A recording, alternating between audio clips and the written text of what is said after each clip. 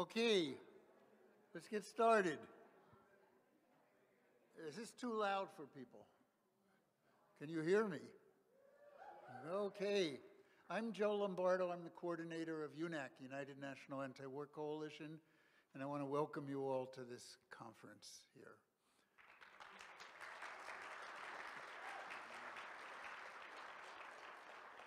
We were actually a little concerned about doing a conference in Minneapolis. We knew it was a real progressive area with strong anti-war movement, that with a lot of folks that related to UNAC and the anti-imperialist message that we tried to bring to the anti-war movement, but we had never done a conference in the Midwest before, didn't know how it was going to go.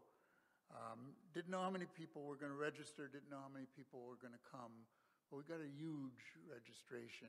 There'll be more people coming tonight, there'll be more people coming tomorrow, and I think we're going to have a wonderful conference.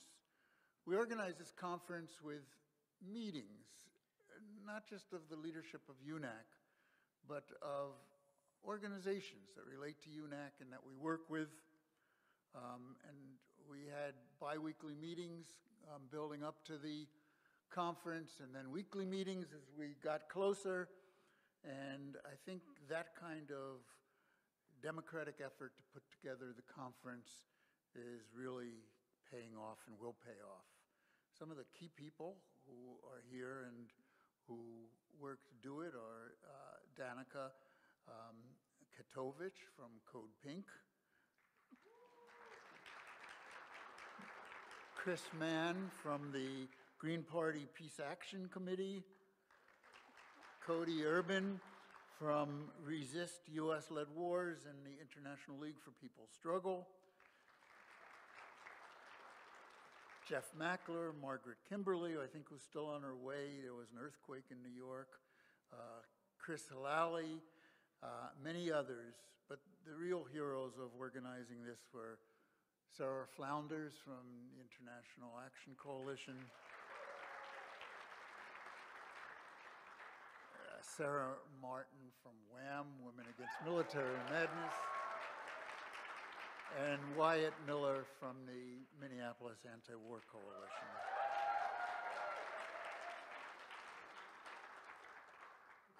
As I'm sure you're aware, the conference is happening at a pivotal time in world history. In Palestine, you know, we've witnessed, there have been genocides in the world before, but this one we have been witnessing on our TV screens, on our computers, on our phones. Despite the fact that the corporate media tries to hide the facts, it's been impossible. And millions of people around the world have come out to protest Israelis' genocide against the Palestinian people. The anti-war movement is being built as we speak around the world and in the United States. Zionism and imperialism have been exposed like never before and have been isolated like never before in the world. The US and Israel have voted virtually alone against a ceasefire. Even some of their allies could not do that. And they couldn't do it because their own populations are saying, enough, we are human beings, we can't allow this to happen. We can't allow our politicians to take the side of Israel. And so the United States and Israel have been very isolated. In the United Nations, they voted alone. But it's not just what's going on in Israel and Palestine today. The consciousness raising that has happened among the populations, the millions of people. Though I live in the United States, I've been in Britain for a while. They've held marches in London of 800,000 people. It's a country 1/6 the size of the United States. And at the same time, there were demonstrations in cities across that country. The police tried to give them leaflets to say, these are the chants you could do. You can't say from the river to the sea, Palestine will be free. That became the major chant of the demonstrations.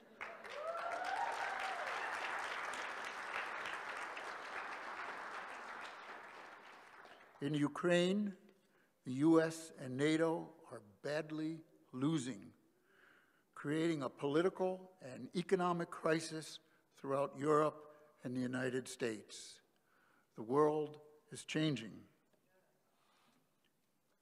So it's an important time to hold this conference, to evaluate where we are, where our movement is, where we are going, and where we need to go next.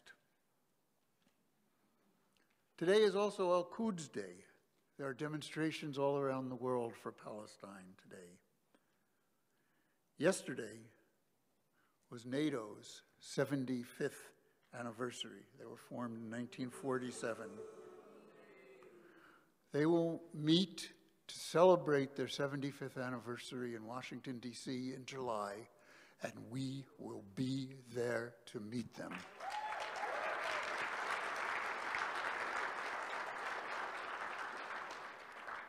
Yesterday was also the date in 1967 that Martin Luther King gave his famous speech at Riverside Church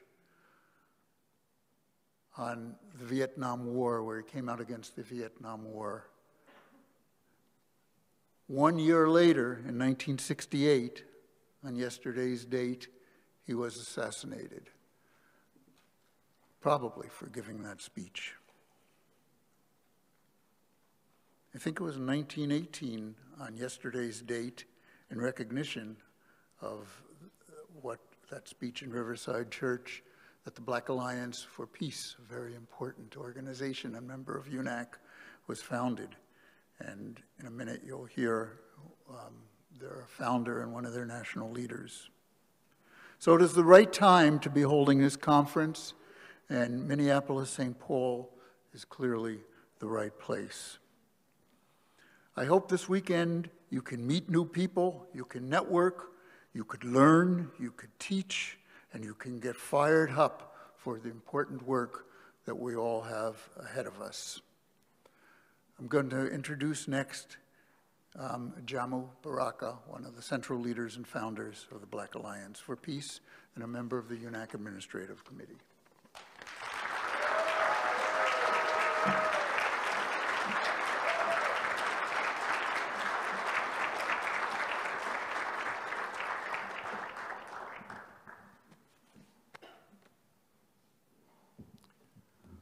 All power to the people. All power to the people.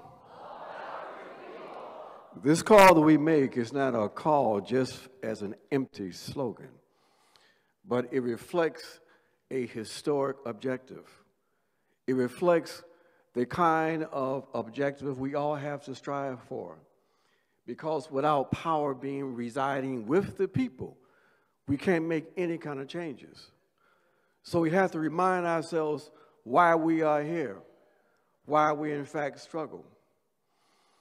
And so this evening, this is going to be sort of the beginning of a celebration, if you will. As Joe just indicated, we are here at a very historic moment. There's something different this evening than in any of the past UNAC conferences, in my opinion. Why? Because we are facing a situation that suggests to many of us that there's no turning back in terms of the intensification of the anti-imperialist movement here in this country.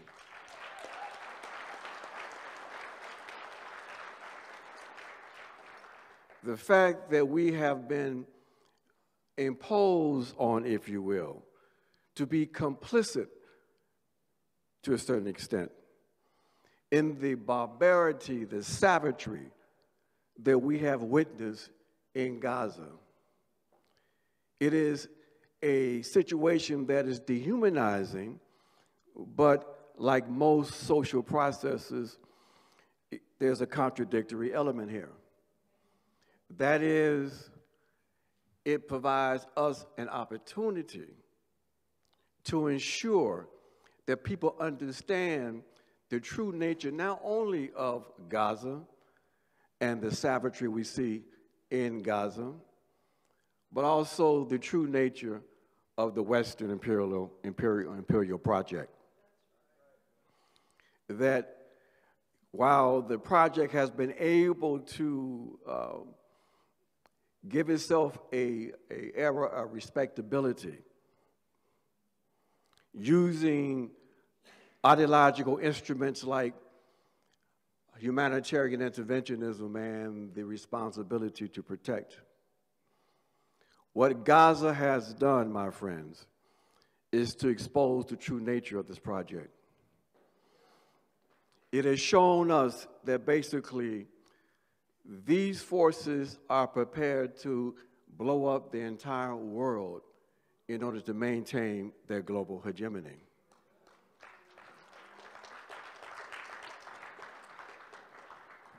So what does that say for us? It means that we can no longer allow for innocence. We have a responsibility to lay out in clear, unequivocal terms what we're up against and to begin to advance a vision of what needs to be constructed. So we have to call out the enemy for what the enemy really is.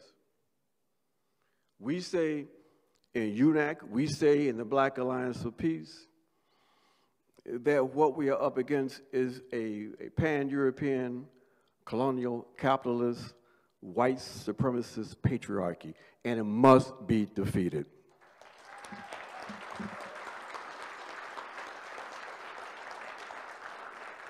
Now, we recognize that we have different tendencies here at UNAC, and that's a good thing. One of the things, though, we have to talk about, folks, is in terms of eliminating innocence, is for people to begin to understand and for us to articulate this, and that is that the enemy is not motivated just because of some kind of connection or some kind of commitment to evil. The enemy has a material objective, and that objective is to maintain global hegemony, to maintain objectively, if you will, white power. And so it's not about convincing these forces to do the right thing. It's understanding the motivations that are driving their policies. That's incredibly important, because when you understand that that is the objective, then you won't find yourself being diverted with all kinds of unimportant diversionary arguments as to how we change consciousness. We understand that material force can only be overthrown by material force, and that has to be understood. So my friends, this weekend, we need to discuss and to debate, but we also have to be absolutely honest in terms of what we're up against. If we're not able to organize ourselves and engage in more effective coordination, then we will find ourselves in a situation where we can not see the end of 2024. Now, that's not, in my opinion, a dramatic statement, in the sense that, you know, we have to make sure people understand not only the complexity of the global moment, but the danger of this moment. That with the amateurs making policy in the U.S., with Anthony Blinken saying just a couple of days ago, once again, that Ukraine will be part of NATO, it's quite clear that these folks are driving policies that could very well end up in a nuclear confrontation, a nuclear confrontation that none of us are going to be able to survive. And so we have to be honest with the people. Again, we have to hope that people can understand, and we have to help them to understand the nature of this moment and what we have to do. So this evening, this weekend, we will discuss, we will debate, but even with all of the challenges that we are facing, we also want to remind ourselves that with the people organized, with power shifting from the enemy to the people, then there's always the possibility of success, always the possibility of human transformation. And that as revolutionaries, as anti-imperialists, our responsibility is to embody that positiveness, to advance the vision of what we can be, and to advance that vision with boldness and confidence.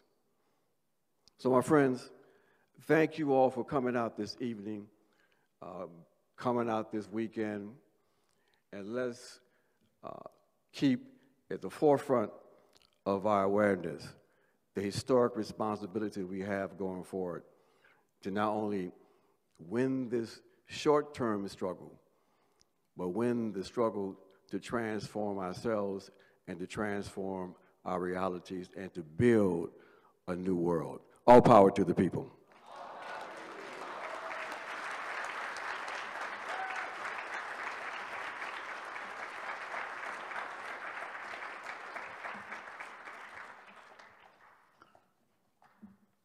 Well, we're going to hear from Nick Estes tonight, who is a leader of the Red Nation, author and activist, but he's stuck in Canada somewhere.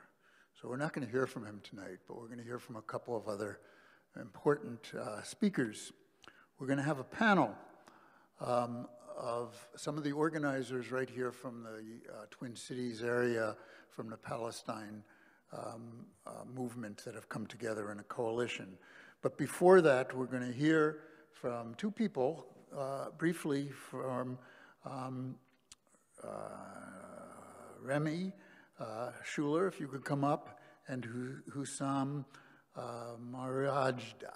I don't know if I got their names correctly, who are going to explain to us a little bit about actions that are being planned, which this conference will be asked to endorse on our final plenary session at the two war parties, imperialist war parties in this country. They're known as the Democratic and Republican parties that will be holding conventions, and we're going to be there also.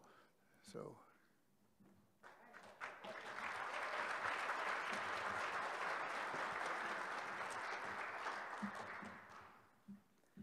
Hey, hey, ho, ho, Republicans have got to go.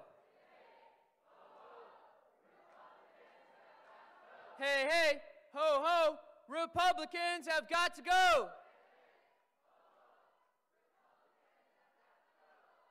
All right, sounds great. Thank you, everyone.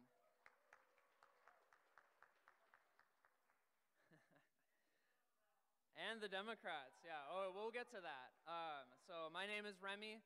I am the medic chair of the Coalition to March on the RNC 2024 and the outreach co-chair of the Milwaukee Anti-War Committee.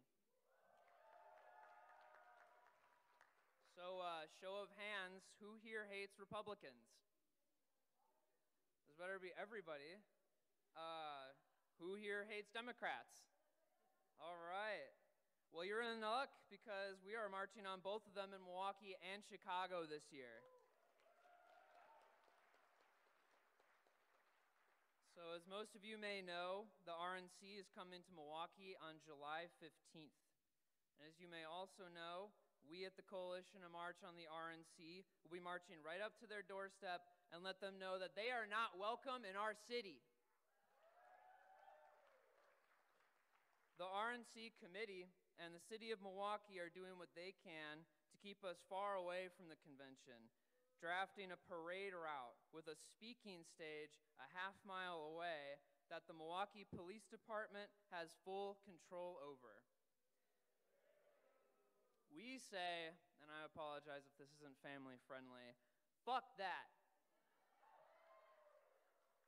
We demand our own permit to march on our own terms. Whose streets? Whose city? That's right. All right. Many, if not all of the organizations here have been fighting tooth and nail in support for the Palestinian resistance. As anti-war organizations, this has been the forefront of our work and will be until we see a free Palestine in our lifetime.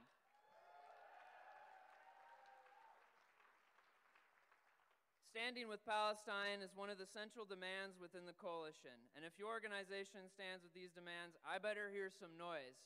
So here's our demands for the coalition to march on the RNC. Fight the racist and reactionary agenda of the Republican Party. Defend women and reproductive rights. Demand peace, justice, and equity for all. And stand with Palestine. In case you haven't seen the flyers around yet and haven't been bugged by me or other Milwaukee Anti-War Committee people, y'all may know we also have an anti-war contingent in development to bring the fight right to the most vile, reactionary elements of U.S. imperialism. In this contingent, we have our own list of demands. End U.S. aid to Israel. Down with U.S. warmongering. Sovereignty for indigenous nations. And planet over profit. We welcome all organizations attending this conference today to join the coalition to march on the RNC and join the anti-war contingent. Since we're in Minnesota, we would love to see a real show of solidarity from y'all. Come out in buses, fly out, pack your friends and comrades in a bus, and enjoy a nice scenic summertime Milwaukee with our terrible roads and a million bars. But seriously, I think I speak for everyone here from Milwaukee today when I say we would love to see each and every one of you out with us on July 15th to march against the RNC and the Republicans. If you're interested in joining, you can find me or other Milwaukee folks to sign up. There's a QR code on some anti-war contingent flyers, which you'll be seeing around. I'll be here all weekend, so you know where to find me. And then I'm going to end on just a couple of chants, as we like to do in Milwaukee.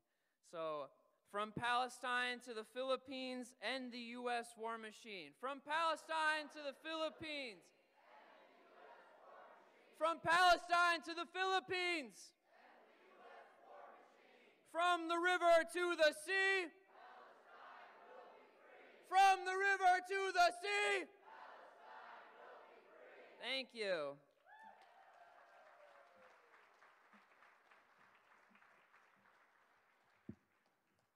Thank you, comrade. Good evening, good afternoon, everybody. My name is Hussam Marajda. I am the co-chair of the Chicago chapter of the United States Palestinian Community Network. I'm honored to be here speaking on the stage. I'm going to share with a lot of brilliant people this weekend. So thank you for inviting USPCN, and thank you for all you've done for Palestine the past, I should say, not only 6 months. I know some of you have been around in the fight for decades. So thank you. Solidarity.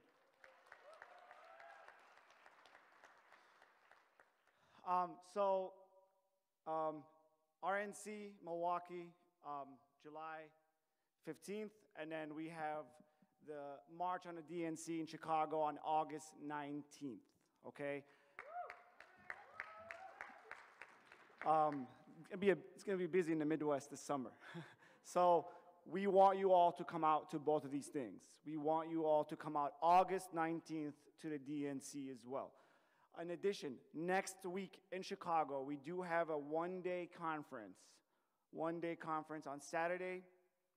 There's the card for it. So we have a bunch on the anti-war Minnesota committee table. But if you want one, you could also find me, and I'll I'll give you one as well. So this card, please pick it up. This is for next week's conference. So if you can, come out to Chicago next week for this conference. That's going to be talking about the march on the DNC. And it's going to be giving updates, and we're going to talk about our fights and our demands. Okay, so we have a slightly different struggle in Chicago. We did apply for a permit, and they denied us the permit. Shame. They're trying to give us an alternative route that is 4 miles away from United Center. Yes, and so we actually filed a federal lawsuit against them, against the city of Chicago. We have to make it clear to the Democrats that their bullshit is no longer accepted. It is, Biden didn't win because he was, he's great or smart. That's not the reason. Biden won because the movement put him there in 2020. The movement that showed up, back off the momentum of the uprising, the George Floyd uprising. That's why. And so they can't get away with this shit anymore. They can't get away with this. And so we're making it very clear.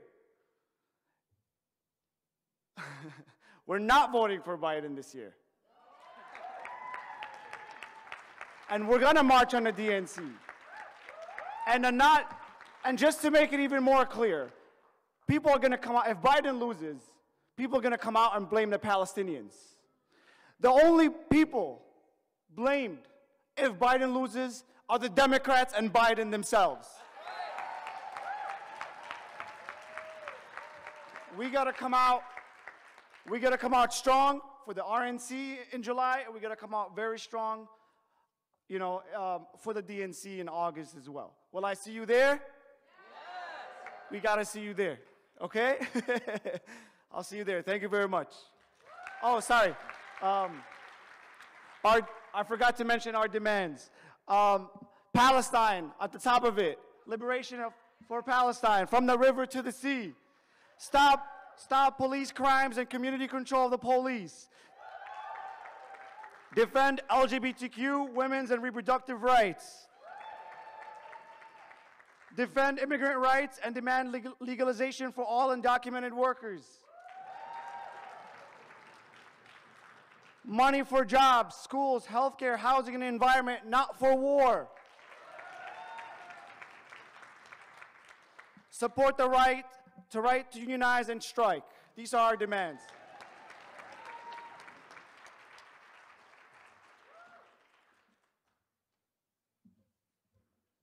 Okay, you know what our agenda is for this summer.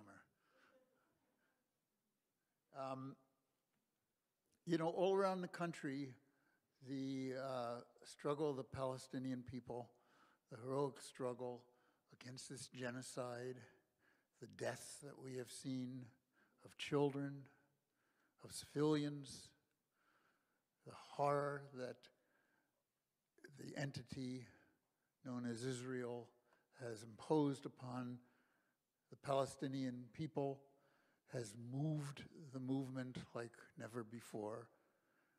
There's coalitions everywhere. I live in upstate New York, Albany, New York, small place.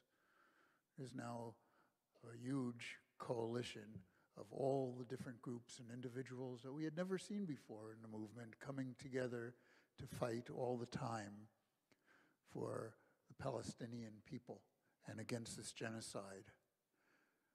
UNAC puts out an email. We have an email list for New York City. Sometimes in New York City, there's 10 or 12 actions in a day for Palestine. Something happening at one college, groups taking over the train station, marching in the streets in the Bronx, all over. And some of those people are here that have been organizing that. There's a similar coalition in this area in the Twin Cities. And now, if those folks would like to come up, we're going to hear from members of the Twin City Free Palestine Coalition and doing a panel. So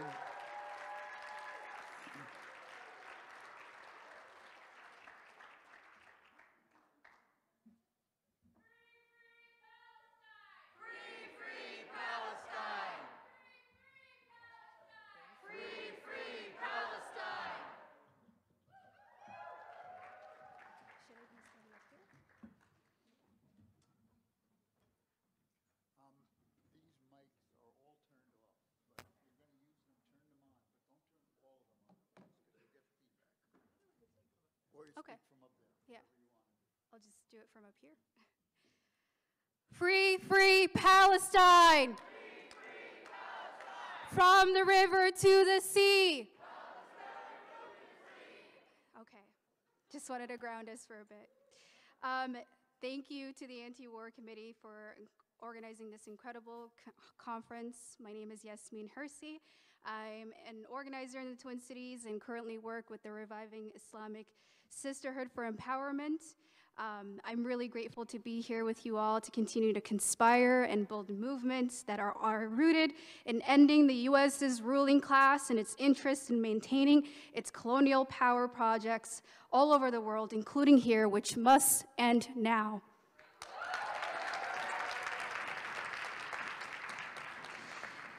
To ground us a little bit about what the panel is going to be focusing on, the Free Palestine Coalition is an effort to mobilize the American public and pressure elected officials to demand an immediate and permanent ceasefire in Gaza, an end to U.S. military aid to Israel, a restoration of humanitarian aid, and an end to Israel's illegal siege on Gaza. Our coalition is led by Palestinians and believes that Palestinians do not have to do anything to deserve a long, peaceful life.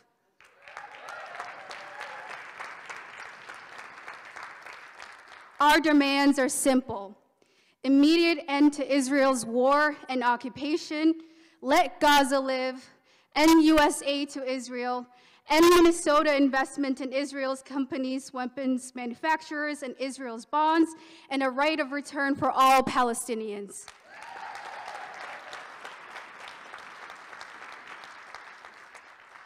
The coalition is made up of over 20 organizations at this point, and just to name a few, we have American Muslims for Palestine, National Lawyers Guild, Christmas Carolers for a Ceasefire, Jews Against Genocide, Party for Socialism and Liberation, Jewish Voice for Peace, Council American Islamic Relations, Climate Justice Committee, Freedom Road Socialist Org, U of M Flags JP, Educators for Justice in Palestine, Minnesota Abortion Action Committee, and the list goes on and on and on.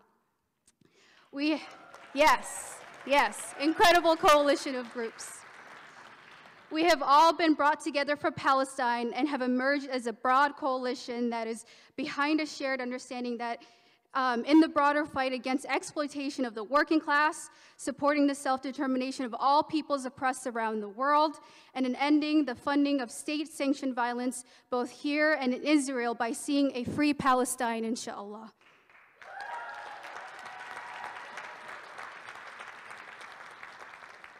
By the demand of the Palestinian people, we as free people here in the United States, or the so-called United States, have an obligation to pressure the American government and make sure not another cent goes to arm Israel in its violent genocide against Palestinians.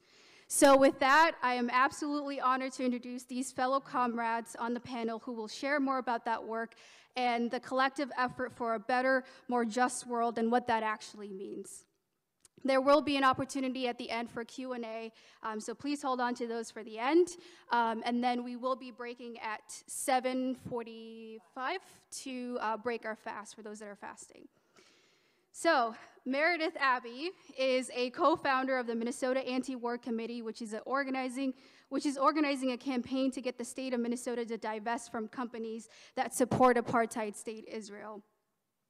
Anthony Taylor Gouget is a member of the Minnesota Workers United, which is a group of rank and file union members and workers fighting for workers' rights. Humberto Martin with the Twin Cities is with the Twin Cities Coalition for Justice, which is an organization working on bringing community control of the police in Minneapolis.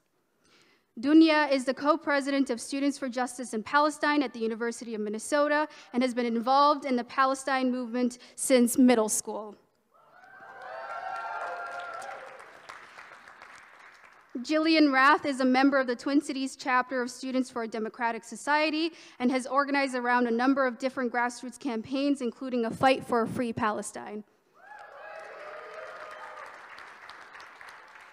Latifah Moss is a member of the Minnesota Immigrants' Right Action Committee, which is a grassroots organization dedicated to equality for all aspects in life for immigrants, end of deportations and ICE detentions, and anti-immigrant laws. So please give a warm welcome to these incredible panel members, and I'll pass it off to Meredith to start us off.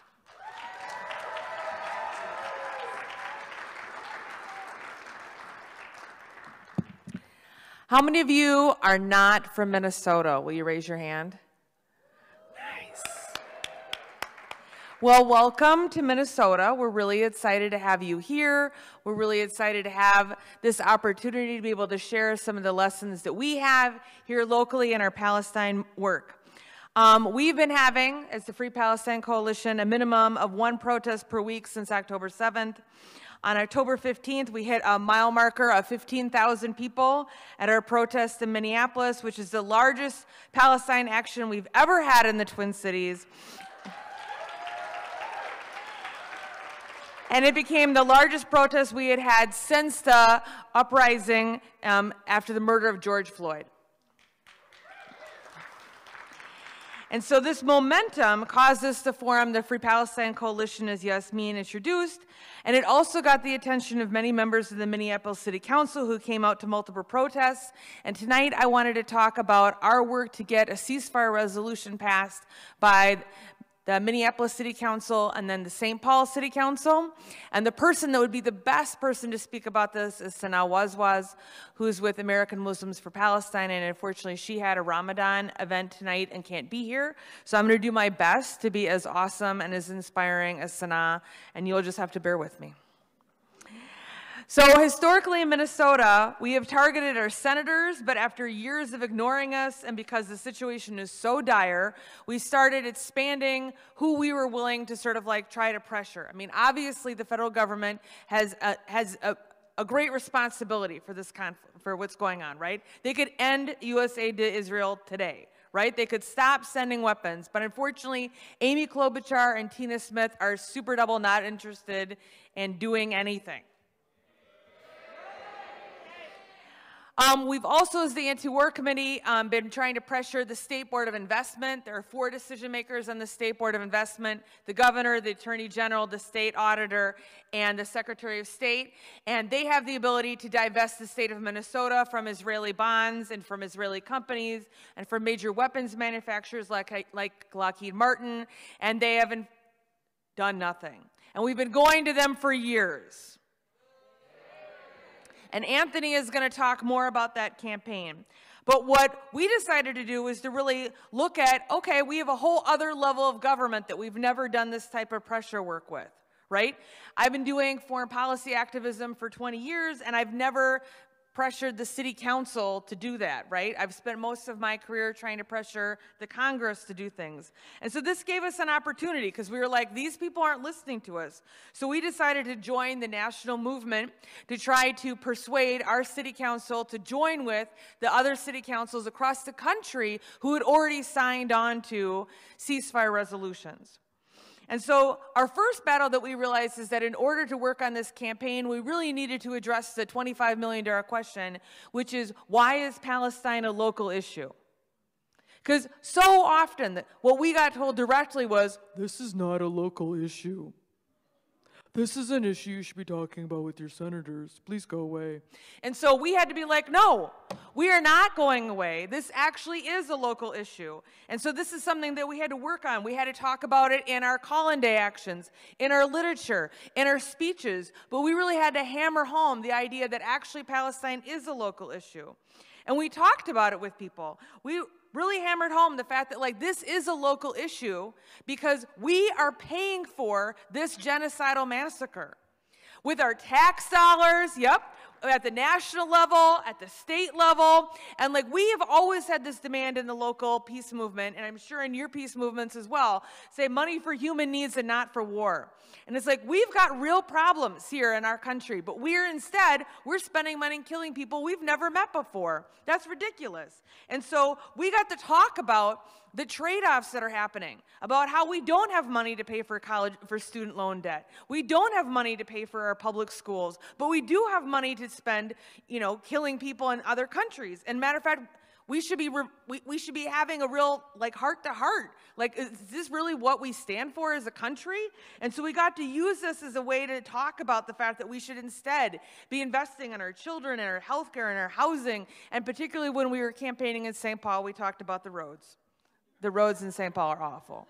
I might be a Minneapolitan, so I can say that, but whatever. We also talked about the fact that this is a local issue because our community includes many Palestinians, Arabs, and Muslims for whom this is a very real and personal issue. People in Minneapolis and St. Paul are concerned about their family members. And so to say that this is a foreign issue is to ignore the very diversity of Minneapolis and St. Paul. That's to say that we don't have Palestinians living in our own community, which is a bold-faced lie. That's not true.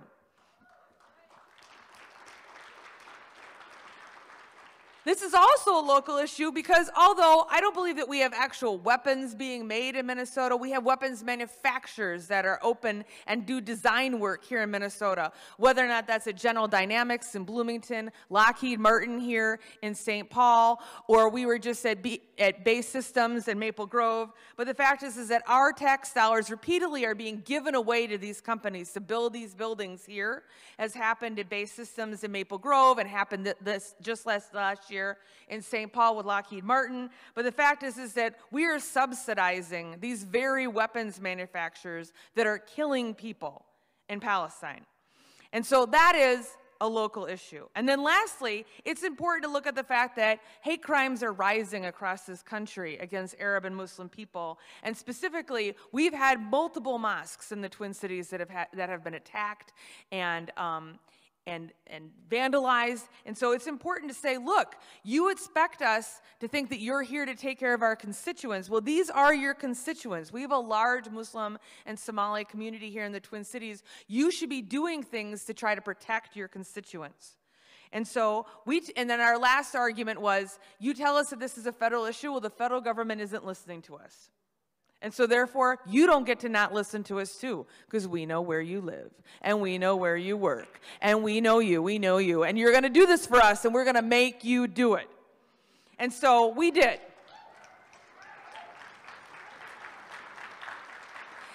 We had some advantages as Minneapolis. First of all, we have a large and strong Somali population that is a key constituency in city politics, and they overwhelmingly support this issue.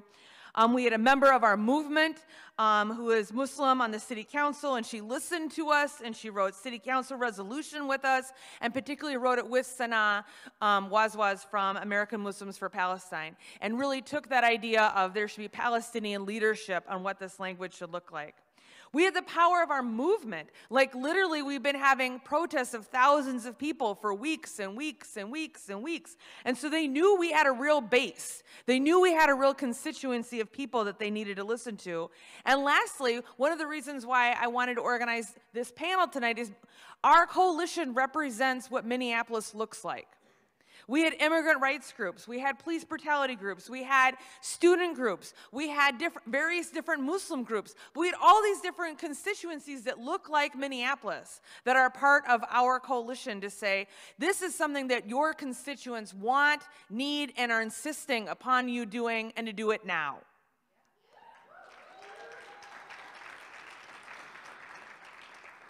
There's some things that we're really proud of in the Free Palestine Coalition, and one is the language that we got passed.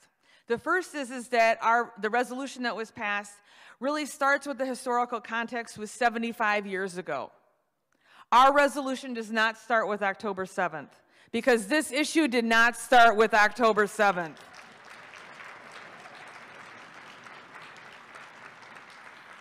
This resolution refers to genocide in multiple places.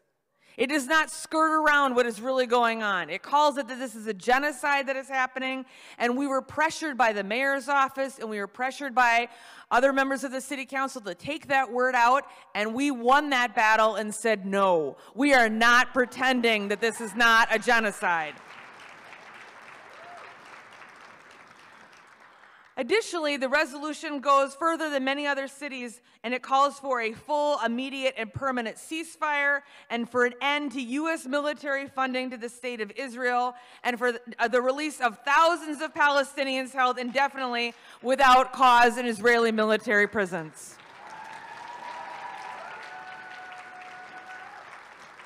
And I believe fundamentally we wouldn't have gotten that victory. And you know, many of you have done this work for decades, and the fact is we don't get many victories. We don't. We don't win very often in the anti-war movement. It's sad.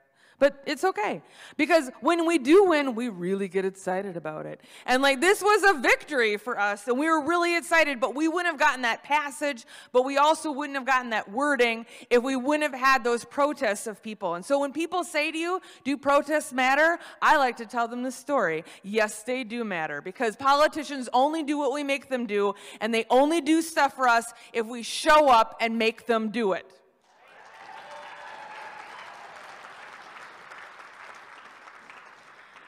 So this passage created some momentum here in Minnesota.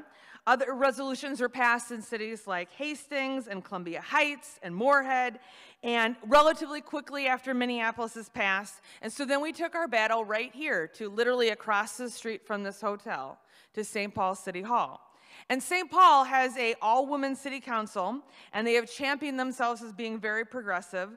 And we were like, this is going to work. We've got this momentum. We just got the best city council resolution passed in the whole country. This is going to be a walk in the park. The city council president is Muslim and Iranian, and she's publicly stated that she's for a ceasefire. This is totally going to work. Wow. We hit a wall. No, she was not down with helping us. As a matter of fact, she was a huge, big impediment to us passing it. And she blocked our efforts to pass it for a month with new excuses each time. It's not a local issue. We were prepped for that one. Then she said, oh, there's a rule that we can't pass foreign policy resolutions. And then there was the whole, you don't have enough votes. And we were like, let's see. Let's have an actual vote. Let's have people go on the record. They didn't want to do that. But so then we had protests, we had call-in days, we were disrupting their meetings. I got to talk about how much I really felt about the issue when they were only having people speak about the zoo, the Coma Park Zoo. I then turned it into talking about, you know, the prison, the Gaza is. But anyway, you know, we disrupted their meetings and they weren't able to get things done. And so eventually they caved in and they passed unanimously a weak-ass resolution, but they passed one because they were like, you got to go. We are tired of you here. So we won that one too.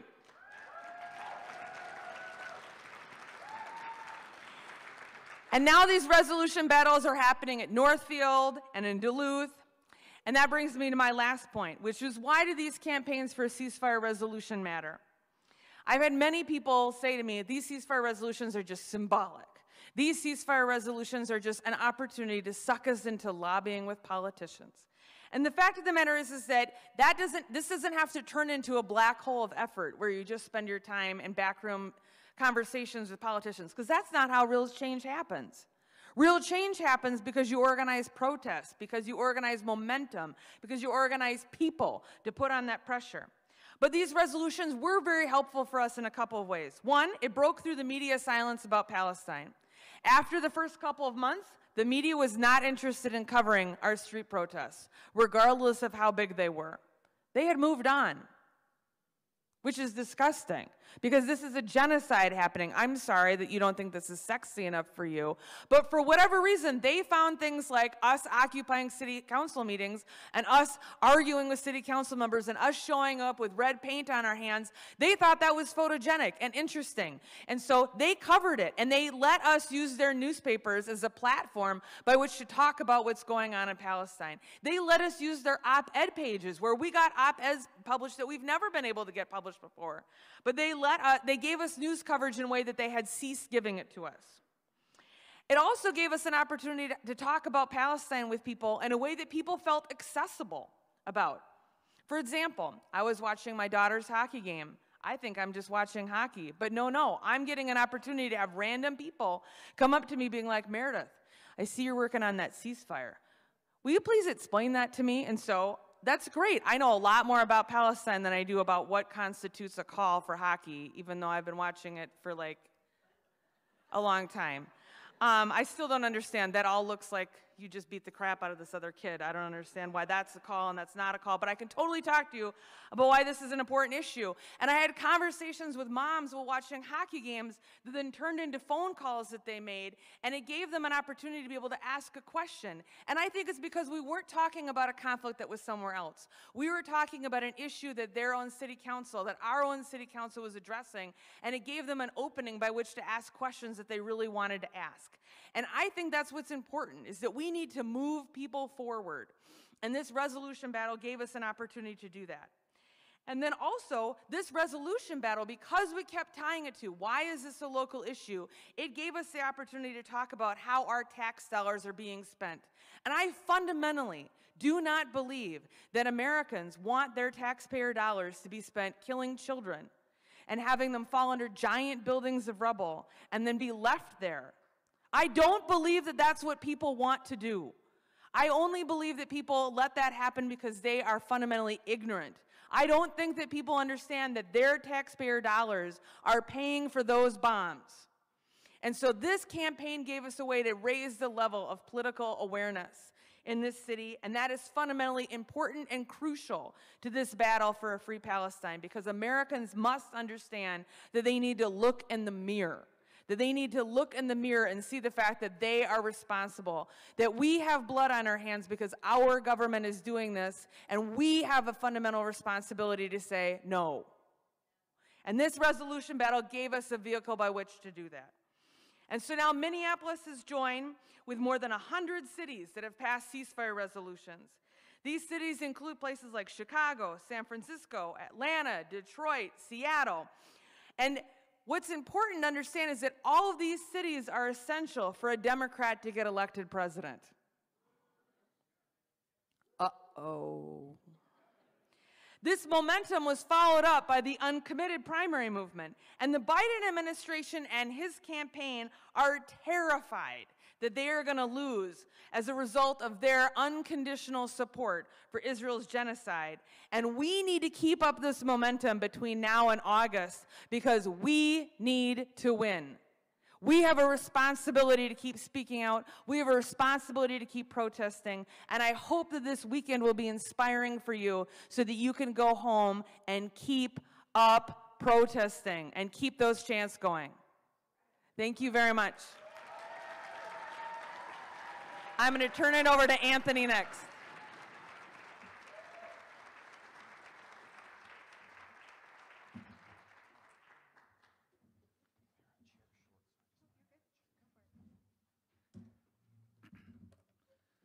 Hello. So first, I want to say,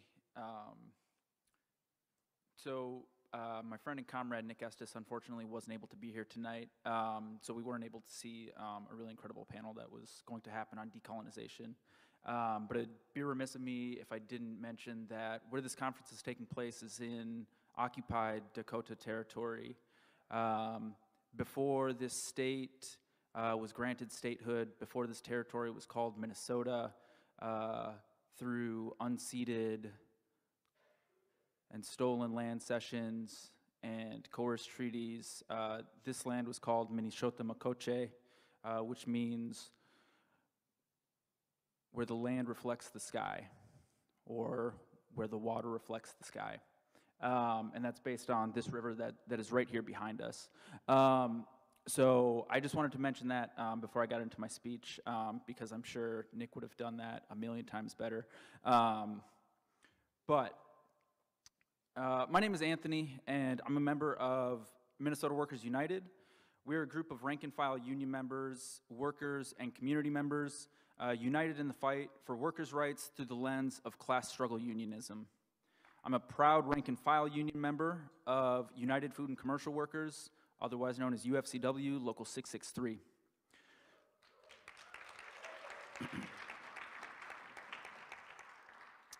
So I'm going to spend some time talking about the importance of labor solidarity with the struggle for Palestinian liberation, and also the work we have done in Minnesota Workers United and within the Free Palestine Coalition, and our campaign around the Minnesota State Board of Investment.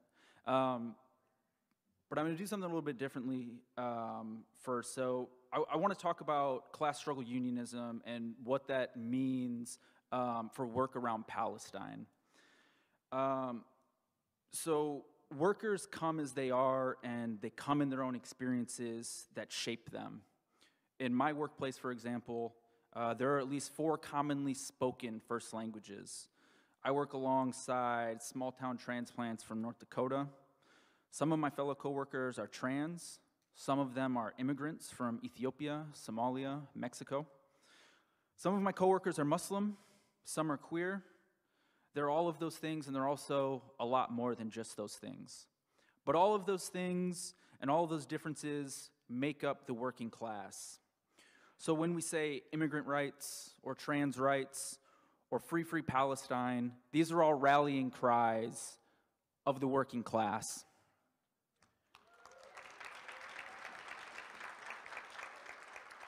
My own experiences, for example, affect how I engage in organizing as a unionist and as an anti-war activist. My grandmother was born on the Menominee Indian Reservation. My grandfather was born on the Lakota Reservation.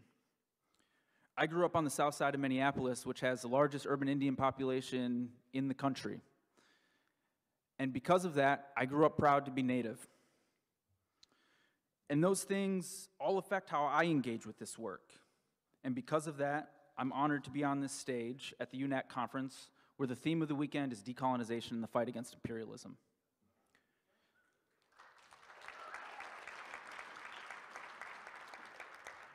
So members of Minnesota Workers United, just like countless other workers around the city, state, and country, have organized within their unions to pass ceasefire resolutions and call for divestment. The ability to pass resolutions may not always wield the type of political power that we want them to, but these resolutions force workers to engage in what is happening in Palestine, and often it's for the first time in their lives. It shows that labor can still stand for something more than just ourselves. As Minnesota Workers United and members of the Free Palestine Coalition, we have shown ourselves as rank-and-file unionists to proudly wave the banner of labor for Palestine when we're in the streets every single week with the Free Palestine Coalition.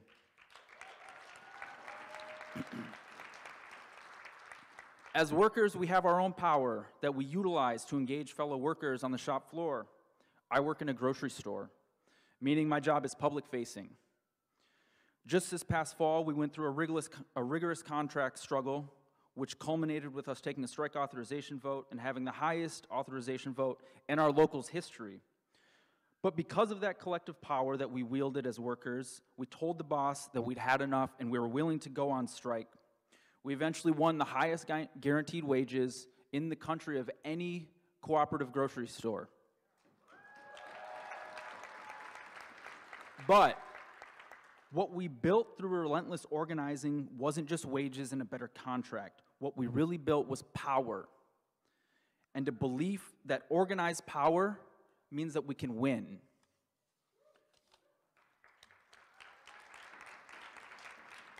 Through collective power in our workplace, we've built a lot. We've ingrained in workers this idea that organization means something.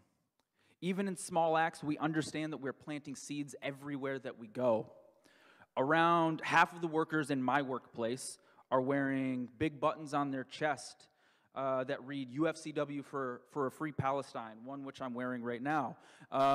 We have buttons that say labor for Palestine. We have buttons that say free Palestine. And we do this in a front-facing job where we are engaging with hundreds of people a day. And while this may not seem like a lot, we are doing it as a small act in an attempt to plant seeds amongst the public. But as an anti-war activist and a labor organizer, I can tell you that what is happening is that we're also planting seeds within the rank and file. We're engaging workers in the movement to free Palestine and engaging them to mobilize around Palestine.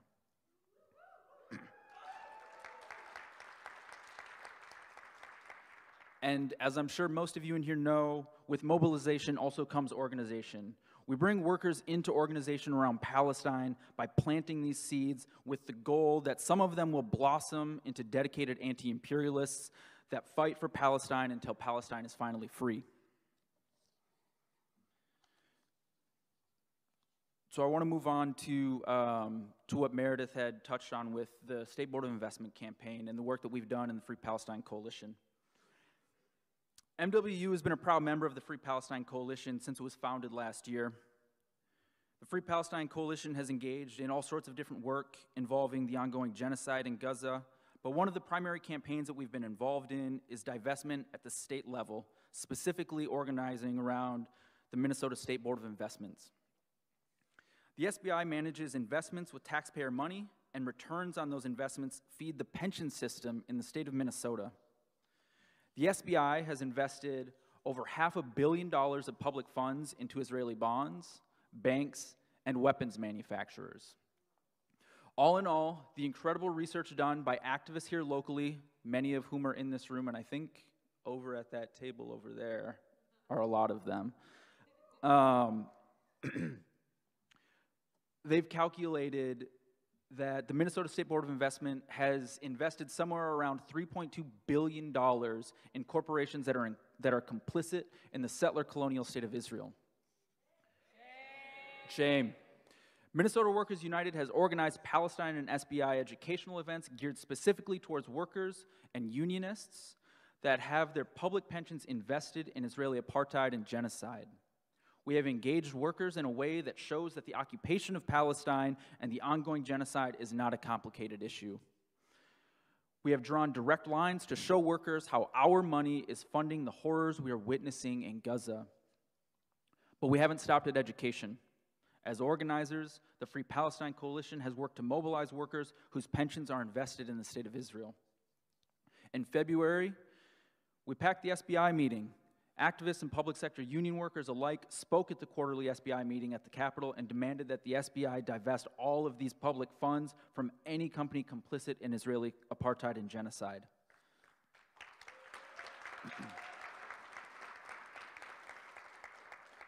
Also, after public comment was over, we ended their meeting by chanting them all out of the room. But this work didn't start in February. The coalition is predicated on a group of organizations that have been doing this work for many years and in some cases for decades. SBI divestment has been an ongoing campaign for organizations like the Anti-War Committee for years. And because organizations like the Anti-War Committee, the BDS community, and others have been on the front lines of this campaign long before October, it allowed them to step up and effectively mobilize people around this campaign and Palestine. We've also gone after the actors who are responsible for these investments. The State Board of Investment has only 4 decision makers. The board members are Governor Tim Walz. That boo was not loud enough.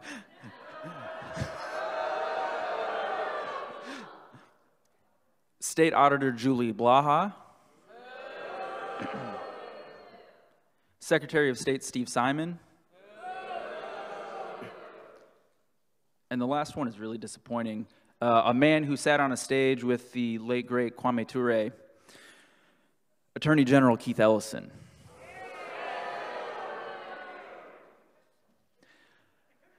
Yes, we've organized call-in campaigns and teach-ins, but we also believe that real change happens on the ground and in the streets. And that's why we've taken the fight directly to Governor Walz. The Free Palestine Coalition has led a number of marches and protests to his current backup mansion in St. Paul. Yes, he has 2.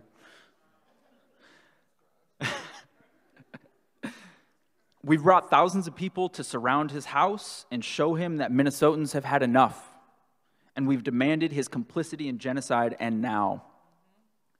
On the eve of the SBI meeting in February, 14 people involved with the Free Palestine Coalition were arrested in an act of civil disobedience by occupying the property of Tim Walz's backup mansion.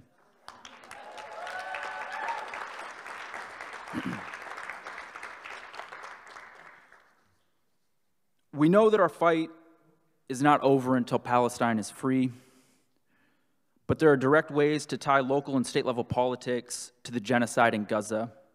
It is imperative that as we sit in the belly of the beast, We attack the beast from within it and at every level. And that means engaging the people where they're at, in our communities, in our workplaces, in our unions, and connecting all of our struggles together. If you live in another state, do some research. Try to establish what your local financial ties are to settler colonialism and genocide in Israel. That's all I got. Thank you.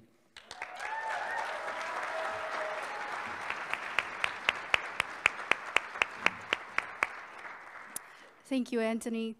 I'm going to do a little chant just to get the energy up, if that's okay. Okay. Bloody Blinken Genocide Joe. Bloody Blinken Genocide Joe. All of you have got to go. All of you have got to go. Bloody Blinken Genocide Joe. Bloody Blinken Genocide Joe. All of you have got to go. All of you have got to go. Thanks for entertaining that. Next up, I'd love to introduce to the stage Dunya, who's with Students for Justice in Palestine.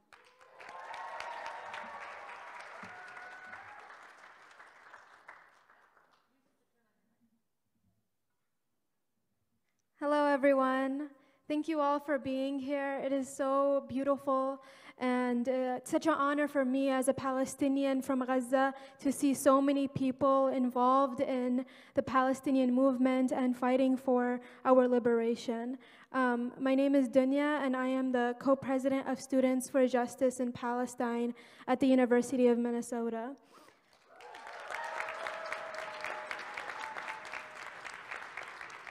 I've been organizing with SJP since my freshman year in 2020, and throughout these years, I've been so honored to represent Palestine and to continue raising awareness for Palestinian liberation and self-determination.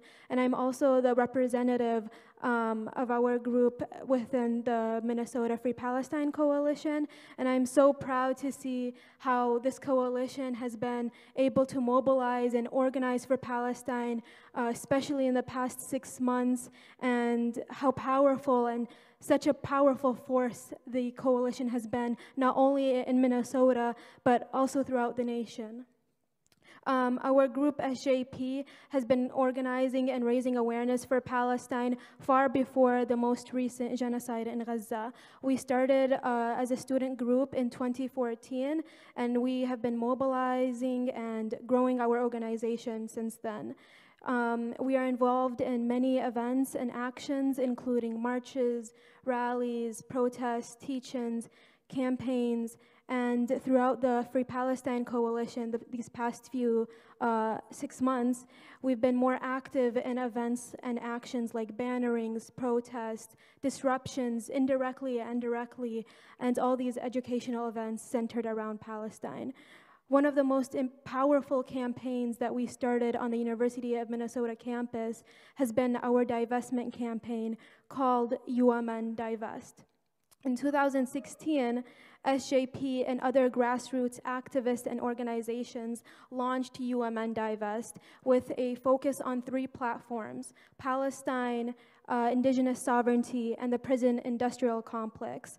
And throughout 2016 up until 2018, SJP really focused on building their base on the U of M campus. And they collected thousands of signatures for students who were supporting the call to have a referendum on the U of M polls that address a divestment from companies or entities who are in violation of human rights and are infringing on indigenous sovereignty.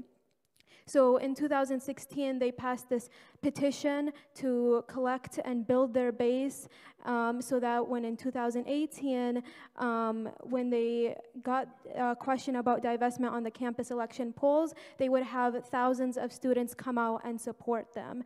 And in 2018, we published a referendum question on the campus election polls in which students voted whether they wanted the University of Minnesota to divest from companies that are complicit in Israeli violations of Palestinian human rights, companies or entities that are maintaining and establishing private prisons and immigration detention centers, and companies or entities that are violating indigenous sovereignty. And this question passed by 3,392 votes. It was such a historic and powerful movement and demonstration on our campus, and it was actually a very, very close call. The Vote No campaign against our divestment question and the Zionist student groups, they came in very close, and we won only by 200 votes. We still rose victorious despite the propaganda and the campaign against us.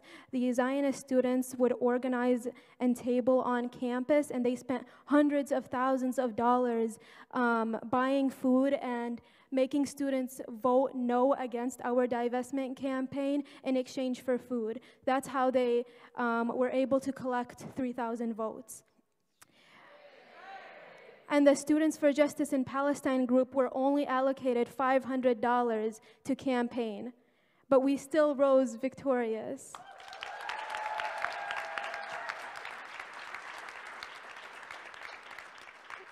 And it's unfortunate because even though we went through this democratic process of, demonstrating how many students really want divestment, and we made history on the U of M campus, the University of Minnesota administration refused to acknowledge our demands. They refused the demands that we outlined in this referendum, and they continued to ignore us for the next few years.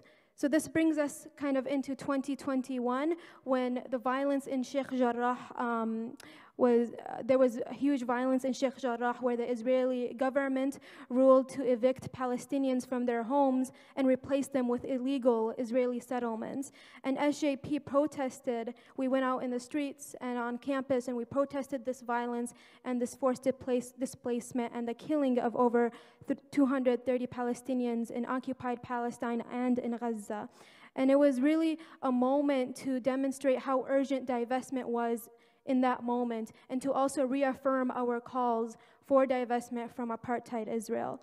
But the only thing we got in 2021 in response to these protests and this rage and anger that we were feeling was emails from the president at the time, Joan Gable, talking about the rise of anti-Semitism and violence on campus.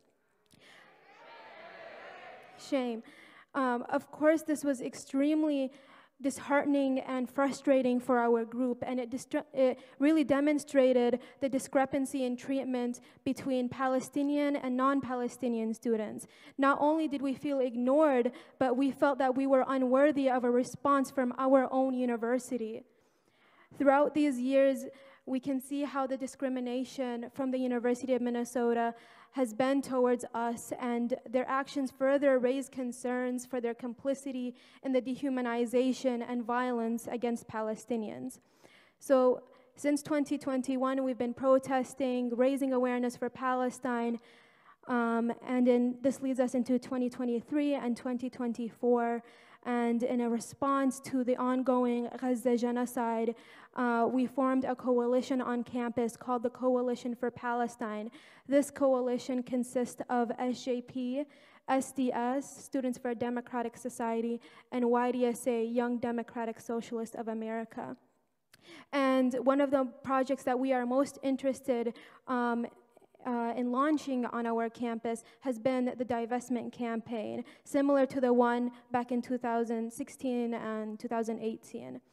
So in the beginning of this year, the fall semester, our coalition really focused on building our base. We reached out to many professors, faculty, and staff and asked about their capacity and how willing they were to support our campaign. We also worked with a lot of student organizations, and we thought it was very important that we raise awareness about the interconnectedness of different Native liberation struggles. And we even held an Indigenous Solidarity event where we included the Armenian students, the Chicana Studies group, BSU, and it was really a moment to demonstrate how all of these histories and all of these liberation movements have very similar aspirations for self-determination and sovereignty, just as the Palestinian cause does.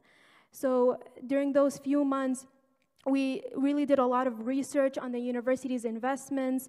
We're doing a lot of networking with student organizations, the student body, and professors, and we tried to build a strong, supportive base on campus so that when we go into our to the campus election polls, we have thousands of students that support us, that know about Palestine, are aware of the ongoing genocide and how the University of Minnesota is invested in millions of dollars that support and abet the Israeli regime.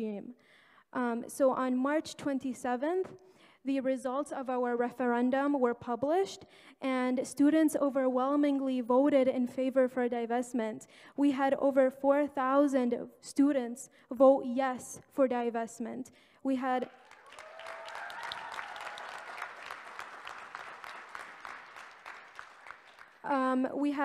only 800 people voted no against divestment, and yes, boo. And 500 chose to abstain. But despite that, it was such a huge victory for the coalition, and especially for Palestinian students who have been organizing in the movement way before October 7th. Although we celebrate the victory, we also need to recognize the suppression and the propaganda that went into our campaign. There were thousands of dollars poured into the Vote No campaign. Zionist students and their groups went around driving a truck that displayed propaganda about Hamas raping women and beheading babies. They also hung up flyers around campus talking about that same propaganda and to vote no on our question number 2.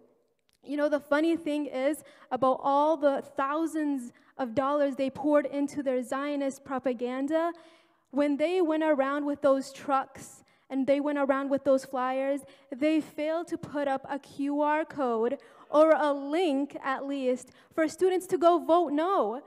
So they had all this propaganda, but none of those students could actually take action and to scan a QR code and to vote no on the campus election polls. So it was hilarious to see this propaganda, and it actually worked in our favor that they didn't have those QR codes or the campus election poll link. But we are very proud of our victory on campus, and really, this moment demonstrates that despite the suppression and the propaganda used against us, we still rose. We were able to campaign every day around campus. I remember I was campaigning, like literally in the bathroom, harassing people and being annoying about it. But I have family in Gaza. I have 12 members of my family that were killed. Divestment is an important issue to me, and I don't care how annoying I was. I needed students to vote no. I mean, voted yes for divestment. We're very proud of how we've been able to build such a huge solidarity movement on our campus. Many students and student organizations have worked with us and have brought Palestine into their spaces and have made educational events about Palestine and taught about Palestine, and it shows that the University of Minnesota, when they go and vote against this referendum, that they are not only impacting Palestinian students and the Students for Justice in Palestine group, they are now up against over 20 organizations on campus, student organizations that are supporting and standing in solidarity with our movement. So when they go address and ignore us, they are not ignoring only Palestinians, they are ignoring 20 organizations and thousands of students who are supporting Palestine and who know just how complicit the University of Minnesota now is with the ongoing genocide and the ethnic cleansing of Palestinians that has occurred over the past 100 years. And I want to again demonstrate how powerful our referendum was. From 2018, where we only won by 200 votes, to now where only 800 students voted against divestment. This is just a testament to how support for Israel is declining every single day. And our results is a testament to that fact.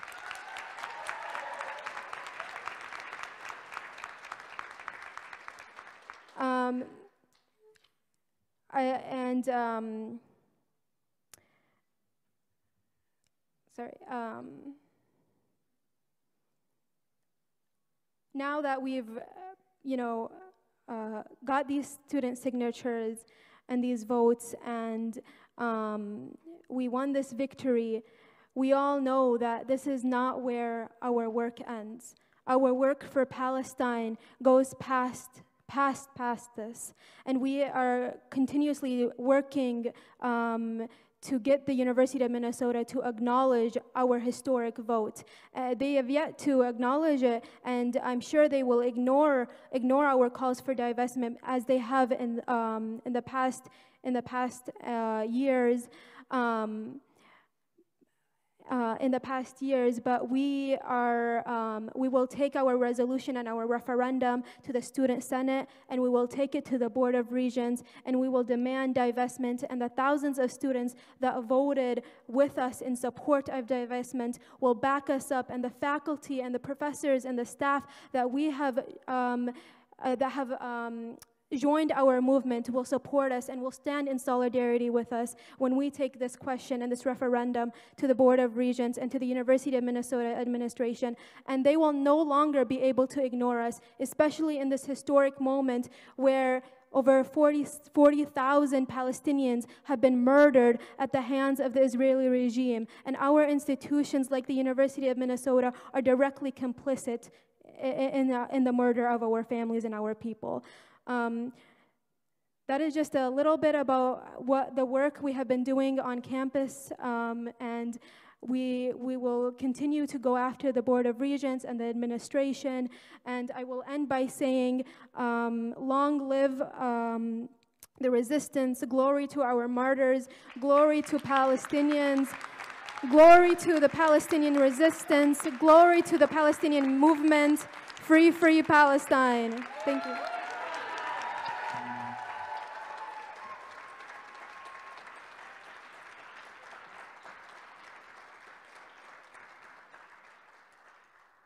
Thank you so much, Dunya.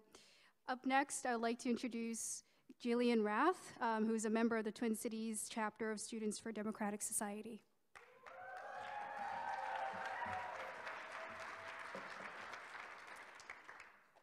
I just want to start by saying it has been such a pleasure to be able to organize with SJP and with Donya specifically. We are so lucky that here at the University of Minnesota that we have such strong Palestinian leadership to guide us, so thank you for that. But I am Jillian. I'm a member of the Twin Cities chapter of Students for Democratic Society, and I'm also one of the SDS representatives in the Free Palestine Coalition, and have been organizing with them since its conception in early November. Since October 7th, SDS has been boots on the ground, as I'm sure most of us doing anti-imperialist organizing also have been. We officially switched our campaign to focus on a free Palestine in October, specifically demanding the university to divest. As Donia explained, SDS helped form and join the University of Minnesota Divest Coalition. And since our big win with the referendum vote, we have not received any acknowledgement from the administration. We're trying to use this momentum that we have right now and continue to try to get admin to listen to our demands. And we have great leverage. But currently, we're trying to get the undergrad student government to try to pass a divestment resolution similar to the one on the ballot, because that will give us a push to the Board of Regents, and by going through the proper channels, we will have an even greater chance of the Board of Regents divesting. But we are not letting this replace our actions in the streets and our movement building work, because we know that this is a necessary route to take in our campaign. And other universities across the country are actually divesting, like University of California, Davis, and Brown. So we see this as a realistic and tangible goal. But looking back on our broader fight for divestment, SDS has been organizing lots of actions and events on campus. We have had several rallies and die-ins on campus that have been very well attended, even in the freezing cold. Many of our actions have targeted companies on campus that support Israel. For example, we have projected messages onto Starbucks and McDonald's saying things like "Free Palestine" or "Kids' meals for kid killers." We have participated in several national walkouts for Palestine, which has been a really good way for us to show solidarity with other activists. We have done bannerings around campus, and my personal favorite, we have disrupted the Board of Regents meetings. This is a fantastic way to speak to them directly. And we have distributed materials that include our demands. We have shown up with bloody hands, and we have even been threatened with arrest at these meetings. It is clear that they don't want us doing this work, and they do not want to listen. But this, for us, is all the more reason to keep fighting. Over the past 2 semesters, we have mobilized hundreds of students, and we are so disheartened that we have had to put so much work into protesting an ongoing genocide and the ethnic cleansing of an entire group of people. But what this has taught us is that our movement is strong and that it will continue to grow. But despite the support from the majority of students on campus, shown by our election results, we have faced an enormous amount of political repression on campus. Political repression is attacks on activists, organizers, and movements, led by the police, courts, higher government bodies. It is intended to kill the movement by taking down its leaders. And it can take many forms, and it's something that we've become all too familiar with lately in the fight for a free Palestine. SDS has a long history of political repression, but our chapter has been experiencing it at an escalated level ever since we started doing Palestine work. Currently, we've been put on probation. The official reason that we've been given is that we've violated the university's flyering policies by hanging up flyers where we weren't authorized.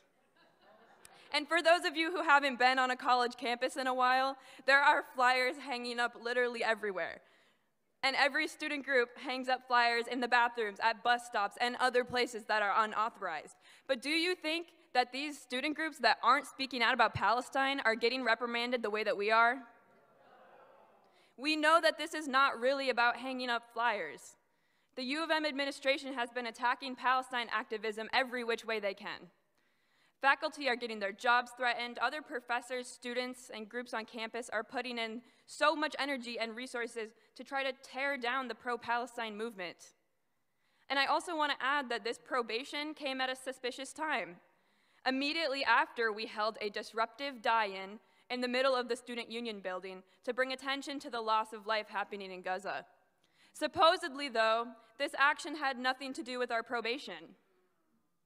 So we have been running in circles, attending meeting after meeting, sending email after email, trying to defend ourselves and figure out what ground the university has. And so we filed a Freedom of Information request to find out specifically what the university stated as our reason for probation. And we found that someone had anonymously reported our posters for being anti-Semitic because they said "from the river to the sea." This is absolutely disgusting. And I'm sure every single one of us here who has been doing Palestine work is well familiar with this accusation of anti-Semitism. And this is not only people not understanding the fight for free Palestine and not understanding the relationship between Zionism and Judaism, but it is also an attempt to delegitimize our movement. SDS is an organization that knows how to combat political repression in its many forms, which is why we are not afraid to keep getting out in the streets. We have demonstrated this time after time. For example, we freed the Tampa Five. We freed them through grassroots political organizing. And since this recent probation at the University of Minnesota, we have only just been more active. They want us to stop holding actions on campus, and they want us to stop being disruptive.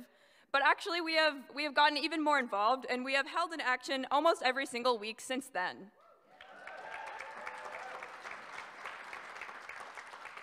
Political repression will not stop us. And if anything, it gives us a drive to work even harder. And we will be out in the streets with all of you, and we will be out in the streets with the rest of the Free Palestine Coalition until Palestine is free from the river to the sea. And so I want to end with the classic SDS chant. When I say dare to struggle, you say dare to win. Dare to struggle. Dare to struggle. Dare to struggle. Thank you.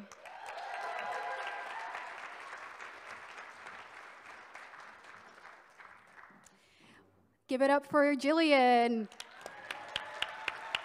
Thank you so much. Up next, I would like to welcome Lateefah Moss, who's a member of the Minnesota Immigrants' Right Action Committee. Welcome her, please.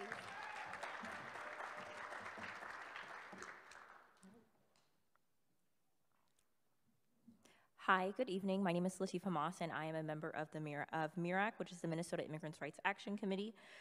We are a grassroots organization that believes in equality in all aspects of life, end of ICE detentions and deportations, and legalization for all.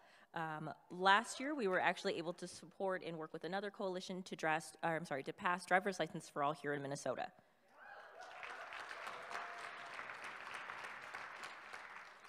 MIRAC stands in solidarity with those in Palestine and Gaza and those who recognize and are willing and are fighting for their liberation. In our work within MIRAC, we've seen a lot of growing anti-immigrant laws being pushed and introduced over the years. This week alone, we saw Iowa and Idaho work to push bills to allow police to work as ICE agents in their own states. Also this last year, I was able to take part in the delegation. We've had MIRAC members take part in 2 delegations over the last year. Last April, actually, down to the Tijuana border. There we saw Elbit Systems surveilling this massive 30-foot wall at the Tijuana border, and that also always ties back to how the same way Elbit Systems that the SBI continues to support here in Minnesota, the same Elbit Systems being used in Palestine, and that liberating Palestine is the start of liberating us all. We know that the U.S. is and has still been actively displacing people in many countries for capital gain and power. We see Democratic and Republicans use their anti-immigrant rhetoric and denial of their responsibility in these acts. We've seen numerous countries denounce Israel for their genocide of Palestinians, and the U.S. continued to support and provide endless support and aid in the same breath, but also offer humanitarian aid. We've watched with our own eyes that both parties that genocide is still somehow not enough for them to do what's right here in supporting and ending the regime of Israel. I really do want to thank the Free Palestine Coalition for showing up every week endlessly. Like many of us have said, we continue to see growth of numbers. I have not seen this many people out on the streets since the uprising, since the murder of George Floyd. It is whether we are packing a school board meeting, or we're packing the streets, or we're packing representatives' offices, and we're always taking part. So I do want to thank everyone for continuing to do that, and again, proving that community always shows up for community to do what's right. And I do believe that this coalition is that representation of that.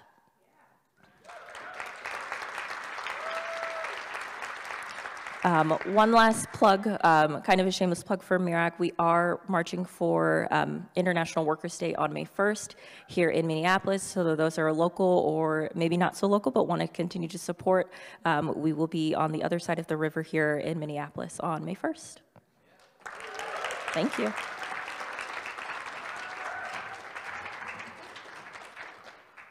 Thank you, Latifa. Up next, I'd like to introduce Humberto Martin with Twin Cities Coalition for Justice.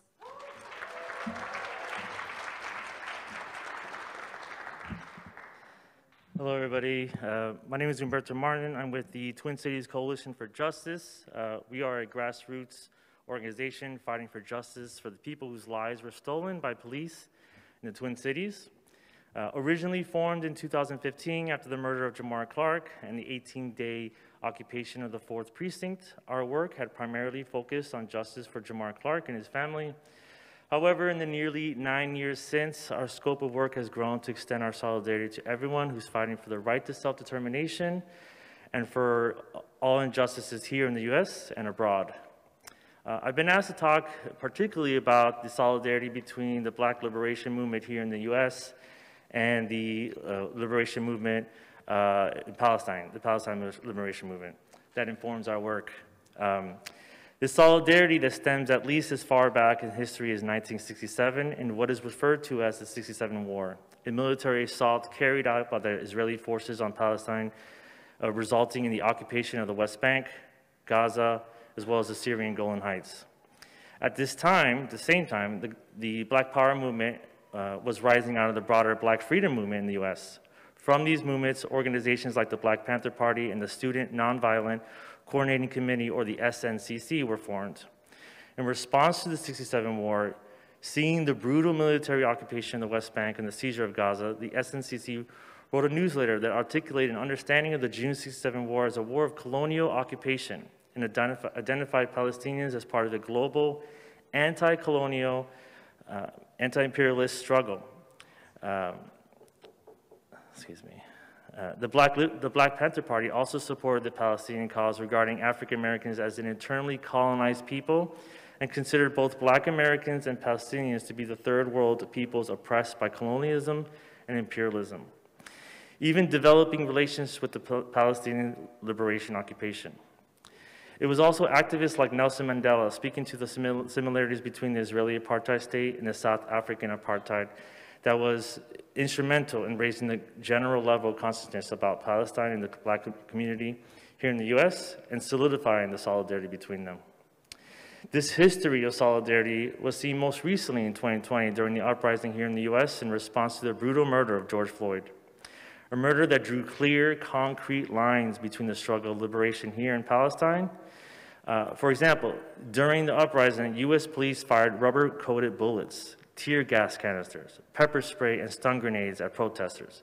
It was the Palestinians that shared tips on social media on how to best deal with the assaults. The tactics used by Israeli forces to terrorize occupied Palestinian territories under the guise of security operations were the same tactics taught to U.S. law enforcement delegates since September 11. Tactics such as the one used in the murder of George Floyd. Gang databases, like the one Chicago's Civilian Office of Police Accountability got rid of last year, that's right, are identical to the Shin Bet's list, a list that Palestinians who are arbitrarily defined as security threats get put on. In Atlanta, a militarized police training center known as Cop City, which is a near replica of Israeli training facility, uses surveillance systems developed by Elbit System, the very same company that helps maintain the Iron Dome. These are but a few examples of the common struggle for liberation that unites Black and brown people. And so it is in the spirit of unity in a common struggle for the right of self-determination that TCC4J organized a pro-Palestine and Black Lives Matter car caravan and rally on January 13th, commemorating Martin Luther King Jr. weekend. Over 250 people gathered in the parking lot to decorate their cars with demands of justice and slogans of solidarity before driving through the streets of St. Paul. After arriving at the Capitol, we heard coalition members speak about the connection between the violence and tactics used by U.S. police and the IOF. TCC4J also organized a Palestinian and Black liberation teach-in to over 150 people. A teach-in where coalition members gave a historical account, far more in-depth than I have today, of the link between the Black liberation struggle and the Palestinian struggle for liberation that recognizes that these struggles are against a colonial project that started well before October 7th. So here in the Twin Cities, our struggle for self-determination comes in the form of community control of the police, a concept originally from the Reconstruction era and revived by the Black Panthers in the 60s, is couched in the logic of self-determination and people's right to have control over the institutes that shape their lives. TCC4J has been working for nearly 2 years to gather enough signatures to get a measure on the ballot that would radically change the city's charter, completely stripping the mayor of all power over the Minneapolis Police Department and putting that power in the hands of an all-elected civilian police accountability commission. May 1st is this year's deadline to get this measure on the ballot in November, and we are confident that we'll have enough signatures to do this, just that.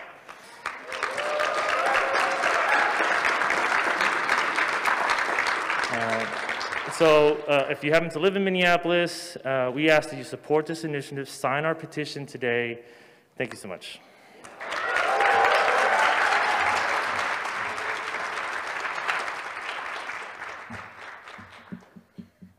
Okay, I'd like to open it up to questions at this time. We have about 10 minutes to do some Q&A before we break for fasting. Does anyone have any questions for this lovely group of people? Yes, I see your hand.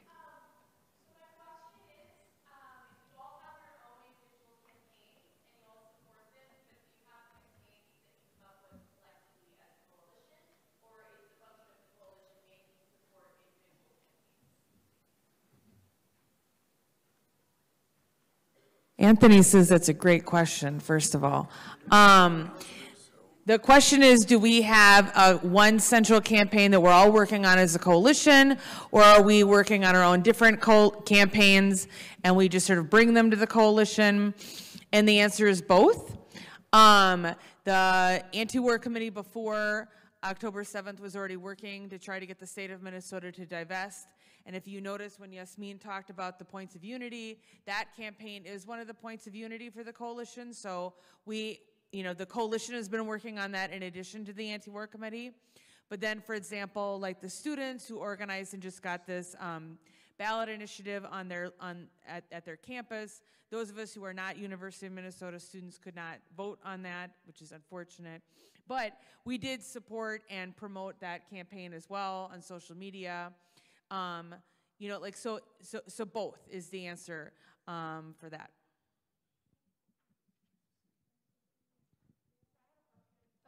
We have a mic going around, so Wyatt's going to pass. I had a question just about the student organizing.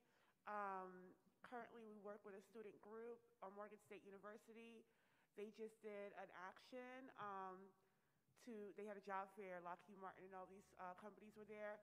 They disguised, they covered themselves up, but they had signs that said, Morgan is complicit.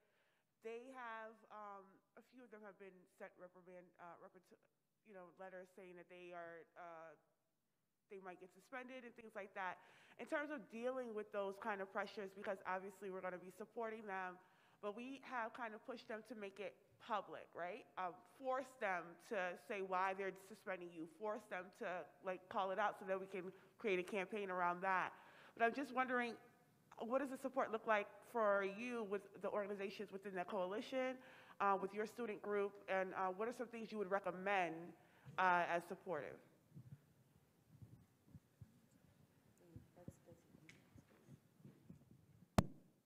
That is a great question, thank you.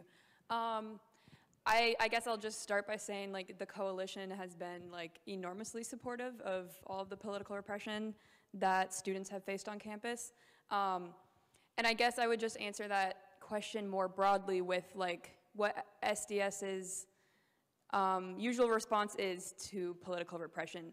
It is to be public about it, and it is to speak out and talk to media, write your own articles, make your voice heard, create a campaign, create a political campaign that has other organizations that support it, because that is the best way that we have found to meet our demands. For example, like I mentioned the Tampa 5, that is like a very great concrete example of this. So that was 5 student protesters that were arrested in Tampa protesting against the Ron DeSantis administration.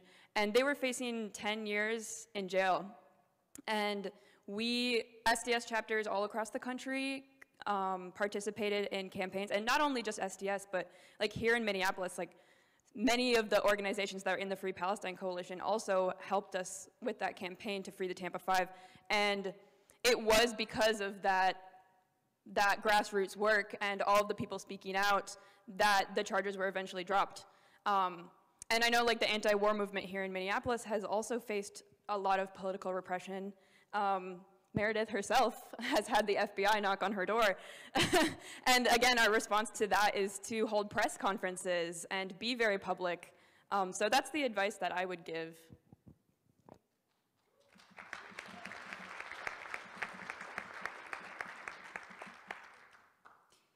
Any more questions? Oh, right here.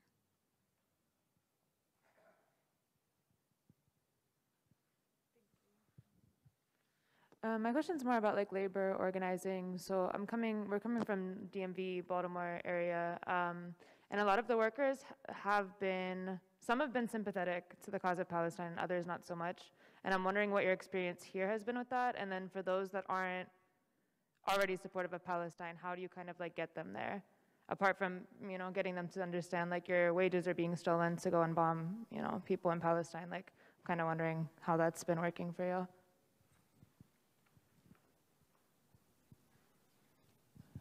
Yeah, that's a really good question. So I think, you know, so I talked about in my speech about us building like this strike vote and this contract campaign that we had, which was really, really militant. And to be clear, like the space that we were in, you know, like a year and a half ago, the workplace was not militant. Like we built the militancy, we organized it, like through like really, really relentless organizing. And I say all that to say that like, if we hadn't done that, and if we hadn't built up that power and we hadn't built up that trust, I don't think we would be at where we're at now, where we have, you know, 80-ish of the like 160 union workers in that shop openly, like, right, like wearing these buttons to the point to where like people are leaving comments and saying like, I was really happy to see that there are workers wearing these buttons, right? And so like when I talk about like planting seeds, like that's what this is. Like as much as like we want it to be like, boom, we're there, you know, that's not how organizing works. And so like we had to build it, right? And like we still have so much to build. But you know, like I work in a grocery store, so for us, it's like engaging people with like, hey, like we actually just discovered that we carry like 5 products that are products of Israel that we didn't know about, right? And like planting those seeds and talking to people about like, hey, did you know this? And then like realizing that like, okay, this is happening in your workplace. And where you work, that's gonna be something different, right? So I would say like really it's like building these relationships, like specifically with like people that aren't necessarily your friends, right? Because like that's labor organizing, is like building relationships even with the people that you might not be friends with outside of the space. Like you have to build trust with them. And when people trust you, like they're willing to listen, right? So I think that's what I would say to that. Great. We are going to wrap up. I just want to give a huge thank you to our panelists for being incredible tonight.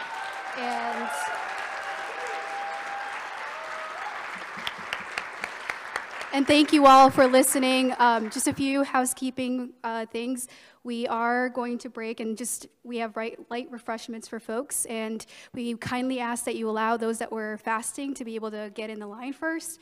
And then please stick around. There'll be the Yellow Drums that are performing. They're incredible drummers. Our own very own Meredith has performed, and I've seen her. She's not performing today, but I've seen her perform with the Yellow Drums, and they're absolutely incredible. So stick around, enjoy the performance, and thank you all for being here. Thank you. I just want to make a couple of quick announcements. First of all, as was mentioned that, for the comrades breaking fast, that there is some food out there. And tomorrow we're going to start at 9:30. It's early. And we have an agenda, an important agenda, a tight agenda. We'll try to keep the agenda moving so that we can get everything in. But there'll be a series of workshops that will also take place throughout the conference, which will be smaller groups of people in 4 different areas at a time around here, where there'll be a lot more ability for having conversation and discussion on a number of topics, because although we all know that Palestine is the center of world politics right now, there are anti-imperialist struggles that we need to relate to and connect to that struggle all over the world. So there will be discussions on Latin America, on NATO, on the pivot to Asia, and what's going on towards China and other things. It's very important for us to make those connections, so I hope you'll be on time tomorrow and see that. Additionally, we're going to have some good, important speakers tomorrow. We will have actually 2 ambassadors speaking tomorrow from areas of the world that are affected by anti-imperialist struggles and are affected by imperialism. We will have the ambassador from Nicaragua, and we will have an ambassador from the Sahel area of Africa, which is fighting an independence struggle. So I hope you'll be here to hear these people and to participate throughout this weekend. Will also be some skills workshops, and on Saturday night there will be a youth gathering, because that is who's going to move our movement forward, and I hope you all participate in that. Additionally, we have some really great volunteer people who are live streaming this, and I'll give you the details tomorrow on where it's being live streamed so that you can share it on your social media platform so more people can see what's going on here, because this is what is important this weekend going on in this country. Thank you very much for all being here.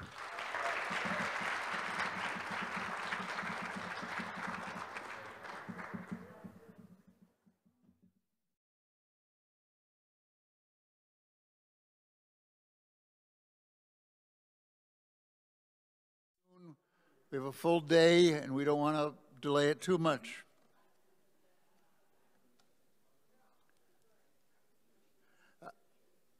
As you may know, we're all being live streamed, so have your best face on. And where it's being live streamed is to the UNAC Facebook page, which is facebook.com/endthewars. And it's also being live streamed on YouTube to the channel called Essential Dissent.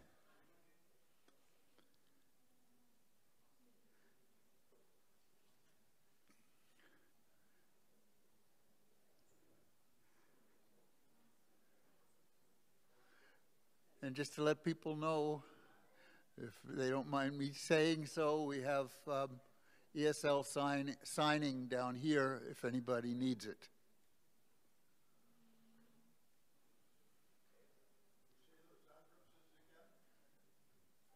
On Facebook, it's being live streamed to facebook.com/endthewars. It's the UNAC Facebook page. So a good thing to do is to go to that page and share it to your own page, and then more people will see the conference. Yes. On the YouTube page, there's the ability for closed caption.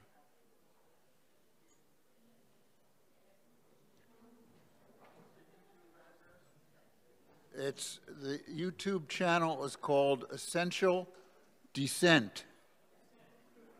And Cassia?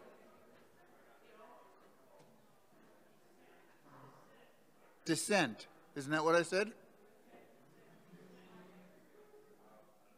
Oh, okay. Not descend as in going down, but but dissent, what we do when we go out and protest against U.S. policy for war. And Cassia, are you going to help with the timing? Over here, there's two sheets. One say 1 minute, and the other says time, right there.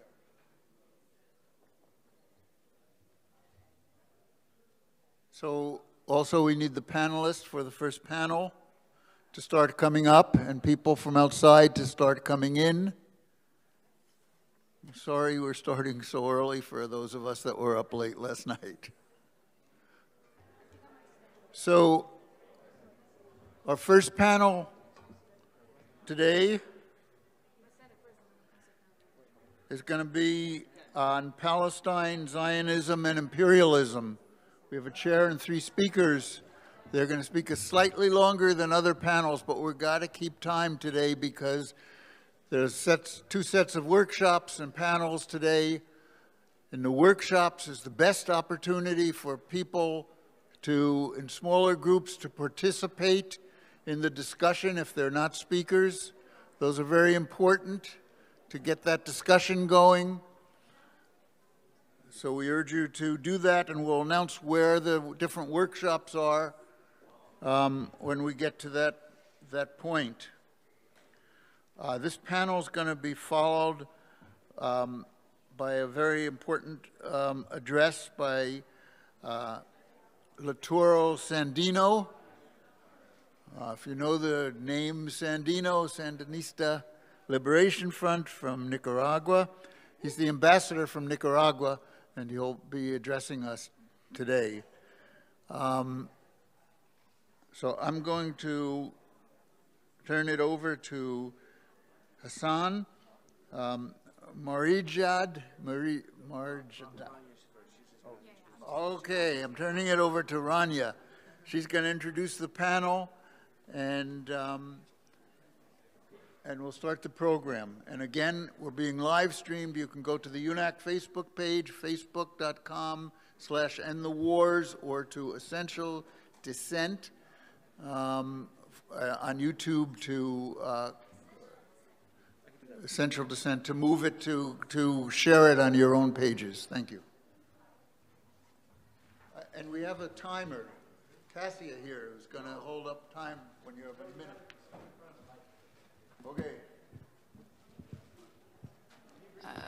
Okay. Yes. Oh, be helpful.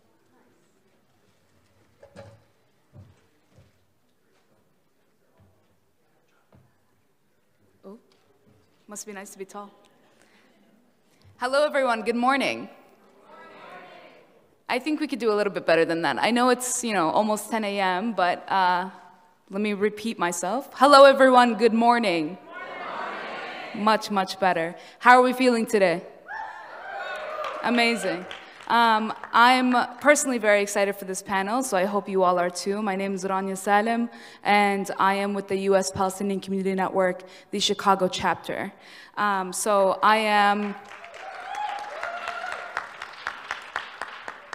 am just the MC today, so I will be introducing the loveliest, panelists that we have this morning.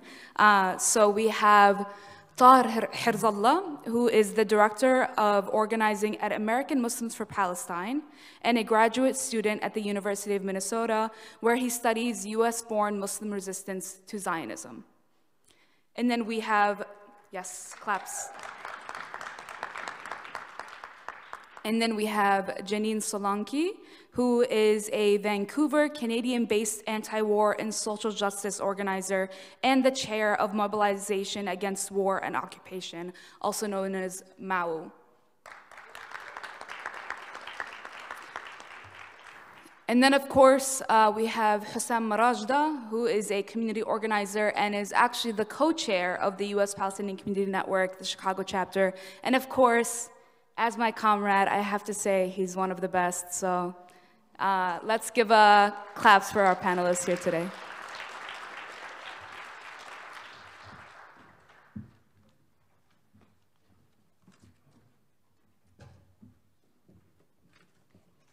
Good morning.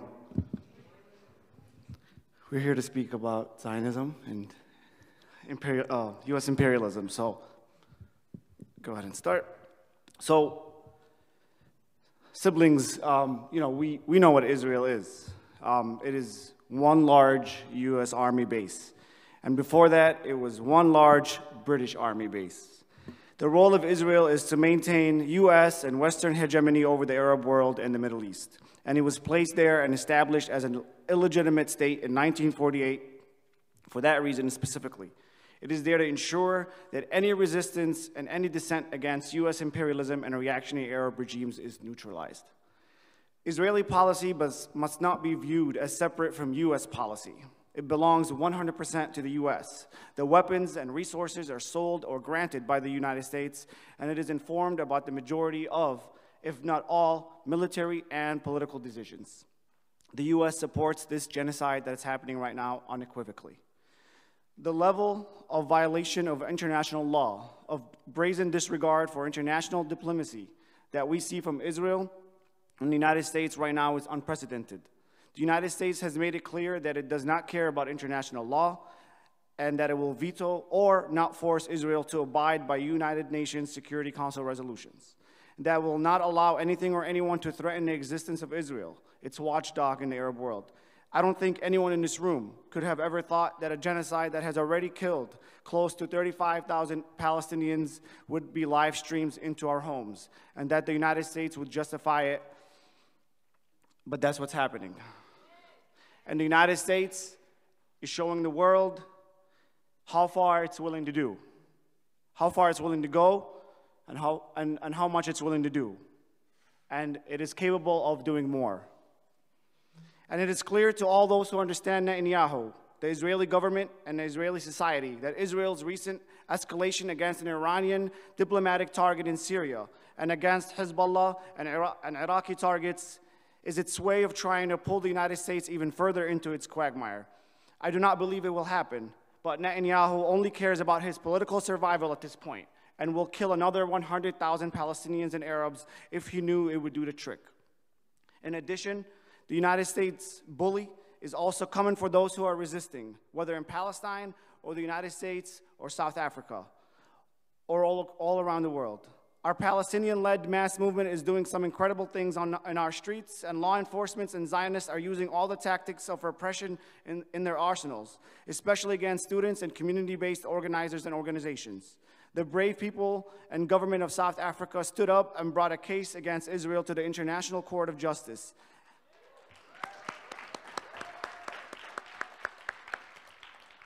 And just 2 weeks ago, U.S. Palestinian Community Network, my organization, and the National Alliance Against Racism and Political Repression, one of the most important black liberation organizations in the entire United States, met with the brilliant South African Foreign Minister, Dr. Naledi Pandor. She told us there is a bipartisan bill in D.C. threatening sanctions, with one co-sponsor saying, "It is clear to me that the ANC of today is no longer the party of Nelson Mandela, and I am greatly concerned with South Africa's alignment with China and Russia and embracement of Hamas in the wake of the devastating October 7th attacks." And another bill saying, "South African officials have made a miscalculation by aligning themselves with Russia and China. It is in our national security interest for the United States to review our relationships with nations that may not share our values and align themselves with such actors." Shame.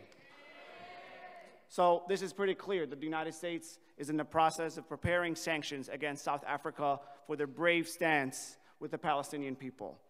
This is a message to all the world. But while the United States and Israel dig in, we're also witnessing a rise in the level, will, and ability of the resistance axis in the Arab world.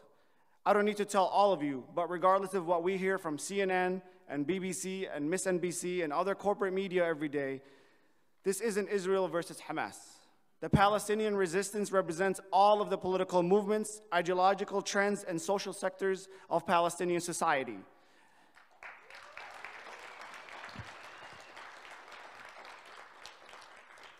Yes, Hamas has the strongest military of them all in Gaza, but the Marxist-Leninist forces and the other Muslim forces, the social democratic forces, the nationalist forces, and even the Fatah-led forces are all fighting to defend the Palestinian people from ethnic cleansing and genocide, and are fighting under a unified military command. And if you want to know more about what they're doing, you could always read Al-Mayadeen English on the web, and then tune in to Electronic Intifada's podcast that has been providing not only great news, but great military analysis of the resistance in English. In addition, of course, we see that the incredible resistance in Yemen, Lebanon, Iraq, and Iran's refusal to back down from the United States threats, all playing critical roles in making sure that the Palestinian resistance has the support it needs, ensuring that Israel's military cannot focus exclusively on Gaza, keeping the United States and other imperialist countries on their toes.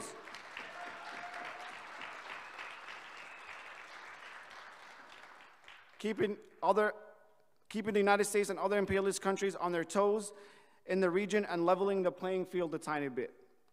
Even the narrative in this country is starting to shift. Although slowly, but because of the pressure that we in the United States Palestine support movement are putting on the complicit Democrats, and the fear that they may lose voters and develop an even wider rift with their base.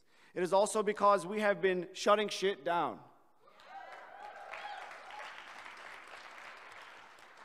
Disrupting Genocide Joe and his cronies everywhere they gather, starting with a sit-in that for example, a sit-in that my organization, United States Palestinian Community Network, organized in Chicago in Congresswoman Jan Schakowsky's office, less than 2 weeks after October 7th, which was one of the first arrests of those resisting the genocide occurred. Schakowsky and Polkin and others just recently calling for a suspension of weapons sales, and Biden claiming on Thursday that he's demanding a ceasefire are a result of our organizing pressure, but it's too little, too late.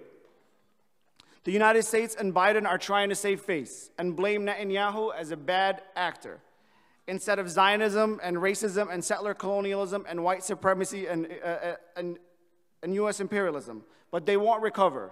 The Democratic Party won't recover, and United States imperialism won't recover. The Palestinian resistance and our fight for national liberation are hastening US imperialism's decline, which we have been witnessing now for years. The United States is fighting a losing NATO war in Ukraine. It is spending a ton of money and political and diplomatic capital in Israel. It is losing its grip on Latin America, on Africa. China is becoming more dominant, not just in Asia, but expanding its influence with the Belt and Road Initiative in Africa and beyond as well. Internally, here in the United States, we are dealing with massive economic and political crisis as well. Important sectors in the Black liberation, Chicano liberation, indigenous liberation, immigrant rights, and other national liberation and oppressed nationality movements are rising up against a system of injustice, racism, white supremacy, and capitalism that are inherent to the United States. These are all signs of a declining US imperialism, and Palestine and Palestinians are at the forefront, inspiring the whole world with our sacrifices, our steadfastness, and our resistance. Of course, we mourn our martyrs every day and know how brutally difficult it is to read the news and study the stats and watch the videos. But I just want to remind everybody, Algeria lost more than 1 million beautiful souls in its battle for its independence. Vietnam lost more than 3 million beautiful souls to kick the goddamn French and US imperialists out of their nation. And we in Palestine will do the same.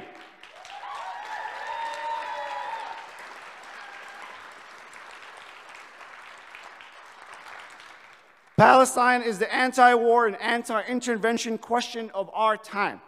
A free Palestine and the return of all refugees and their descendants not only frees Palestinians from the shackles of Zionism, racism, and national oppression, but will also cut off a huge tentacle of US imperialism in the world, aiding, abetting, and inspiring millions more to rise up and do just the same in the whole globe.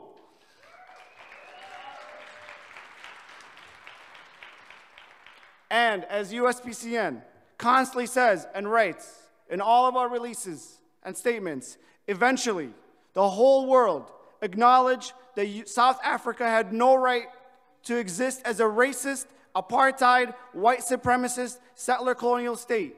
And eventually, the whole world will come to the realization that Israel has no right to exist as a racist, apartheid, white supremacist, settler colonialist, Zionist state.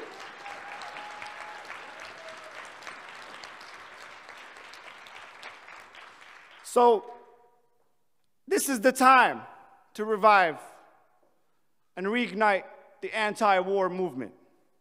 It has to become what it was during Vietnam in the 60s. And it has to continue to grow. Because we know what the US wants. And they're going after China next. So this is the time to revive the anti-war movement in this country. It has to be the biggest in the history. And so make no mistakes. With our support in the United States and the support of hundreds of millions of others working and oppressed people across the world, Palestine is currently winning and will ultimately win with its full and total liberation on every inch of our land. And like we say in Arabic, min al-mayya lal-mayya, Palestine Arabiya, from the water to the water, Palestine is Arab land. From the river to the sea, from the river to the sea, all power to the people. Thank you.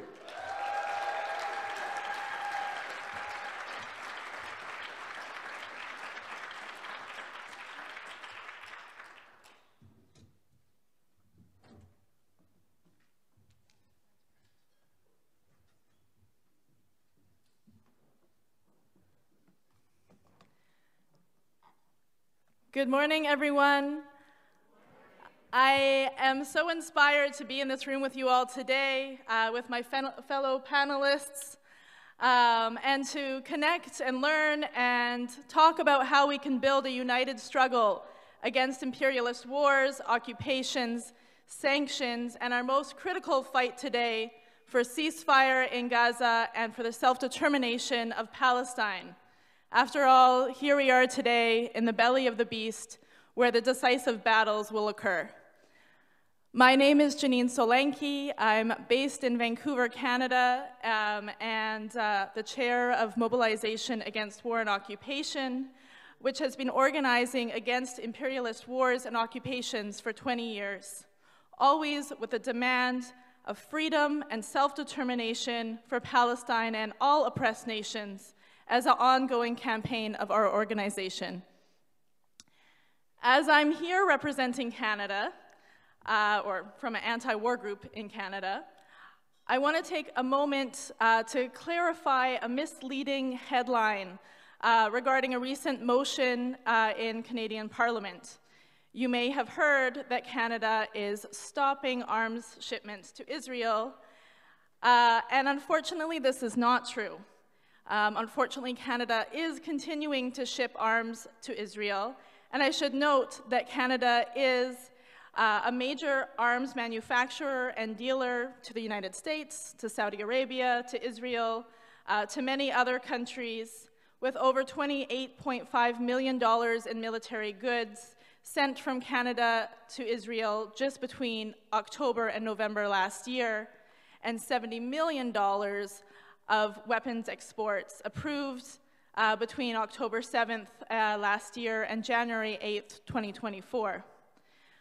Among the other problematic language in the motion which reaffirmed Canada's support actually for Israel and condemnation of Hamas, regarding arms shipments specifically, the motion was to, and I quote, cease the further authorization and transfer of arms exports to Israel to ensure compliance with Canada's arms export regimen and to increase efforts to stop the illegal trade of arms, including to Hamas, end quote. This does not stop the export of arms that have already gotten export permits, which is potentially years worth of further arms exports, and does not also restrict so-called non-lethal exports, which includes component parts that go into deadly drones, fighter jets, and other weapons that Israel uses against our Palestinian sisters and brothers in Gaza. So as you see in Canada, we still have a big fight ahead of us against the government of Canada participating in the genocide against Palestinians, alongside the struggle against US imperialism, which is funding, arming, and giving political support to the Zionist apartheid regime of Israel. So that note aside, today we're engaged in the most critical struggle for liberation and self-determination of Palestine in the last 75 years. For 6 months, we've witnessed the unstoppable brutality of genocide, war crimes, crimes against humanity, against the Palestinian people in Gaza. And for 6 months, we, all of us in this room and beyond, have been part of a consistent and militant worldwide movement that has brought tens of millions of people onto the street. Some who've been in solidarity with Palestine for decades, and some who've learned about Palestine in just the last few months, but have been compelled to stand on the side of humanity and the side of Palestine. Mass consciousness in favor of humanity has been growing and growing. Observing the fascist acts of genocide of Palestinians by Israel has shocked people worldwide and has moved the hearts and the minds of hundreds of millions of people in the world in favor of humanity and Palestinian rights. Slogans and demands have rung through the streets and through our consciousness. Ceasefire now, end the genocide, shut it down. From the river to the sea, Palestine will be free. US, stop arming and financing Israel. Reinstate UNRWA funding. Israel out of Gaza, end the siege. Free all Palestinian political prisoners. No justice, no peace. Biden and Netanyahu, we charge you with genocide. Palestine will be free. US, Canada, EU, you are complicit with genocide. Stop bombing Gaza and Rafah. And free, free Palestine! Free, free Palestine! All of these slogans, all in all of these words that have become a second nature for us to continue chanting day after day, this establishes that we are in the midst of an unfolding anti-war and pro-Palestine movement that has the potential to go beyond the Vietnam anti-war movement that many here, I know, were also part of. Palestinians are not fighting for their self-determination only. Their struggle for freedom and liberation has been radicalizing millions upon millions of people worldwide, thousands of miles away from Palestine and Gaza. The class struggle in Palestine and Israel has pushed hundreds of millions of working people and oppressed people to the center of politics. We are clearly witnessing that the worldwide mass movement to support the Palestinian struggle and Palestinian rights is moving to a higher stage of a powerful anti-imperialist movement. Hundreds of millions of people have not only questioned and scrutinized the fascist and genocidal acts of Israel, but also of the United States, of Canada, and Europe too. Due to this, I'd like to borrow a methodology from the Communist Manifesto and apply it to today. A specter is haunting the capitalist and imperialist world, the specter of an anti-imperialist movement.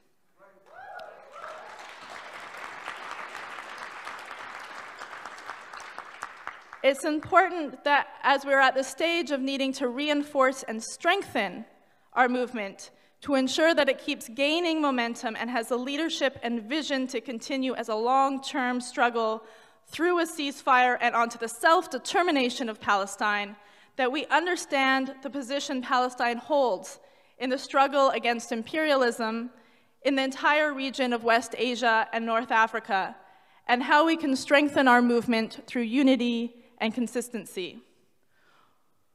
We're at the beginning of opening an epoch that must take the concept of united front seriously, and I mean very, very seriously. We must develop two concepts: unity in action for Palestine and building a robust anti-imperialist movement. Two objectives for two objective and subjective reasons. One, despite the excellent and tireless efforts of anti-war organizations and various Palestinian groups, the mass movement of millions worldwide has remained merely mass spontaneous movement. This is where imperialists try to intervene and confuse the movement with their political maneuvering. Two, the scale of the mass movement worldwide is bigger than any organization, either anti-war, Palestinian, or the left in general, to sustain consistency in Palestinian solidarity movement building on the street, in political direction, and in unified action in the US, Canada, and worldwide. We need coordination, a basic structure, and more consultation together. We can't win with only small-scale organization or move into building an anti-imperialist movement worldwide without building momentum and without connecting really to that powerful mass solidarity movement for Palestine that we're seeing worldwide. In the final analysis of politics and class struggle, to win has to be who has the highest numbers. And we have those numbers. We have humanity on the side, our side, on Palestine's side, and we need to keep organizing those numbers. For 75 years, we've seen Palestinians have tried every avenue to assert their right to self-determination, including legal and diplomatic measures. All so-called solutions imposed by imperialists and Israel on Palestinians since 1948, especially the Oslo Accords in 1993, have not brought peace and were never intended to bring peace or justice to Palestinians. Instead, as planned, they've prolonged and expanded the racist Zionist Israeli occupation and war against Palestine. From October 7, 2003, the defensive military operation of Palestinian resistance fighters from Gaza into Israel effectively ended all deceitful plans of the past, present, and future. The time of false promises and distractions is over. There is no going back to the status quo. The tide has turned, and the necessity of Palestinian self-determination and right to exist as a nation and to form a nation state and to dismantle the colonial state of Israel the way it is today is a struggle today that the world is fighting on the side of the Palestinian people.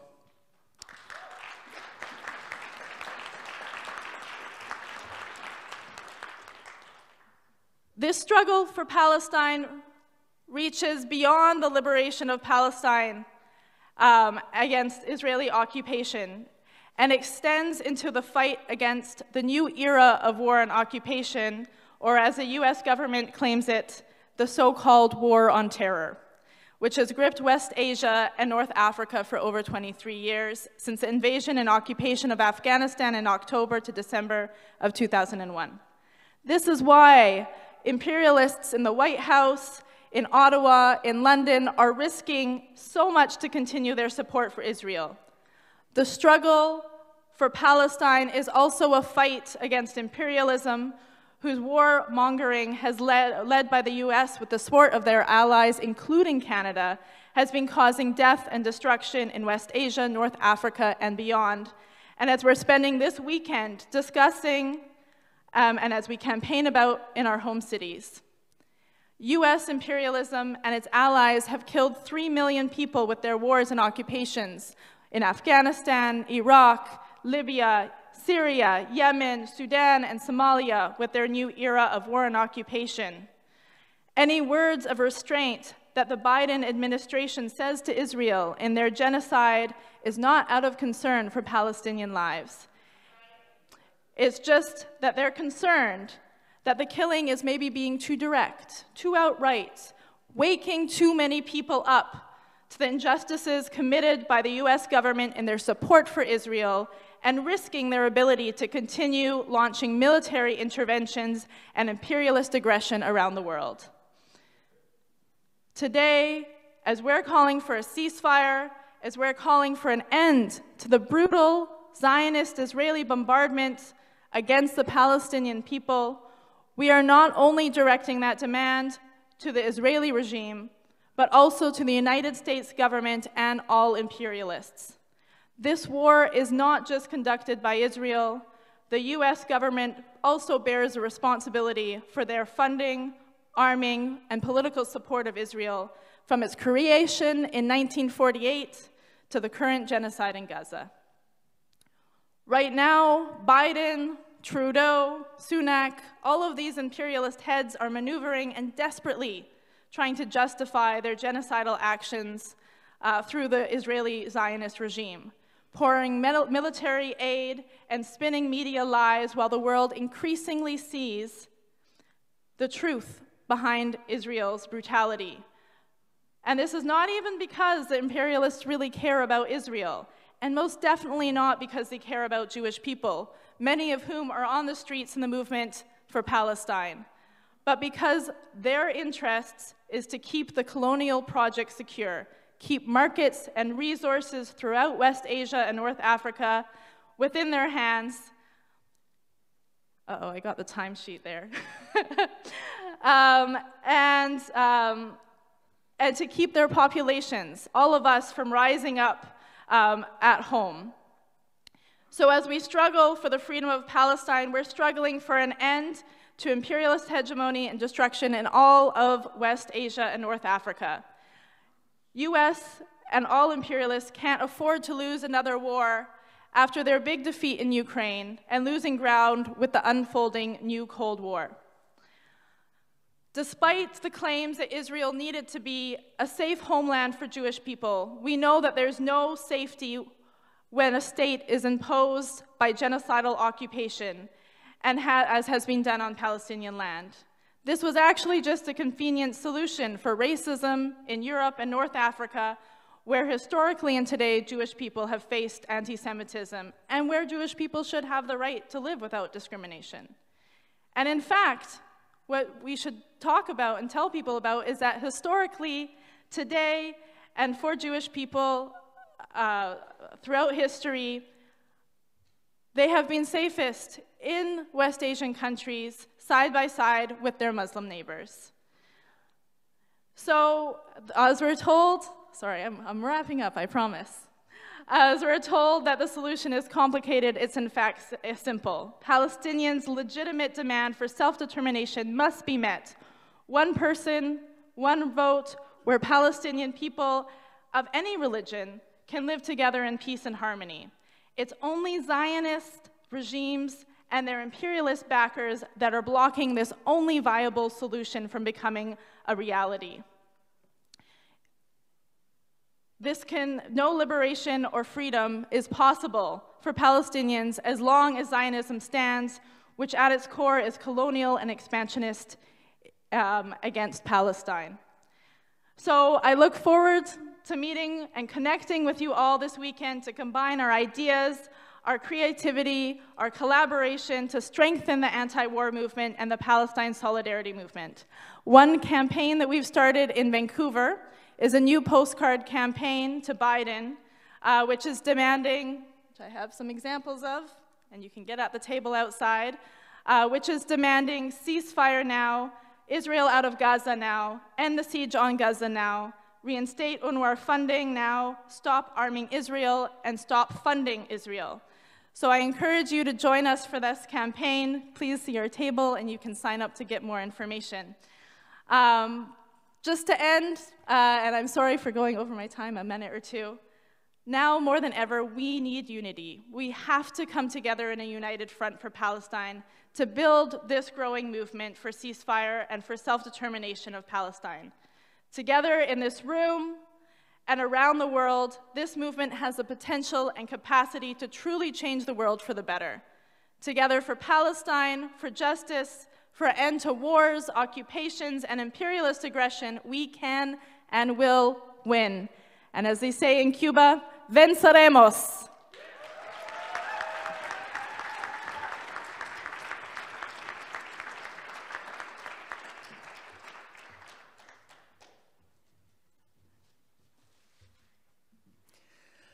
Good morning, everyone.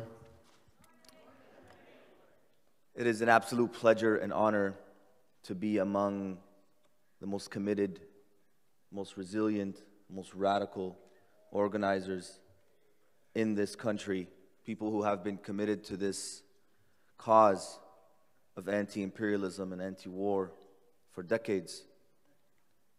And I'm also incredibly happy to see that there are so many new faces as well, people who have emerged as powerful players in the anti-war movement over the past 6 months as the global outrage continues in the circumstance or the context of this genocide. But I'm not here to be nostalgic. I'm not here to recollect on a bygone era where people were sitting in a cafe, smoking cigars, speaking of armed resistance somewhere in Beirut.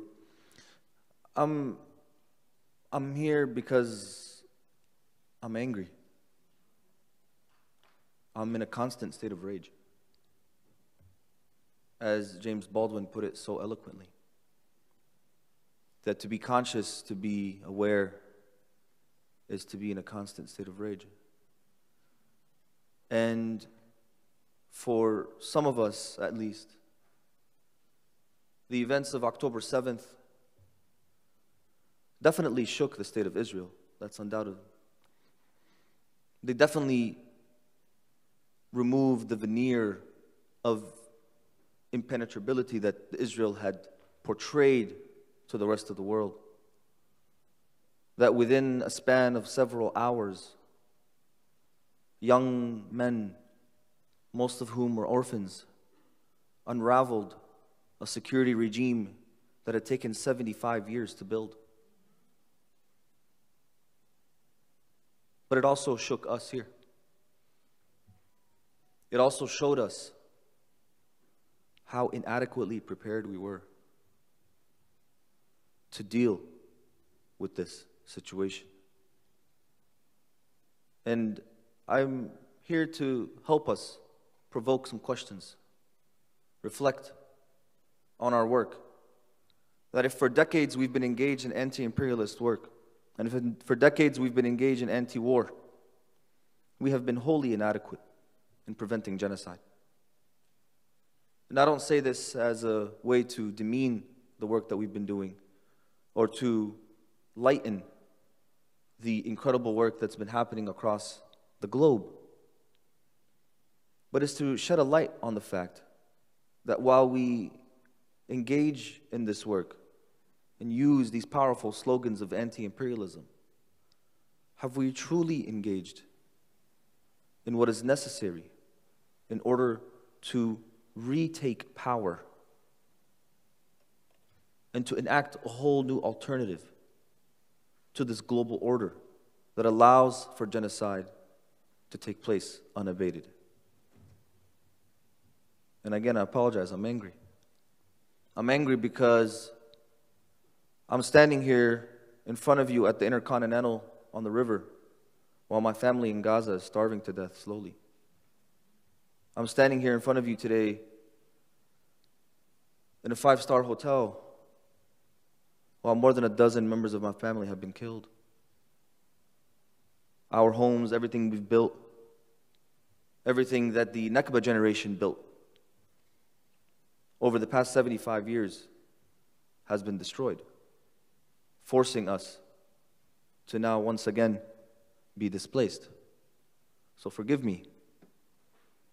Forgive me for my anger. The United States, on October 8th, had an opportunity to extend the life of its empire for possibly another 100 or 200 years. Had it not responded to the situation as it did.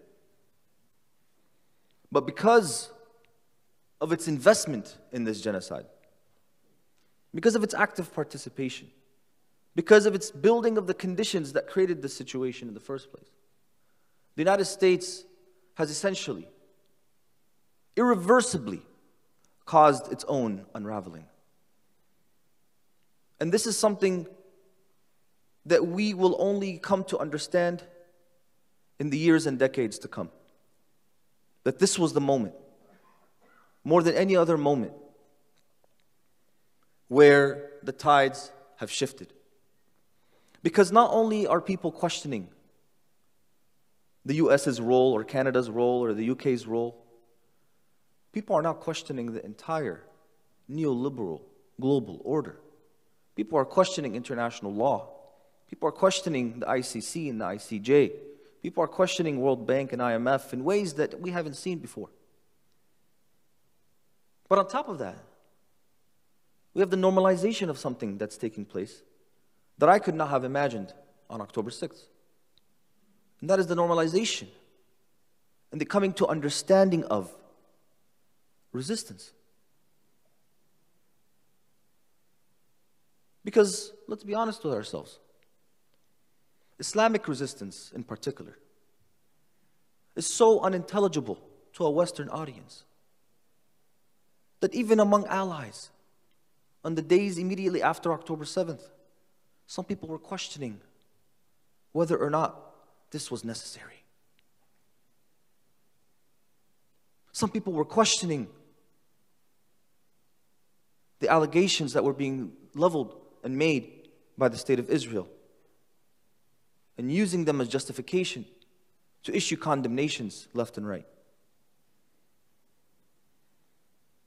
And what I want to hopefully bring today is a question of where do we stand really?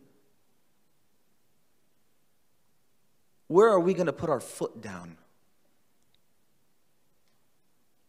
Are we going to allow the discourse shaping narrative of a global media machine, of a Zionist entity, of an American empire to dictate the terms by which we resist our occupiers?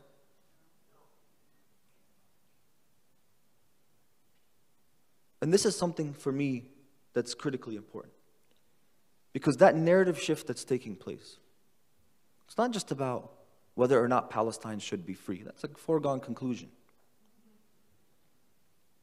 If you look at all the polls, especially among the younger generations, Gen Z and millennials, it's not about whether or not they know enough to make a determination that they could choose between Palestinians and Israelis. Who do you favor more? These old polls that we used to see on Gallup. Who do you favor, Israelis or Palestinians? As if it's like sort of, chocolate ice cream or vanilla. Now the discussion is, among Gen Z and millennials in particular, is do you support Hamas? That is something I could have never imagined happening before. Especially in the context of the counterterrorism discourse that we have all been subjected to over the past 2 decades. And this is a shift that is uncontrollable, that the United States cannot control. And this is a global shift. These are global trends, not just trends here in the United States. So, when we look at this situation, and we come to understand the genocide for what it is, and as so eloquently described by the 2 previous panelists, I think to myself, what is our role? Yes, unity is great. Yes, the mass mobilizations have been fundamentally history-altering, where millions of people are taking to the streets every single day for the past 6 months. That's profoundly important in this moment. And it means a lot to the people of Gaza, I'll tell you that. But when do we realize that we have to go beyond? That maybe our tactics that we've been using are not adequate enough. that maybe the moves that we're making need to be reassessed. That the political process that we've been sort of conditioned to believe is the only way that we could make a change or voice our opinions is not sufficient for what we want to achieve. Because we want to achieve a world where this is no longer possible.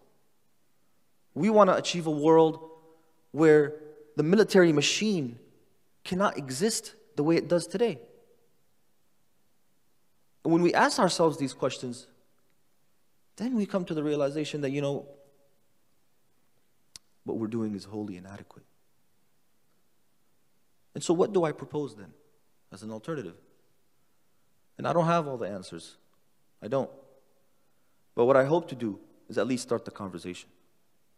And I know that you all have been having these conversations. I know that this is something that's been at the top of the minds of so many of our great thinkers and so many of our panelists here over the past, not just this conference, but over the past several decades. But the global power is shifting. And as global power shifts, conflict increases. And we see what's happening in the world. We know that a war with China is imminent. We know that a war with Russia is imminent. But we also know now that the global south will not be left to the wayside for global powers to decide what's next for them.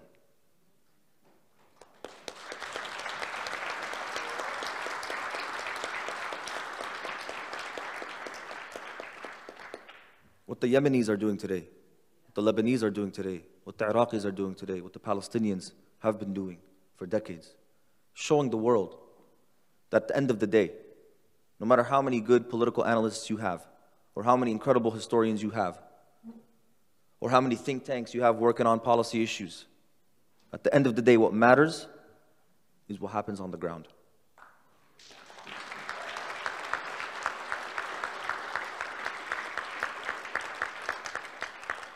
Because nobody in their right mind, no military analyst or strategist could have ever told you that after 180 days, Palestinian resistance is still whooping Israel's butt.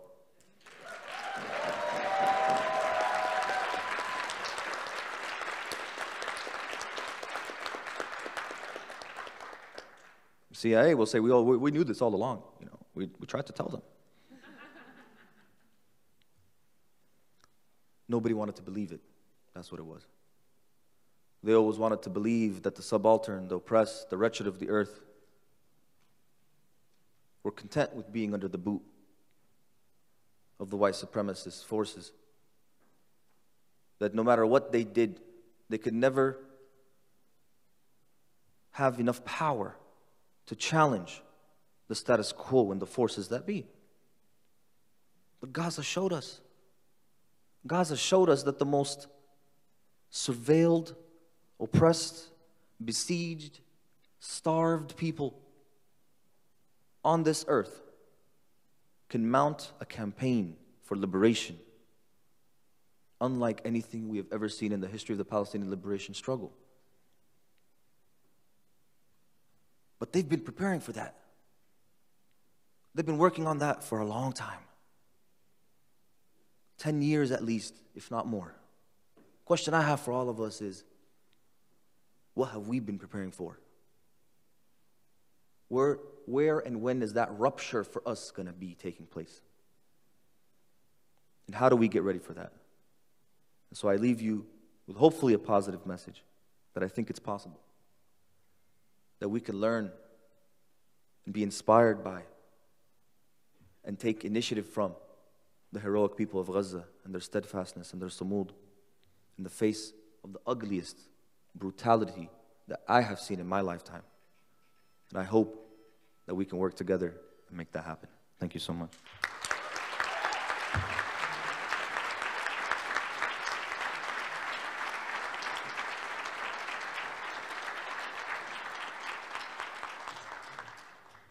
So I think we have time for some questions and answers. Discussion, do you want to lead this? If you can do that, then I can.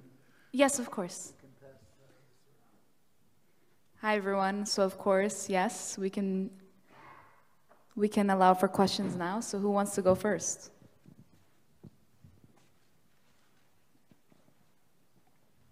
Oh, we got someone over there. We have a microphone coming, but if you can project, go ahead. Thank you. Hello, thank you all for being here, wonderful speeches. My question is, in terms of taking the next step and changing the tides, how do we talk to Americans about resistance? How do we turn Americans into pro-resistance people?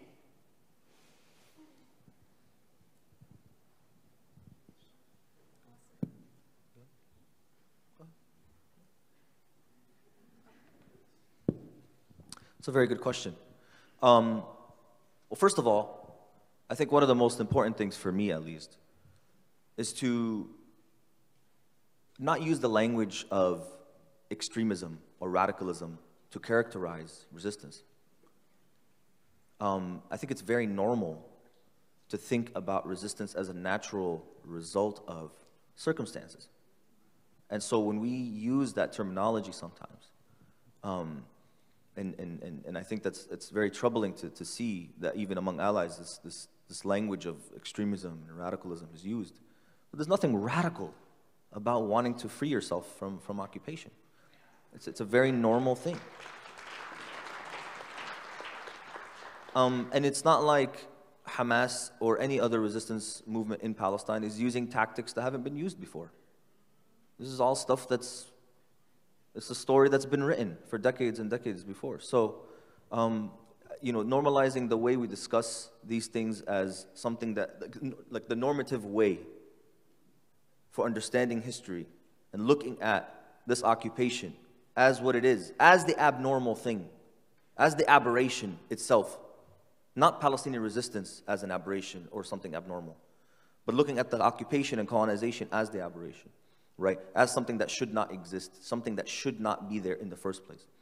I think that's one of the most important things for me, at least, in sort of creating that discourse shift. And then the other thing I would say to that is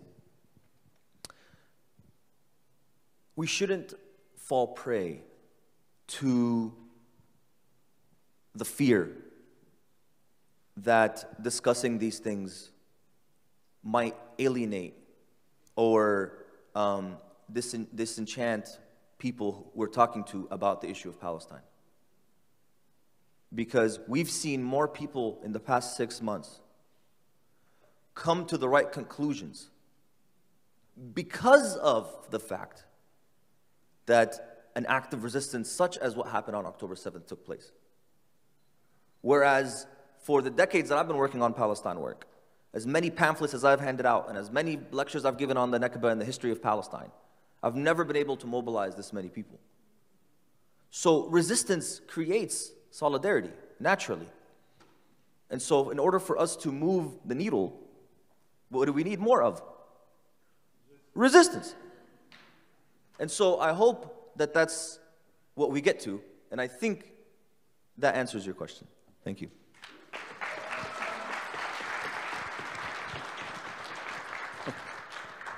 I think Taha had covered all of it, but I just want to add a small note, is that we definitely need to work on building the left, a left that is going to support the global South without conditions. I don't want an anti-war movement. I don't want an anti-war movement in the left that's going to put conditions on Venezuela, Cuba, Palestine, right? We need to start here, and then when we expand our reach, our movement, when we grow, we need to learn that when we stand with oppressed people, we stand with them unconditionally. We want them to be free of imperialism. And once those people, the nation is free of imperialism. They have the self-determination to figure out their internal contradictions and their problems. And so we can't be supporting of any people but not supporting their resistance. They have the right to resist by any means necessary that fits the time and the settings and the conditions that they have on the ground. And that goes not just for Palestine, like I just said, for Venezuela, for Cuba, for all oppressed people across the world. And so just to keep that in mind as well, because there was a lot of like, yeah, we support Palestine, but we need to get rid of that but.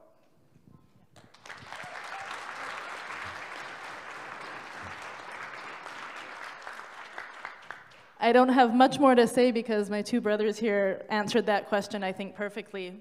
But I will say that I think our responsibility and what we've seen over the last 6 months is that as education increases, as people learn more about the history of the Palestinian struggle, about the atrocities that today and throughout the last 75 years Palestinians have faced and endured, the natural progression is for people to start getting familiar with the idea of being in support and defending Palestinians' right to resistance. So I think continuing that education and our discussions is so important. But also, as our friend here said, how do we turn Americans into pro-resistance people? We might have 20 different or more ideas of what pro-resistance means in this room.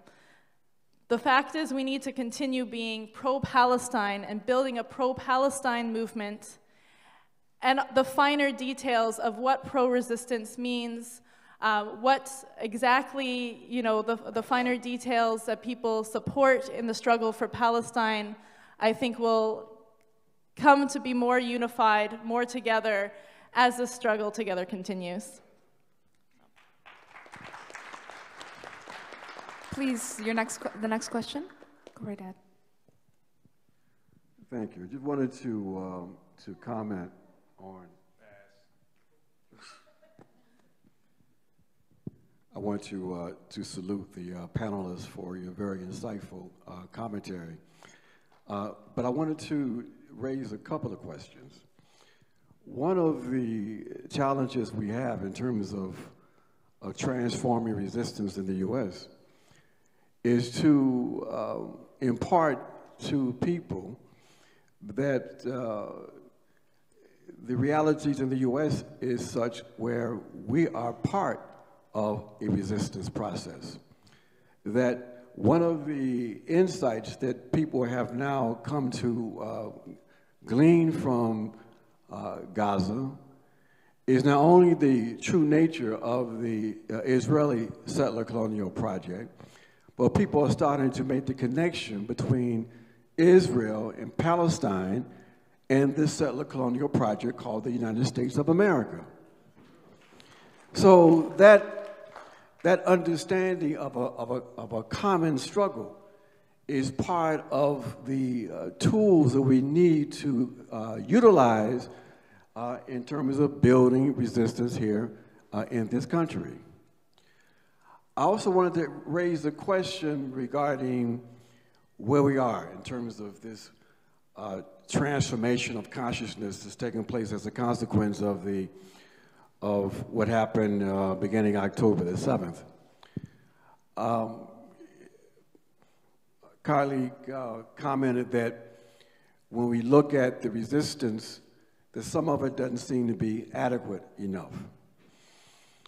I want to hear some more about that because it seems to me that, as you said yourself, what we've seen over the last 6 months has been unprecedented in terms of the millions of people who have come out in support of the anti-colonial struggles in Palestine. Now, what hasn't happened yet, though, is that process playing out to its logical conclusion. The logical conclusion is to go from calls for a ceasefire to calls for Palestinian liberation. Now, that process is in fact happening. So I want to make sure that, okay, I'm getting the sheet already. I want to make sure that we aren't premature in suggesting that what is unfolding is not good enough yet. I don't think you're saying that completely.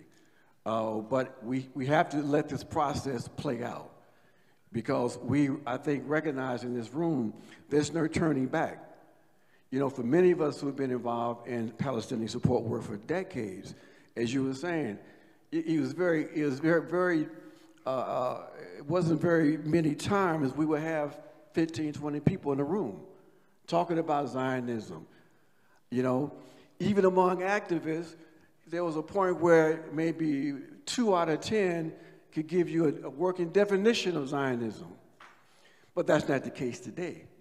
Today, I got my sisters who, you know, represent, I think, the average person in this country, and they're now talking about anti-Zionism.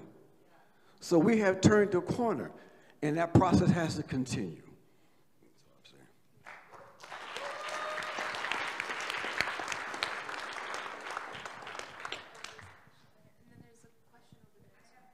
Back here, too. Please go ahead, then. Hi.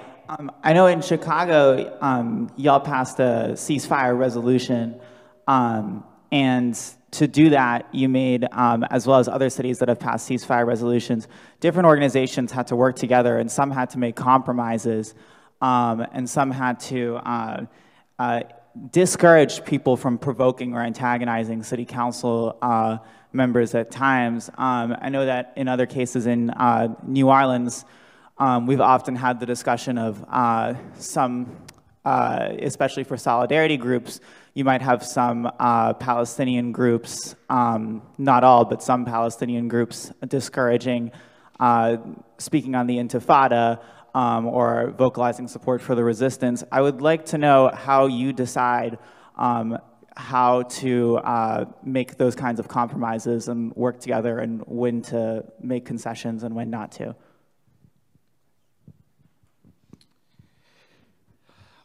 Yeah, so you know, in these situations, I would say, you know, every city is different, and every city council is different. In Chicago, the movement have, you know, there's several council members who came out of the movement. We have a mayor that is a trade unionist, came out of the teachers union, right? So pretty progressive guy.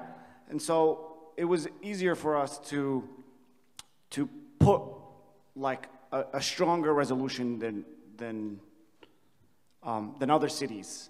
And we did have to make compromises. The right wing, the Zionists, and even like, you know, aldermen and alderwomen who were part of the Black Caucus, who voted yes on it, but they did come to us and say, well, we need you to remove this sentence, and you remove this sentence, and other things. And you just have to kind of like assess the situation and also recognize that like American cities are super Zionist, and you do have to, you know, you're not gonna put a resolution there that's gonna say, you know, globalize the Intifada and support the resistance. You're never gonna be able to do that, not now, at least, right?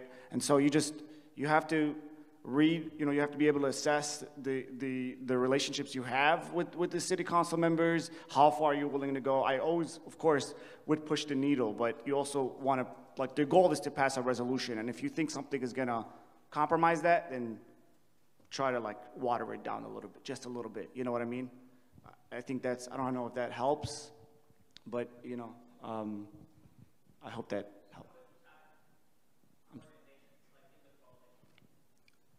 Oh, well, yeah, I mean, this is the self-determination that, you know, we talk about, right? Palestinian organizations are in the leadership of this movement, right? It's also, this is what self-determination means, and all organizations must respect that and follow the leadership of the Palestinian organizations. And so that's, you know, the Palestinian organizations themselves have to figure out, you know, how they want this resolution to be written, and all other organizations have to follow suit.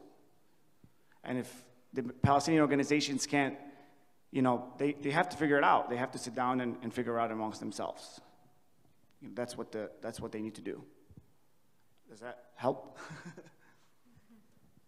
Oh, I'll be quick here because I saw 5 different hands go up.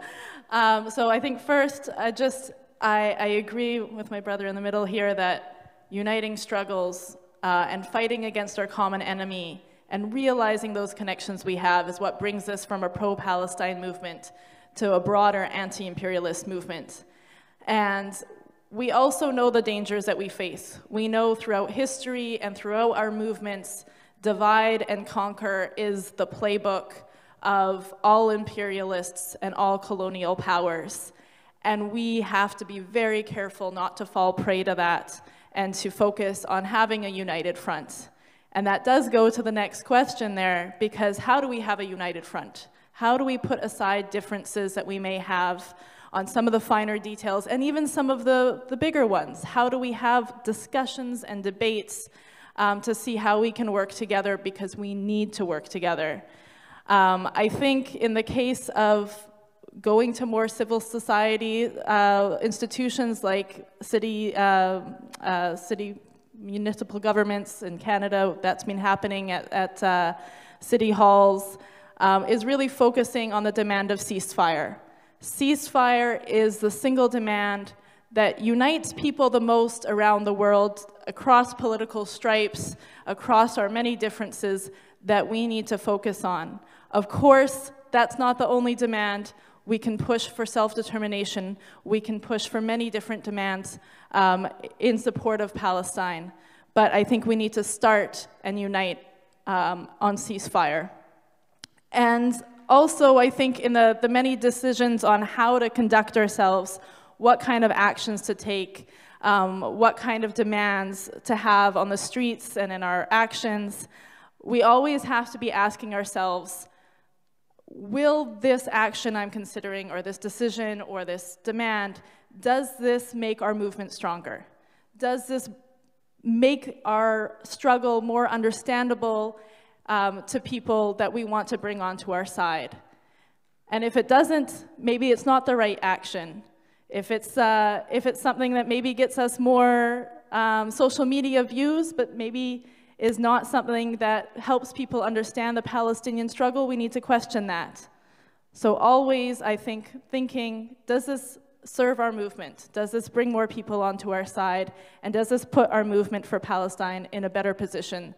Needs to be the question for every action that we do.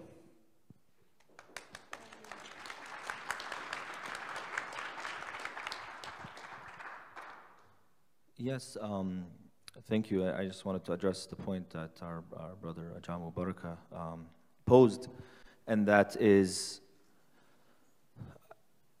I suppose my comment was not about the lack thereof, but more about prior to October 7th, where were we, right? Because since October 7th, a lot of incredible things have happened, and like you said, the conversation and the needle is moving in ways that we couldn't have imagined, and I think that's a very positive development, and I think people are going to reach those natural conclusions as a result of these actions.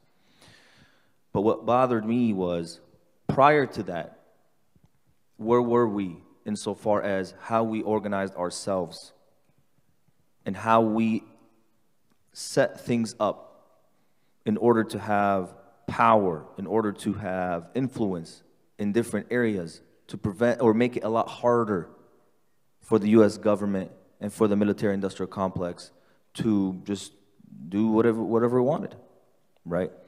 And I think that's something that was what I wanted to say was wholly inadequate. The question about the ceasefire resolutions, and I just want to address this quickly. I know that some people see them as merely symbolic, and maybe in the grand scheme of things, not as important. But just to reiterate some of the points that my co-panelists brought out, and to add on to that, I think they're very strategic, actually, politically speaking. And the reason why I say that is because, number one, you're now conditioning local elected officials that their political future is tied to their position on Palestine, whereas before, that wasn't something that was really clearly articulated, right? Number two is, local lobbying is a lot easier and more effective than national lobbying is. You could have 1 million emails sent to Joe Biden right now, and he still wouldn't call for a ceasefire, right? But you could have 30 emails going to some small town city council member, and next thing you know, they're going to be calling for a free Palestine, right? So there's a big difference there in the power dynamic, and I think that's something, for me at least, that I found very positive about the ceasefire. And that's why we have, I think, 4 or 5 that passed in the state of Minnesota already. 5. And the language of some of these resolutions is very, very strong. I mean, it's not watered down like in Chicago. I mean, no disrespect to Chicago, but like, we had some really, really strong language, and it wasn't like the two sides condemnation language. It was very straightforward. This is genocide. This needs to end. Boom. And we call on the U.S. government to end all aid to Israel. Like, that was great. So I think these are very positive developments in that regard, and I hope that we continue on that path, even as the demands change. And as I think what you're saying is very on point. Ceasefire is sort of the universal demand that everyone agrees upon, but then what's next? If Gaza gets a ceasefire tomorrow, does Gaza's suffering end? No, absolutely not, because Gaza is completely destroyed, and Palestinians would still be under occupation and under siege. So the ceasefire is obviously minimal. We all know that, but then we could move on to the next step. Okay, and I think that's a very positive thing. So thank you for that question. One more question. I'm so sorry. There also is a workshop where all of you can be able to speak on Palestine soon, but one more now so we can move the program. Oh, okay. I think we're going to take the person that Meredith handed the mic to. Everyone else, talk to the panelists after. Okay, I guess following the theme of concessions that you have to give to City Council, I know Meredith talked about the St. Paul City Council. It was quite watered down. And then Tahir mentioned our anti-resistance nature. So how do we move past that sense of American immediate gratification and go towards the lack of the propagandized nature that we already have been born with here to move towards that pro-resistance nature?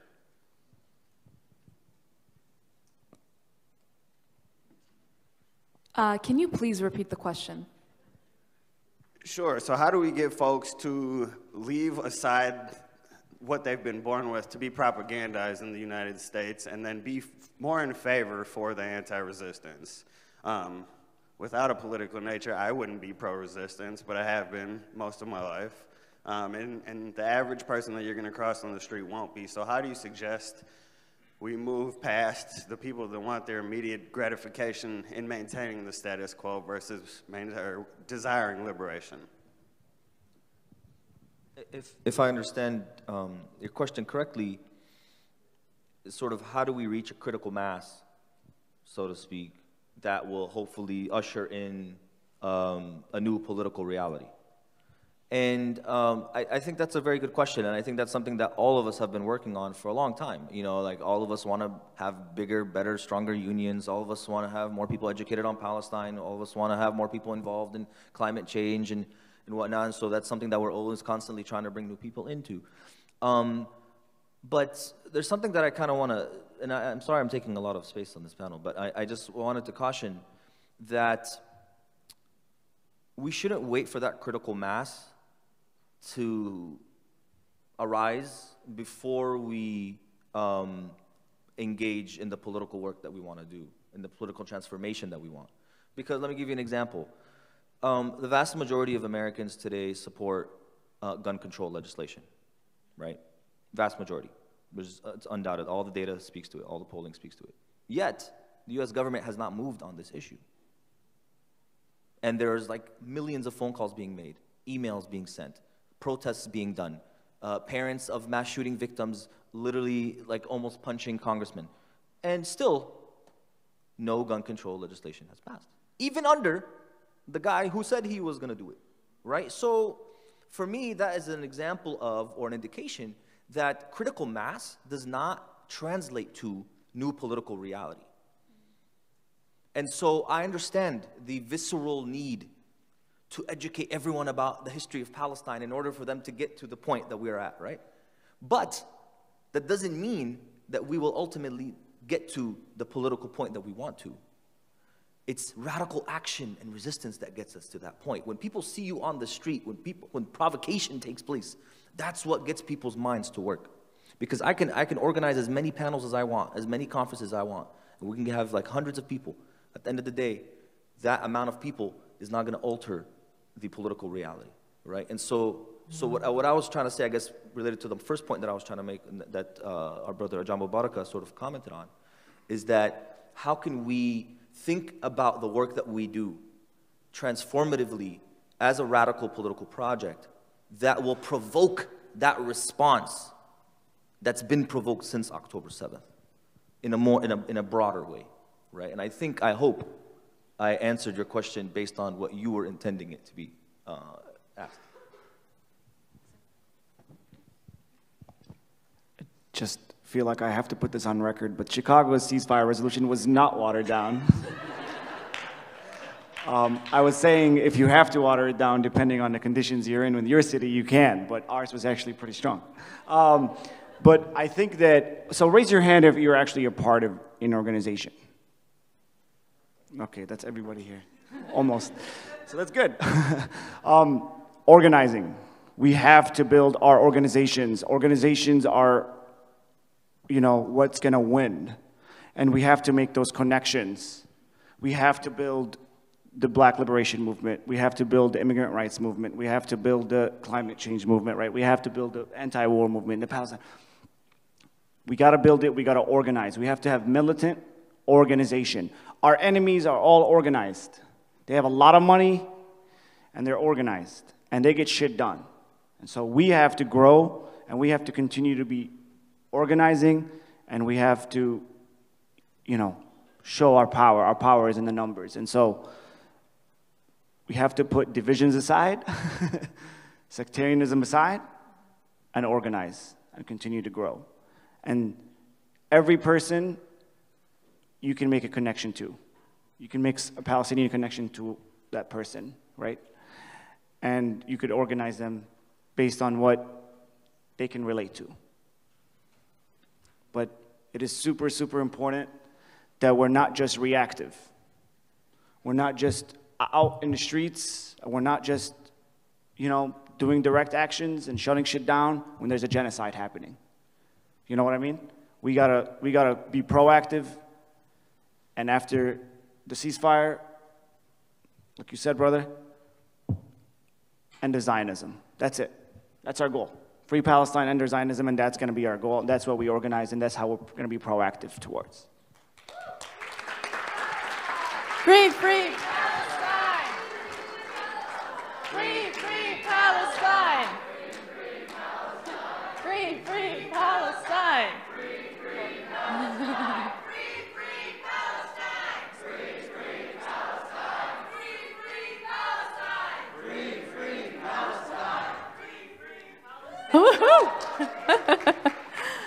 That was beautiful.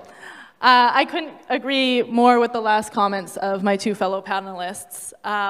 As I said before, I think up till now we've seen the spontaneous movement of people that have, through their consciousness in response to the atrocities they've seen on their screens, have come to the streets. But now is where the real work begins for us. We need to keep people coming out to the streets. We need to turn that spontaneity into politicization to help people understand that this is a long-term struggle past ceasefire, to show also to people that there is a leadership, that is working on building the movement, and a leadership they can trust. So I think the big question is, how do we keep that momentum growing? And that is through consistent organizing, clarity of demands and political issues, and bringing people consistently onto the streets. That builds the confidence of people. When they look around and they see thousands and they say millions, that elevates that mass consciousness to fight to win. And the key to winning is increasing the mass movement and united movement. I think we can learn positively from the Vietnam anti-war movement, which was successful on focusing on the demand of out now, which millions of people chanted daily on the streets and in campuses.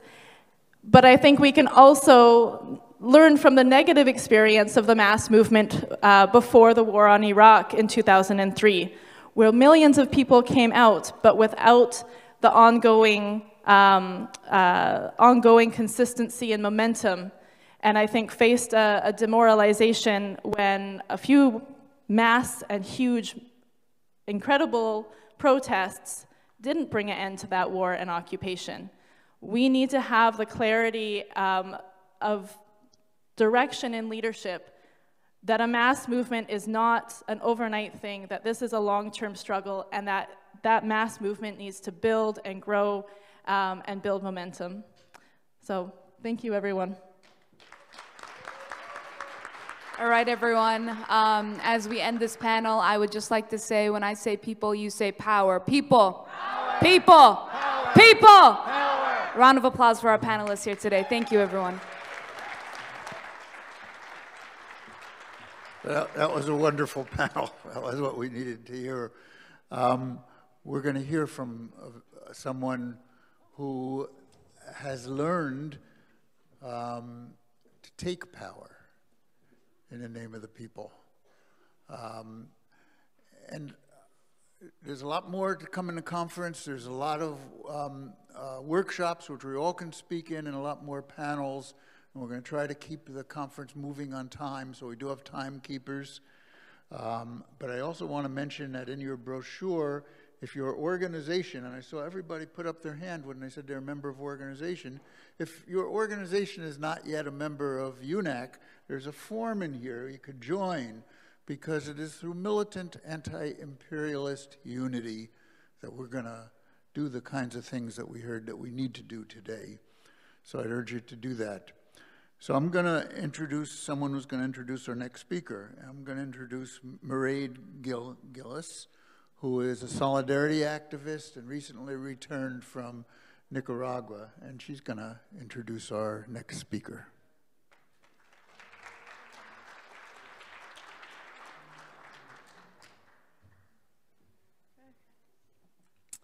Good morning, everybody. My name is Mairead, and I am a member of Workers' World Party in Boston. As we move deeper into our conference on decolonization and the fight against imperialism, it is crucial that our allies from Latin America take part in the conversation. Nicaragua has a profound century-plus long history of successfully pushing back Western imperialism and US interventions.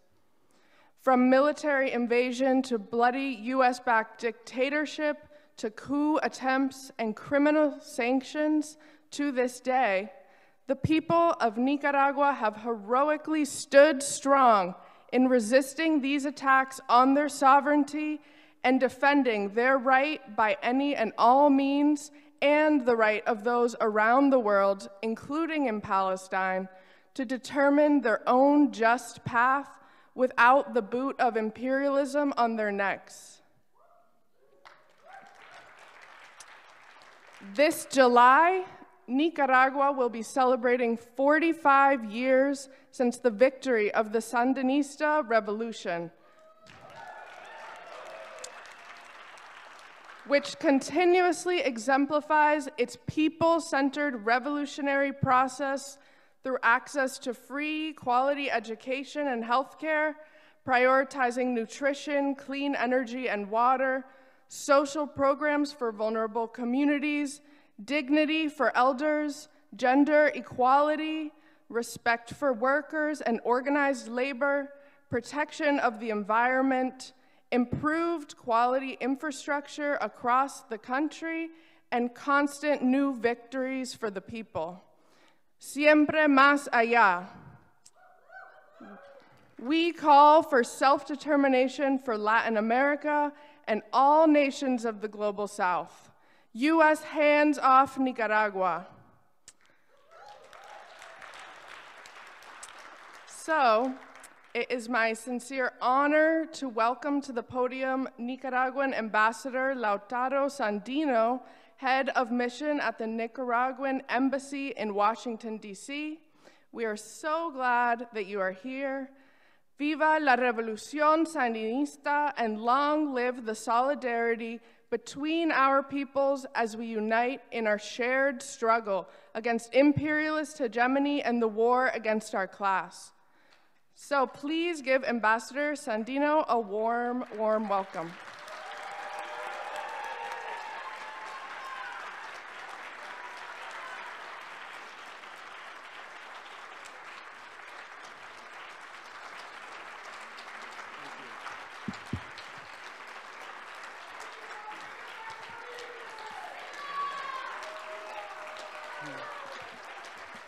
Thank you. Thank you so much. Thank you so much. I hope that my English is well enough. I prepared a speech and I found out that the translation that I did, it was absolutely wrong. That is the problem when you put your word in Spanish and then you try to transmit to another language. But anyway, I will do my best. I want to tell you a little story. When I was 22 years old, it's 41 years ago, I came to the United States for the first time of my life. There was a tour that was organized by many organizations here. And I visited 51 cities of the United States in 2 months.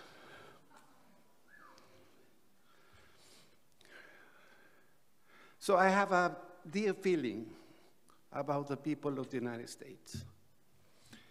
And when I was coming here,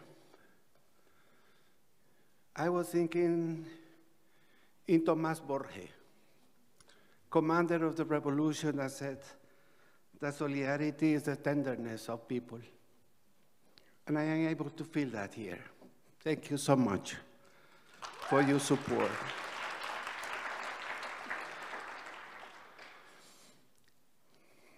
I want to give you, on behalf of President Ortega and Vice President Rosario Murillo, the warmest salutation, salute, hi, wish you well. But this is no rhetorical thing to say for a diplomat like me. When we say on behalf of our president and our vice president, it is a reality. She knows, or they know, that I am here, and they know that I am speaking to you, explaining the good things that we have been doing in Nicaragua in order to give a restitution of rights. In Nicaragua, we don't want to say that we have achievements. We are not saying that the government is giving the people things. We are restitution, the rights of the people to have a better life. That's the point. That's the whole point. That's the whole idea that we have. So it is not because the government is nice. It's our good government, as we like to say. But our government is restituting the rights of the Nicaraguan people, and so far, we have been doing well. We have universal, free health care throughout the country. We built about 24 new hospitals. We have created a house for maternity in order to lower the mother death. We have universal education. From preschool to university, we are creating labor center of education, technical centers, and so on. The economy of Nicaragua has been doing well, very well, and we have been consistently having a growth of about 4-5% every year, even the attempt of coup d'etat that we have in 2008 and the COVID pandemic. We are recuperating. We are recuperating. We are doing it so well. Did you know that Nicaragua is ranked in the 7th place of gender equality? 7th place.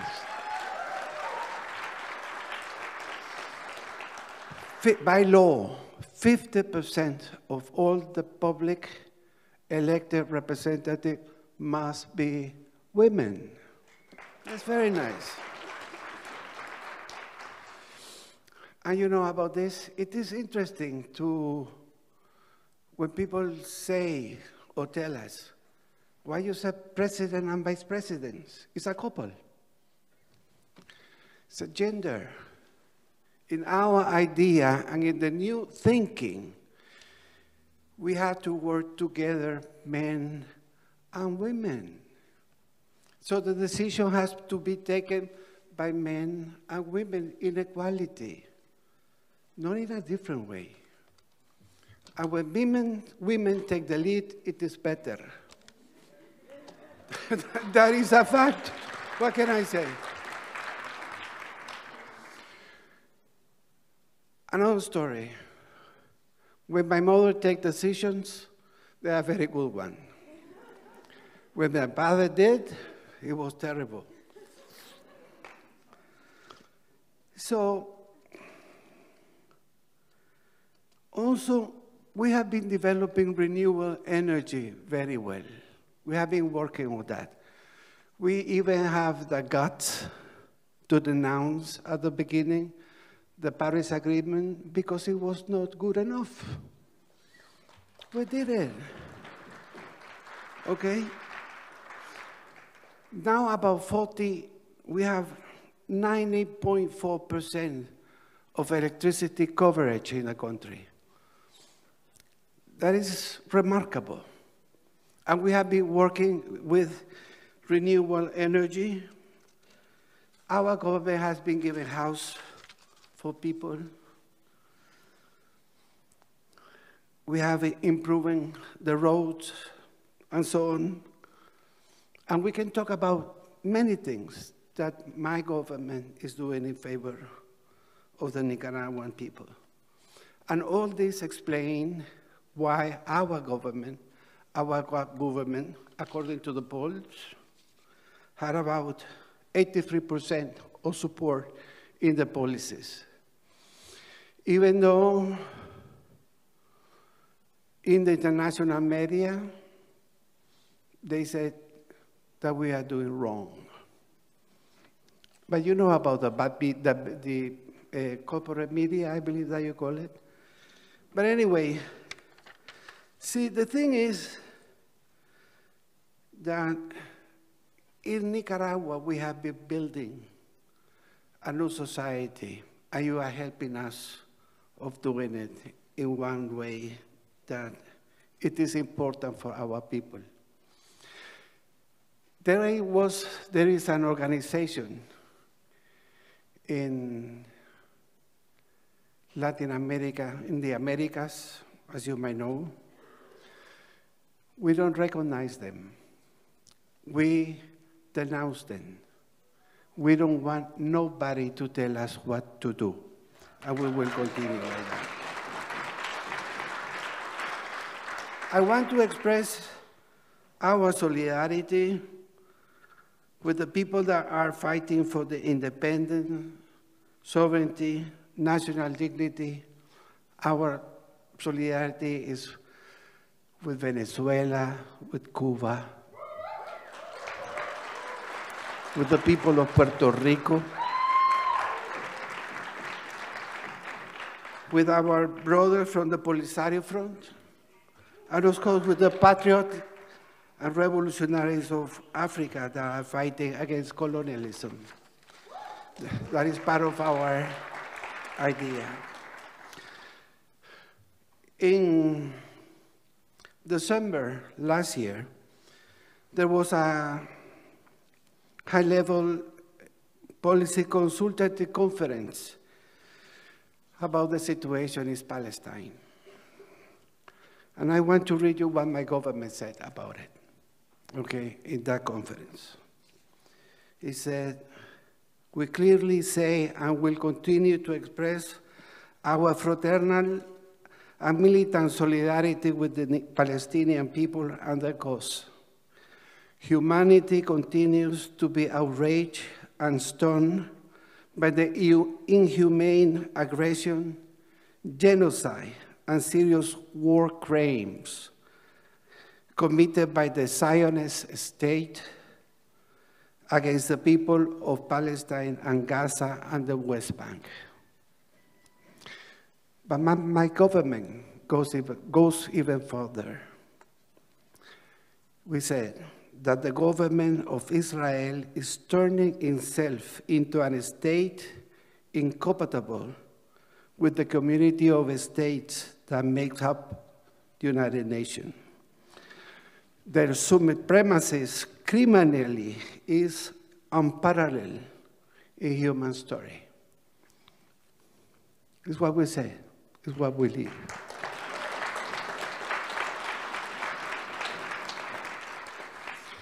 As you know, South Africa sued Palestine before the International Court of Justice. Nicaragua went. We were one of the first to go to explain our position, supporting the suit of South Africa. We believe that is brave. In our experience, we sued the United States in 1984. And we won. That was the best part. They never pay, anyway. But now we have sued Germany.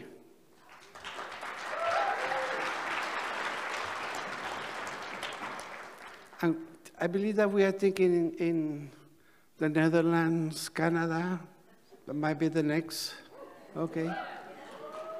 And some people said, hey, why you are suing Germany and not the Israel?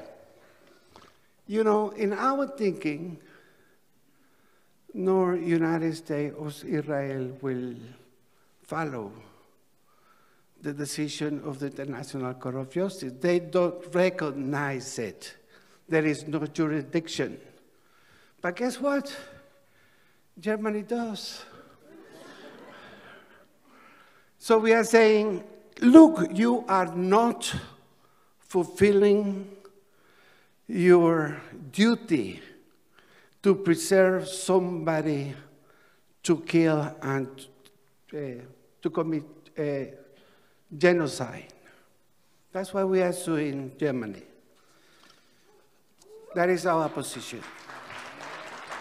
Okay? So, what we do now, keep going, resist, mobilize, mobilize. That is the whole idea, I believe. Mobilize, keep doing it. Don't get tired. And when you get tired, do it again. It's the way. You know, another story. When you get old, you like to tell story. There is a book of a commander of the Sandinista revolution that is called Omar Cabezas. He was a guerrilla fighter, okay? So he was very young, he went to the mountains, and he said that another hero of the revolution said that the new man was in the plus effort. And he said that in his book. So all of us read it all the time. So I was mobilized. And I went to the mountains, and it was very hard. It was very hard. And I remember Omar Cabezas' book. So if I wanted to be the new man or women, I had to put a plus effort in order to achieve what I want. If we want to be a new man, and if we want to have a new Palestine and a free Palestine, we have to keep going, never stop. But anyway, I think that this is the thing that I wanted to share with you. But before I conclude, I want to read a quote from Che Guevara that we should remember always. Above all, always be able to feel in the depth of any injustice committed against anyone in any part of the world. That is the most beautiful quality of a revolutionary. Keep that in mind. Courage. The truth is ours and the victory is certain. Patria libre o morir. Thank you very much.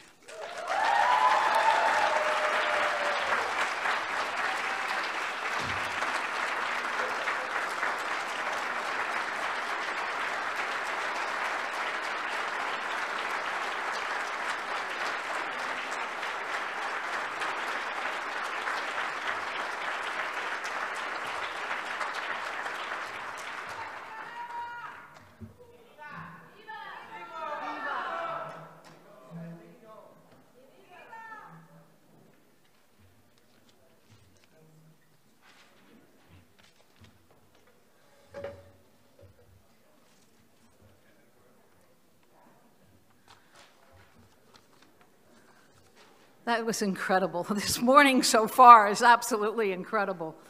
I want to invite the rest of our panel to come up. This next panel is on expanding NATO, US wars, sanctions, and the pivot to Asia.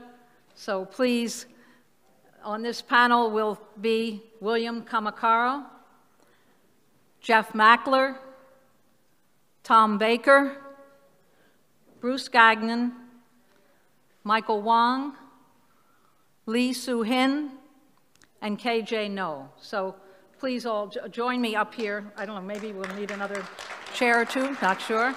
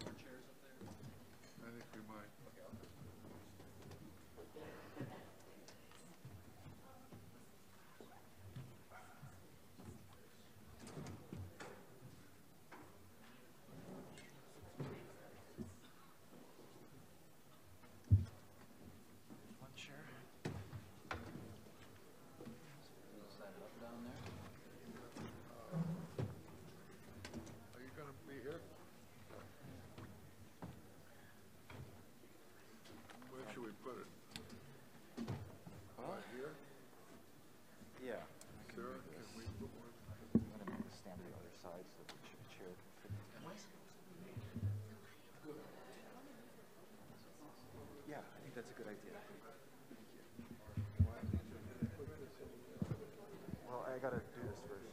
Just give me a second.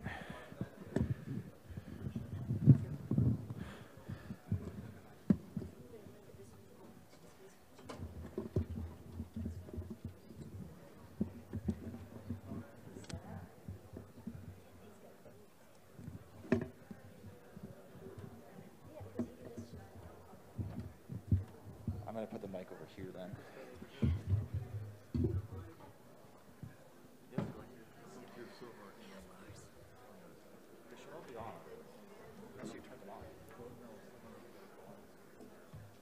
Okay? Yeah, Cassia, so you should move to that chair right there.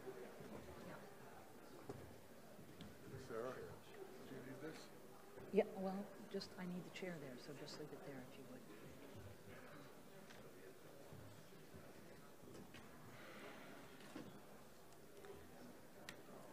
All right, good morning.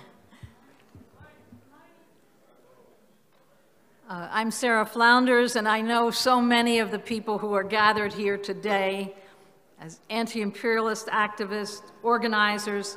I know you from my work in the UNAC and the International Action Center, as a contributing editor to Workers' World newspaper, and in the Sanctions Kill campaign, and so many of you in defense committees and all kinds of past delegations and confrontations and street actions and all kinds of things. So this panel, and we probably won't have any room for Q&A, even if we all keep to our time limit, and we're going to have to do that. But this conference, really, and this panel is hopefully a vehicle for navigating uncharted waters. That's what we're in today. We're in a seismic shift. There's an awakening radicalization that's happening on a global scale. And imperialism is drowning in its own arrogance and overreach. And like a drowning person, it's desperately trying to stay afloat, use any measure, and more than willing to pull others down with them. Of all the developing crises, setbacks, and defeats confronting U.S. imperialism, and just think of the last 3 years, Afghanistan, Syria, Ukraine, but it's the past 6 months in Gaza that is an upheaval beyond reckoning. It is an upheaval that's changing the world. And that's really what we want to look at.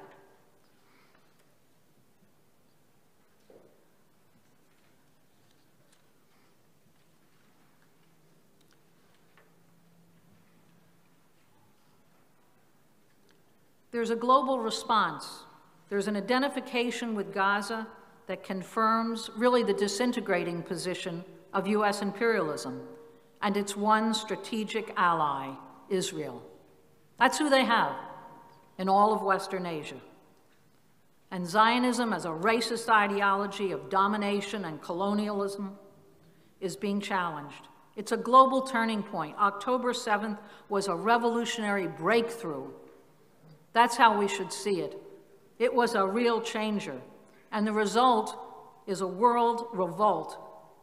It's a world revolt against imperialism. When you see the millions, the billions who are in the streets, and we need to challenge ourselves and the movement here to defend the Palestinian resistance, to defend the right to resist, the right to liberation by any means necessary. That's what's at stake. This struggle is reshaping the world struggle, and the struggle in solidarity with the liberation of Palestine, it's part of the class struggle. It's a phenomenal breakthrough that's happening, even in organized labor here in the US regarding Palestine. When you look at the polls, when you look at the actions. Now, the Israeli war, and it is a war, it's all-out war against the Palestinians, couldn't last a day without US imperialism. And what's the result? Both Israel and the US have become pariah states. Not a moment too soon. They're exposed, they're hated, and it's becoming really a material factor on the world scale. It's a period to ally ourselves with the liberation struggles of the whole global South and to mobilize workers here toward that objective. Now, UNAC exists as a coalition opposing all US war, all regime change operations, all sanctions. They're all forms of imperialist war. It's what unites us. It's an essential unity right here in the center of the empire, because the propaganda here is so intense. It confuses people, disorients them. They can support one struggle and be completely on the other side in another one. We got to move that all the time. Now, UNAC began as a coalition united around the most difficult issue. There were people who walked out of a conference a little more than a decade ago over the demand, end all U.S. aid to Israel. That was the dividing line, and a dividing line that has been a uniting line. So, but now we're in a new day, because for the first time, a majority of the U.S. population, when you look at any of the polls, is with Palestine. They may not understand all the issues we're raising here today, but in their heart, in their sympathy, they're for Palestine. You can't go anywhere. You can't get a cup of coffee without, if you mention Palestine, if you're wearing a keffiyeh, you're wearing a scarf, you're wearing a button, that you don't get a response. So this is a big change. Now, in polls today, there's another interesting thing happening, even if it's among people who understand nothing at all, on Ukraine, about NATO, but nevertheless, they oppose more money for Ukraine, more money to NATO. Isn't that interesting? There is a breakthrough happening after 3 decades of NATO aggressive expansion, and it's been silent. And 2 years now and 2 months of NATO determination to impose regime change on Russia. Well, how did that go? Biden promised within weeks he would turn the ruble, the Russian ruble, into rubble. He would impose sanctions so extreme and all-pervasive. And the US and NATO demanded every other country in the world comply. That's not what happened. The global South, in Asia, in Africa, in Latin America, didn't comply. There have been tens of billions of dollars to prop up the fascist regime in Ukraine, and it's a total loss. The front lines are crumbling. So there are big changes happening that we need to really understand. US sanctions are no longer the all-powerful weapon. The dollar, the almighty dollar, is in decline. The ruble and the rupee and the Chinese yuan, they are now major currencies of trade. US sanctions had grown to 40 countries. Some most extreme form is what is happening in Gaza, but it's their plan for every country. They want to starve down anyone who resists them. And now the sanctions are challenged by the growing influence of the global South, who are developing new communications, new trade. There's an expanding BRICS alliance. That should keep US imperialism up at night. And a Belt and Road development projects involving 140 countries. There are new ways of financing development that don't leave countries totally chained to the IMF and the World Bank, and their demands for privatization and handover of resources and cuts in essential subsidies. There's huge changes sweeping Africa, especially in the Sahel. Niger demanded French troops out, and just this week, US troops and that drone base out of Niger. That's enormous.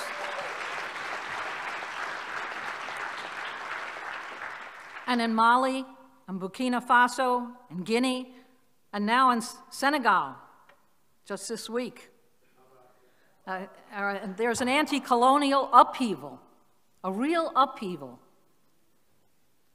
Now, who does the US feel is responsible for this ability to defy their demands? Who are they angriest at? Who do they say is the cause of all this?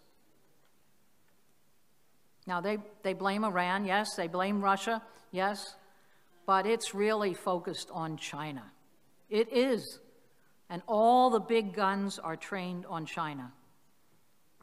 It's the sanctions, it's the aircraft carriers, it's the new weapons to Taiwan.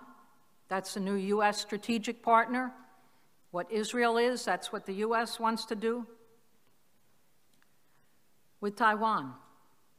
They've made it a porcupine, as they call it, bristling with so many weapons. There's the charges of a genocide against the Uyghur Muslims in Xinjiang. Now, that's a charge that every Muslim country in the world has countered and denounced. It's interesting. They won't say genocide in Gaza, but they'll tell you there's a genocide going on in Xinjiang, and there's no Muslim country that accepts that. We could look at the arming and positioning in South Korea and Asia Pacific. U.S. economic dominance now is in the past, and its global position is past tense, but it is the largest military in history. And we have to take that capacity for unrestrained destruction very seriously, very seriously. And that's where the mass movement comes in. That is the only thing on a global scale. I'm going to try to wind up on this because we have a whole panel and we have some workshops right after this that really will be discussing this further. But how far is the U.S. willing to go to defend its deteriorating global position? We can see it when Israel is publicly bulldozing bodies in plain sight, bombing diplomatic and consular facilities, a desperate effort to pull Iran into the war, and the targeting of workers from relief organizations. Gaza confirms how far the U.S. is willing to go in its war, in its destruction, in its attempted starvation of a whole people. It's a new normalization in imperialist war. Israel is flaunting its ability to just break through every known line of international humanitarian law and get away with it because they have the U.S. at their back. And it's no different also as Ukrainian forces are bombing deeper into Russia and using proxies to hit a concert hall in Russia. It's U.S. efforts at destabilization everywhere in the world. They don't have to be an alternative. They just want to create destruction, division, war, everywhere they can. It's a sign of their desperation. We need to look at the really vicious, renewed, and more intense blockade of Cuba, harsher than any previous time, the deadly threats against Venezuela. Around the elections that are coming up, they have a whole game plan on how to disrupt. U.S. appears positioned to go into Haiti because they can't get any other country to take it on.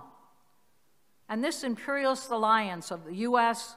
and Canada, the EU and Britain, the whole NATO gang is increasingly exposed, unable to impose its will, to pay for it, to pay for endless war on every continent.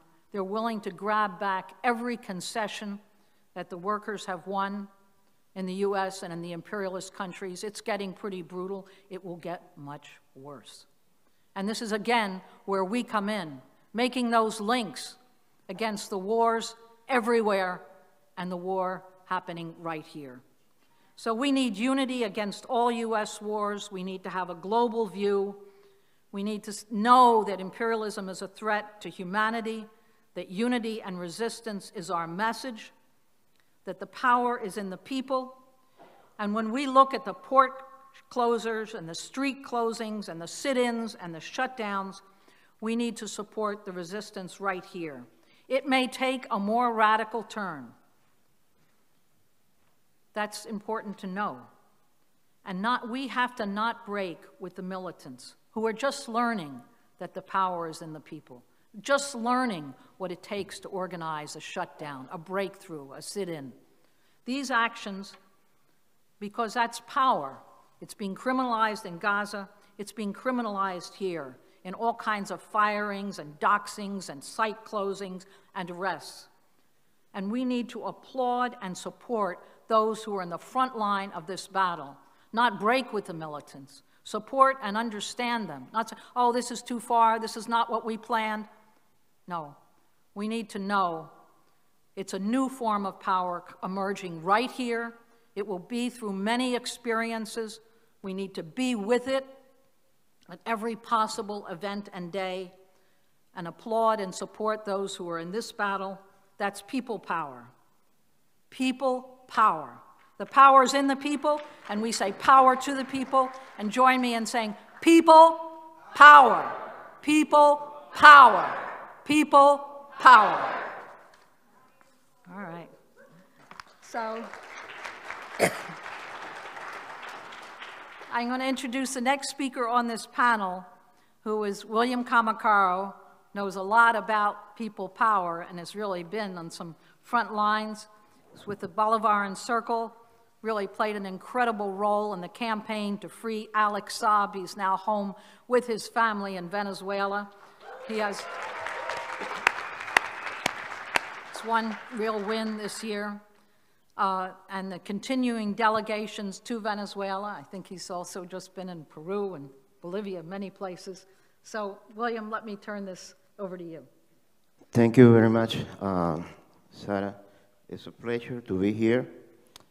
I just came back from Venezuela.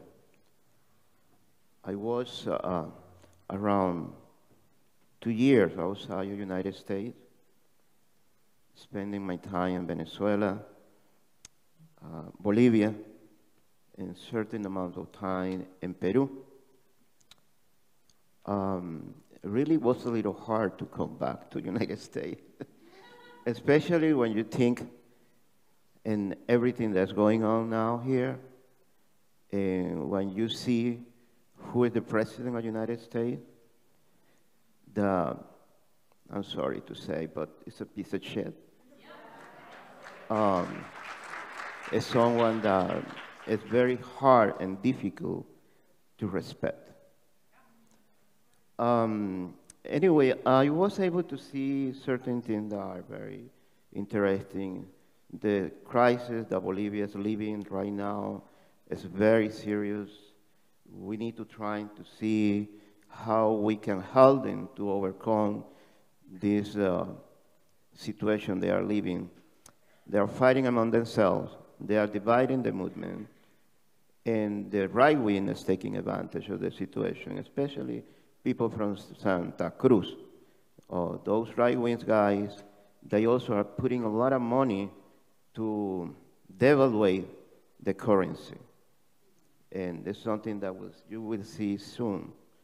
You will see people, right-wing people demonstrating in Santa Cruz almost every day in the main square, this September 17 square, and with a picture of Camacho, and the former president, the fake president of Bolivia, Áñez, and a bunch of other people that they say that were killed by Evo Morales, by Arce, Choquehuanca, and they are accusing them of human rights violation. So they said that they would take power. In the meantime, we had this fight inside of the MAS, the party that is ruling the country. It's very bad, very sad, that situation. So we also have, I was able to go to Peru briefly and see how the movement and angry of the people against the dictatorship that's taking place there. So many people have been killed. So many people are in prison without any crime.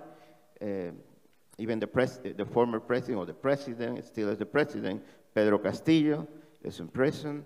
And also, is they use any excuse to incarcerate anyone. There was a huge demonstration in Machu Picchu for more than 2 months. I'm very sure that you didn't know that, because they wanted to privatize Machu Picchu, and the indigenous people were protesting against that. Also, there are other heritage sites that they want to privatize in Peru, and the indigenous people are mobilizing against those possibilities, and several people are fighting against those privatizations. I'm sorry. Again, the possibility to privatize those places are getting death threat right now. So that's the situation in Peru. Well, the Argentina is something that's all over, so people know what's going on there. But something funny that's taking place now is that the economy in Bolivia is much better, and some Argentinian people are moving to Bolivia now. And then Ecuador, that is a mess, a very horrible mess, narco traffic, paramilitaries, and several USA bases. And Peru also, they are opening several military bases. And also in the same thing in Peru and Ecuador, they are opening all the mines to the USA corporation interests. So they are doing whatever they want there right now. And well, maybe you know already the big news that the former vice president of Korea was in the embassy of Mexico, and he was basically kidnapped from the embassy by the Ecuadorian government. So they basically invaded the embassy. So completely illegal. We had those horrible situations. Meanwhile, we see what's going on, for example, in Haiti. That is horrible. It's a hell what's going there.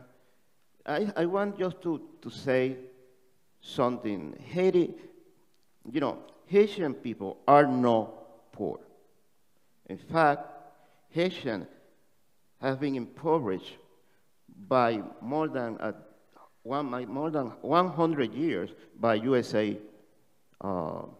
interventions. The reality is that the Haitians, they have, for example, they have gold, they have uranium, they have iridium, and they have oil. We don't know the amount of resources that they have.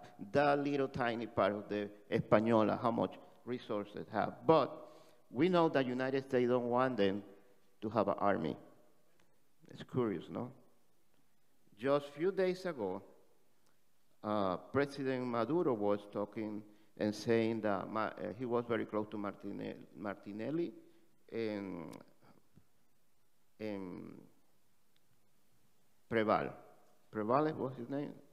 So these two presidents, basically, both of them approached, one to President Chavez and the other one to President Maduro, requesting them to help them to rebuild an army. And then they went back to Venezuela.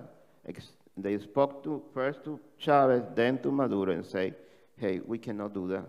We are getting death threat from the United States. So they were unable to do it. So, and we know what they want. Basically, Laura Richardson, the USA Southern Commander Chief, talking in the national TV, talking all over, she said, you have gold. Remember that? You have lithium.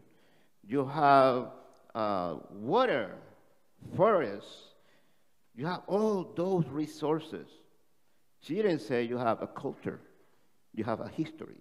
You have a nice people. No, you have resources. And that's what they are looking for. Right now, we are in an election in Venezuela that is very threatening. President Chavez, sorry, Chavez is still present, but President Maduro has received, in this year, 3 assassination attempts. So, and it's very difficult for him to do campaign when, you know, basically they want him to kill him. They are requesting $50 million for his head. So it's extremely difficult to do an election in those conditions. However, the United States is saying, hey, we want clean and transparent elections. But you have to run with that threat, you have to run with sanctions, you have to run with all these difficult conditions. I just want to say, just to finish, I want to mention, I think I have it here, I don't know where I have it. Roy Brown is a singer, a political singer from Puerto Rico, and basically, he said, the war is on fire. Who put the war on fire? The Yankees, no? And he said, the Yankees want fire. So let's give them fire. Thank you.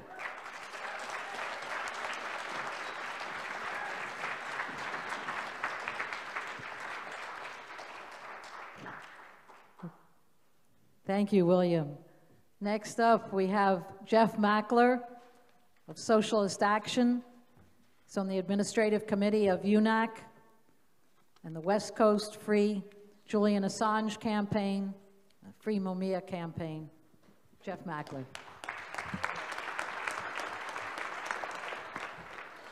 I must say that I am impressed with every single one of the last speakers. I compare their political analysis from when I came into the movement 65 years ago fighting the US slaughter in Vietnam, and every one of them had a more sophisticated understanding of the nature of the beast. Let me begin in 1898, when King Leopold of Belgium enslaved the people of the Congo and slaughtered 12 million people in the largest genocide in the history of the world. He ended up with the gold in the Congo and the rubber and the ivory in the Congo, but guess who ended up with the natural resources? Rockefeller and J.P. Morgan, and they still own it today. That tells you about the nature of the beast. The U.S. imperialist monstrosity maintains 1,100 military bases in 110 countries outside of the United States. We are for closing every single one of them. They are up to no good other than the exploitation by monopoly capital of the peoples of the world, and we say, bring them home now.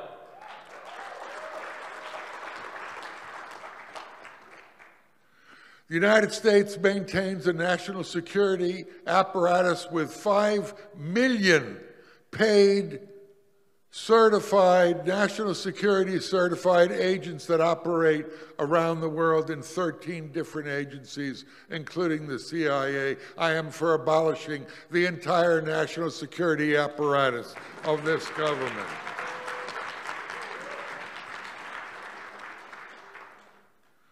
The United States rules with open intervention, covert intervention, drone wars, assassination wars, special operation wars, sanction wars, embargo wars, and blockade wars against any dissident nation that chooses to exercise its own self-determination. I say, end it all, bring it all home.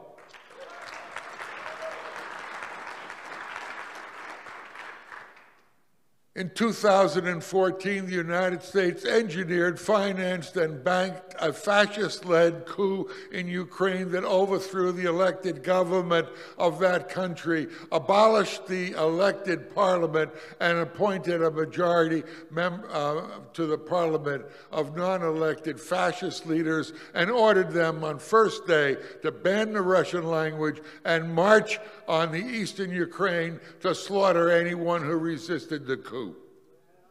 And there were people who resisted, and I say more power to them.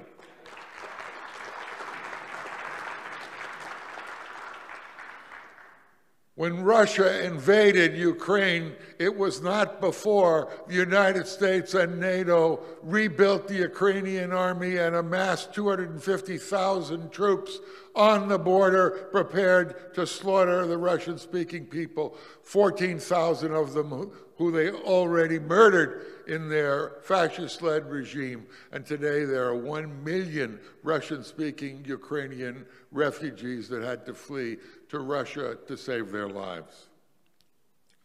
The United States orchestrated the 10-year war, the Iran-Iraq war that killed 2 million people in order to destroy the oil resources of both countries, because the Iranians had the guts to organize a revolution that ended U.S. corporate control of their oil, the richest oil reserves in the world. And when they resisted, the United States orchestrated a 10-year war against both nations, and at that time they used Saddam Hussein as their agent. The United States orchestrated 2 coups in Venezuela. They orchestrated a coup in Bolivia that overthrew the elected government in order to steal the lithium. In Venezuela, they were interested in the second largest oil reserves in the world. They killed 2 million in Afghanistan because they wanted its natural resources. The United States, all of this was done in the interest of finance, monopoly, capitalism, and every single one of these wars was bipartisan, orchestrated by the Democrats and Republicans who unanimously approved every military budget, including the latest one, all told $1 trillion a year for death and destruction in their bipartisan wars. In Vietnam, they killed 4 million people. And it took a united front, mass action, mobilization in the US and worldwide to bring the troops home now and create a political climate to challenge the capitalist beast. Once again, I say, united front, democratic mass action is our middle name, and UNAC is the sterling example of it.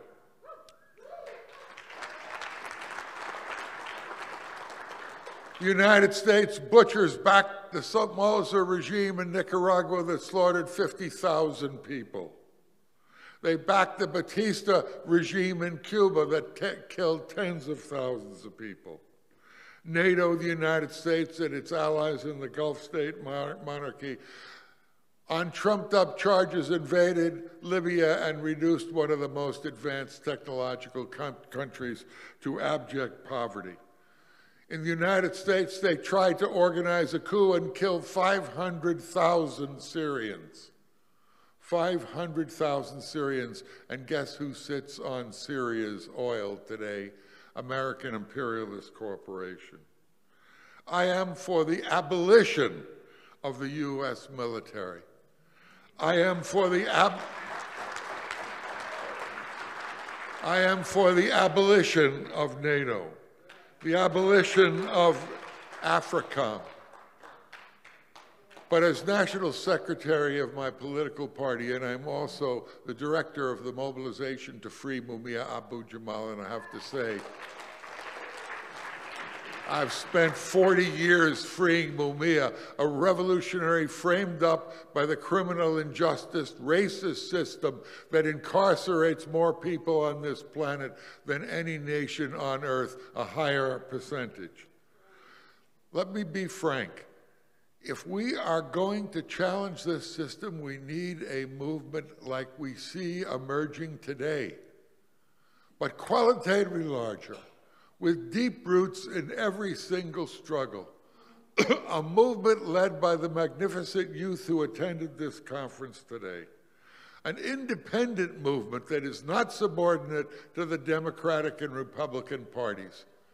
Tragically, that movement for Black Lives Matter went into the Biden campaign only to see him spend additional tens of millions and billions on the cop violence in the United States that murders on average 2 unarmed blacks every single day, and never a police, or rarely ever is a police prosecuted.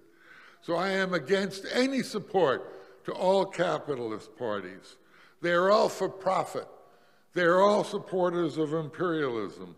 They all invent pretexts, as with every country I mentioned, to invade in order to advance the interests of the capitalist monopolies who profit by bleeding the American working class.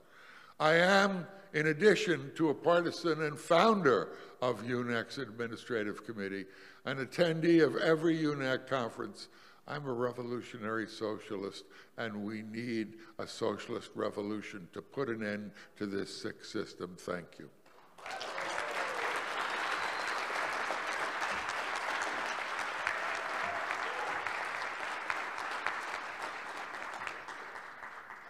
Thank you.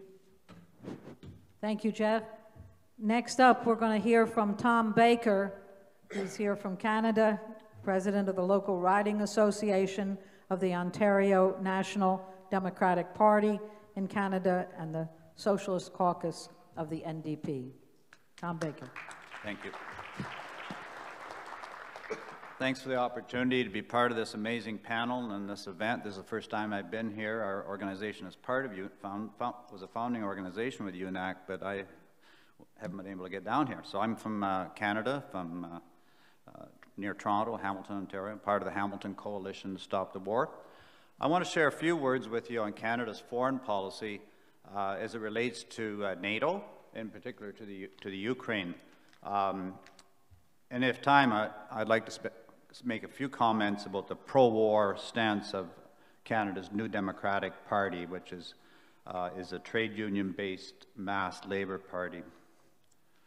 Canadian forces' roots go back to the British force that brutally dispossessed the First Nations in Canada, or what is now called Canada. After Confederation, the new Canadian military served to suppress Métis and Indigenous peoples in the West and to quell labor unrest. So that's the roots of the Canadian Armed Forces, United Forces, I guess they're called. Besides the two world wars, the Canadian Forces has a rich history of gunboat diplomacy and special forces deployments around the world. Canadian Forces have had active engagement in Korea, Sudan, South Africa, Iraq, Serbia, Afghanistan, and Libya, partnering with their twins, the U.S. imperialists. Canada has played key roles in regime changes and coups through aid withdrawal, sanctions, and supporting unpopular opposition groups. Canadian forces have participated in the ouster of some 22 elected governments, primarily in Latin America and Africa, most recently Haiti, 2004, Ukraine, 2014, and in Venezuela. Just a few examples. As NATO celebrates its 75th birthday of endless pro-imperialist wars, it's worth noting that it was the United States, UK, and Canada that first met privately in 1948 to discuss the founding of NATO. Its original purpose was to restrict, intimidate, and contain the Soviet Union and its allies. Today, our government leaders proudly boast of their participation and contribution to every NATO mission, operation, and activity since NATO's founding. It's not something a lot of us are proud of, that's for sure. Our leaders seem to be proud of it. Canada supported expanding NATO at the end of the Cold War, despite promises that have been made to the Soviet Union in terms of NATO not moving eastward. Without as much as a debate in Parliament, Canada was the first NATO country to approve the enlargement of the alliance in 1998. Canada has continued to push NATO expansion, including incorporation of Ukraine eventually. Canada has the 6th largest defense budget in NATO. I'm not going to bore you with all the numbers because they pale so in comparison to the U.S. budget dollars. Not worth saying, really. U.S. wants us to, wants all NATO members, as you probably know, to spend 2% of their GDP on military. We haven't quite got there. We're only at 1.2%, and I don't think in the crisis, our economic crisis Canada's in, that we're likely to advance on that too much, hopefully not. We just purchased 88 F-35 Lockheed jet fighters, and a lot of us, there's been a big campaign to fight that, but it's been approved recently. It's going to cost the taxpayers $19 billion for these killing machines. Our military budget is 4 times that of the funds that we devote to international aid and diplomacy. It gives you kind of an idea of the balance. I want to talk a little bit more about the Ukraine.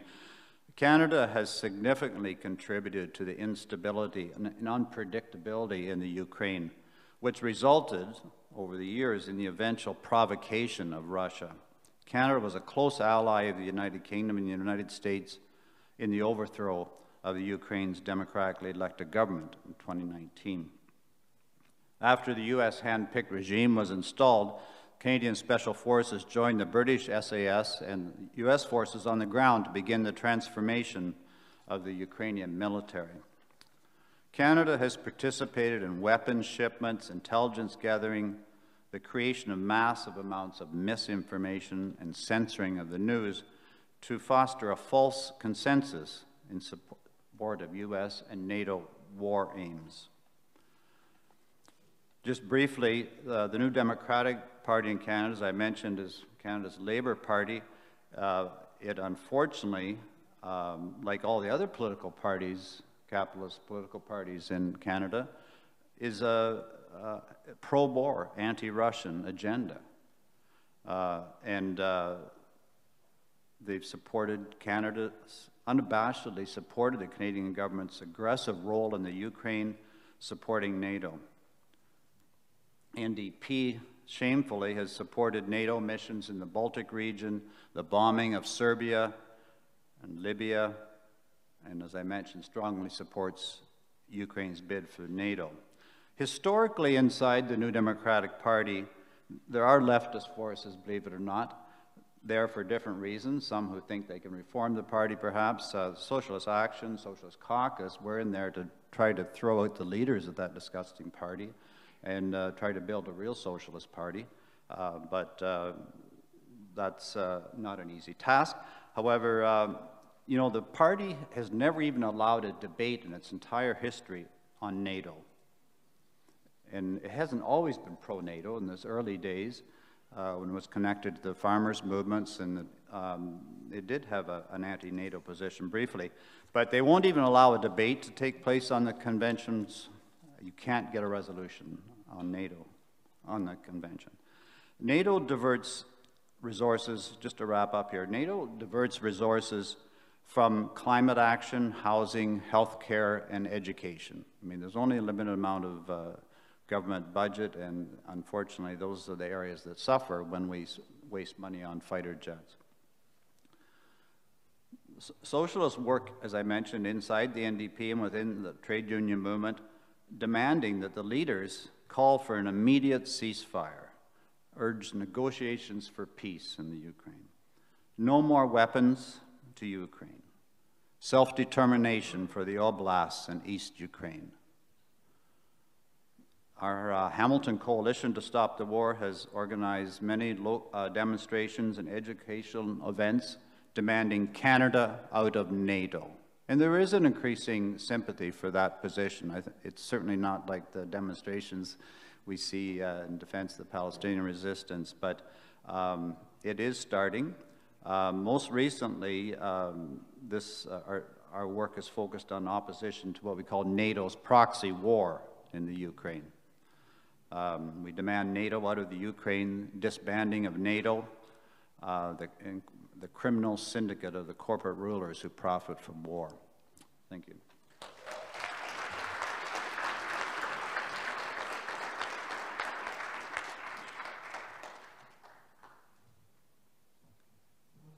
Thank you, Tom Baker. Well, we've gone north to Canada, and now I think we're going straight into space. Bruce Gagnon, who's with the Global Network Against Weapons and Nuclear Power in Space. Bruce produces quite a bit of material on U.S. weapons, U.S. bases, U.S. drones. Bruce Gagnon. Thank you. Good afternoon, everybody. It's great to be with you today. The Global Network was created in 1992 to prevent the arms race from moving into space. All warfare on the planet today is coordinated by space technology. With space satellites, you can see everything, you can hear everything, and you can target every place on the Earth. So in lower Earth orbit, the United States and its allies are trying to fill up the orbit with their military satellites before Russia and China can get there. Russia only has about 250 military satellites today, while the United States, with the help of Elon Musk, has literally tens of thousands of them. So the idea, it's like a crowded supermarket parking lot. Fill up the parking lot as quickly as possible. So the U.S. today is going around the world and getting the allies to help build more mini satellites and launch more mini satellites so that we, the Western allies, they say, will be able to control space, dominate space, and deny access to other nations. This is creating, obviously, serious tensions. But again, the U.S. can't afford to do this program itself. We're $35 trillion in debt here, so the allies are being rounded up. End of February, I was invited to go to Korea to do a 10-day, 8-city speaking tour about space. The reason is because the United States is dragging South Korea now into this program.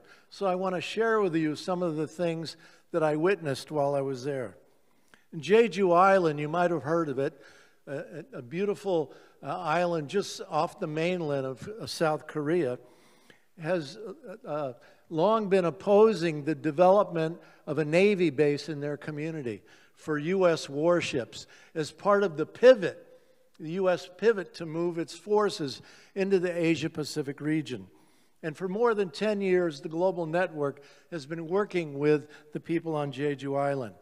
Well, because of that relationship, they understand about the space issue. And they invited me to come because their island is now being turned into a space warfare base.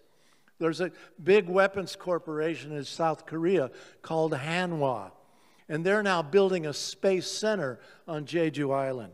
They're building a satellite production factory on Jeju Island. And they're also building a launch facility on Jeju Island. So Jeju Island now becomes a super target in any war with China. While on that trip, I went to the city of Pyeongtaek. Pyeongtaek has a U.S. Army base called Camp Humphreys. There was an Army base in Seoul, in the capital, called Yongsan. And Yongsan, over the many years since the Korean War, has polluted the living hell out of Seoul, especially the water. And the people wanted that base out of there. Plus, it was closer to North Korea and was an obvious target in a war. So the U.S. has moved Yongsan Army Base down to an existing base called Camp Humphreys. And for 10 years, 71 farming villages surrounding Camp Humphreys fought against the U.S. plan to steal their land to expand the Camp Humphreys base. And after 10 years, the United States, with its client state in South Korea, the government, was successful in getting rid of those 71 villages. It's just a tragedy. And now those lands are being contaminated by this massive base in Pyeongtaek. Also in Pyeongtaek, there's a U.S. Air Force base called Osan. And there the United States created its first overseas Space Force unit. You know, during the Trump administration in 2020, Space Force was created as a new military service, just like the Army, the Navy, the Air Force, the Marines. So now Space Force is going around the world and beginning to create Space Force units in the Allied countries. So now at Osan Air Force Base, the Space Force unit is being developed. Then I went to Kunsan Air Force Base. I had visited this place years ago. I had visited a fishing village right on the outskirts of Kunsan Air Force Base, a U.S. base. But now that fishing village, when I returned this time, is gone. It's been destroyed. And in its place, on an endangered wetlands, wildlife preserve, where really rare birds live and flourish, the United States is planning to build a new runway because, again, in this pivot, you need more ports of call for your warships, you need more runways for your warplanes, you need more barracks for your troops, etc., etc., etc. So this fishing village is gone now, and this new runway is planned to destroy this wetlands area. I was taken to a very small farming village called Unhwa, and recently, a cluster bomb factory has been built there for the United States. Unhwa is very frightened about this because previously this cluster bomb factory had been in another village But the dynamite there, the TNT, blew up and started a massive fire, burned down the factory, and burned the existing mountains around this village. Well, UNWA has mountains around its village, and now they have a new factory where TNT is being stored, and they're frightened to death that this same kind of explosion and fire is going to happen to them. I asked the question, where do these cluster bombs go after they're being built? And they said the U.S. gives them to Ukraine and Israel. So what we see here, the United States is literally hollowing out the South Korean economy and militarizing it just the way our own country is being militarized, and just the way we see Europe today under NATO being militarized in order to build more war machines for this NATO war expansion game. So whether it's Japan or the islands off of Japan, Okinawa, or in Guam, the Solomon Islands, Australia, New Zealand, all across the Asia Pacific, the United States is militarizing this region, turning all these places into war machines, bases, and ultimately targets in a war. On March 22nd, just a couple weeks ago, I joined a protest at Elbit Systems, an Israeli-owned military production facility in the town of Merrimack, New Hampshire. We arrived there at 6 o'clock in the morning before the workers had started to come in, and we blocked the entrance to this military production facility.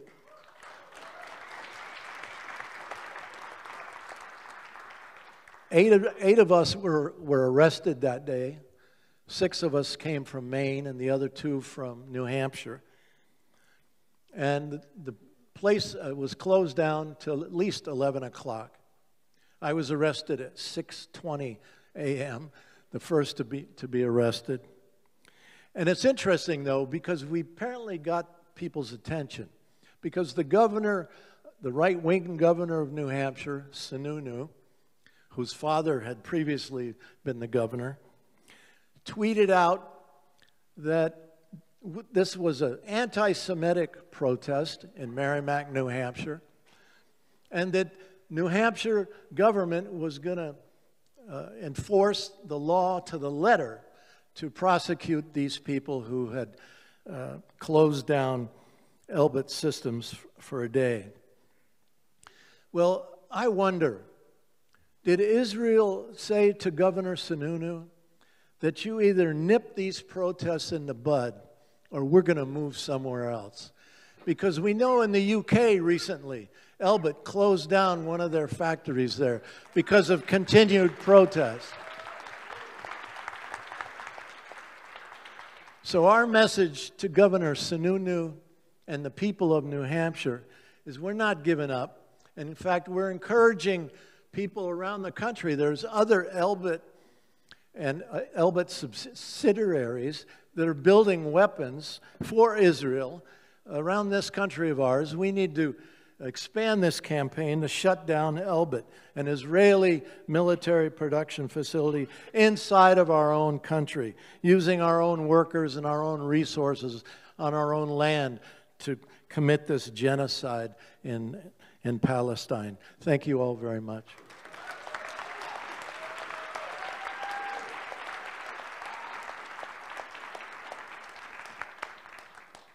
Thank you, Bruce Gagnon. We're moving from U.S. military plans to who's the next big target.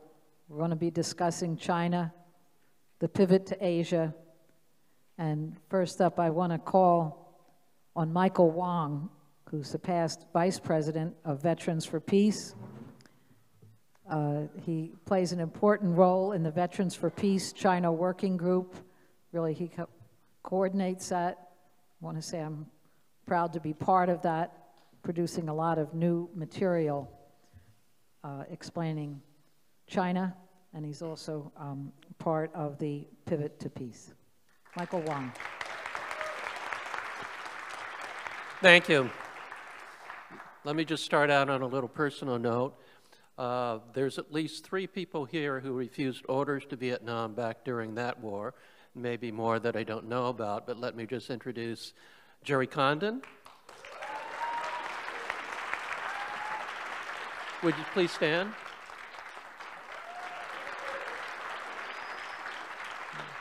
Former U.S. Army Special Forces, refused orders to Vietnam, deserted to Sweden and then Canada. D. Knight, please stand.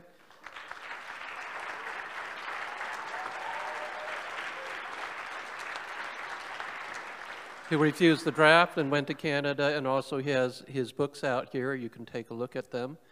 And I also was in the U.S. Army and refused orders to Vietnam and deserted to Canada.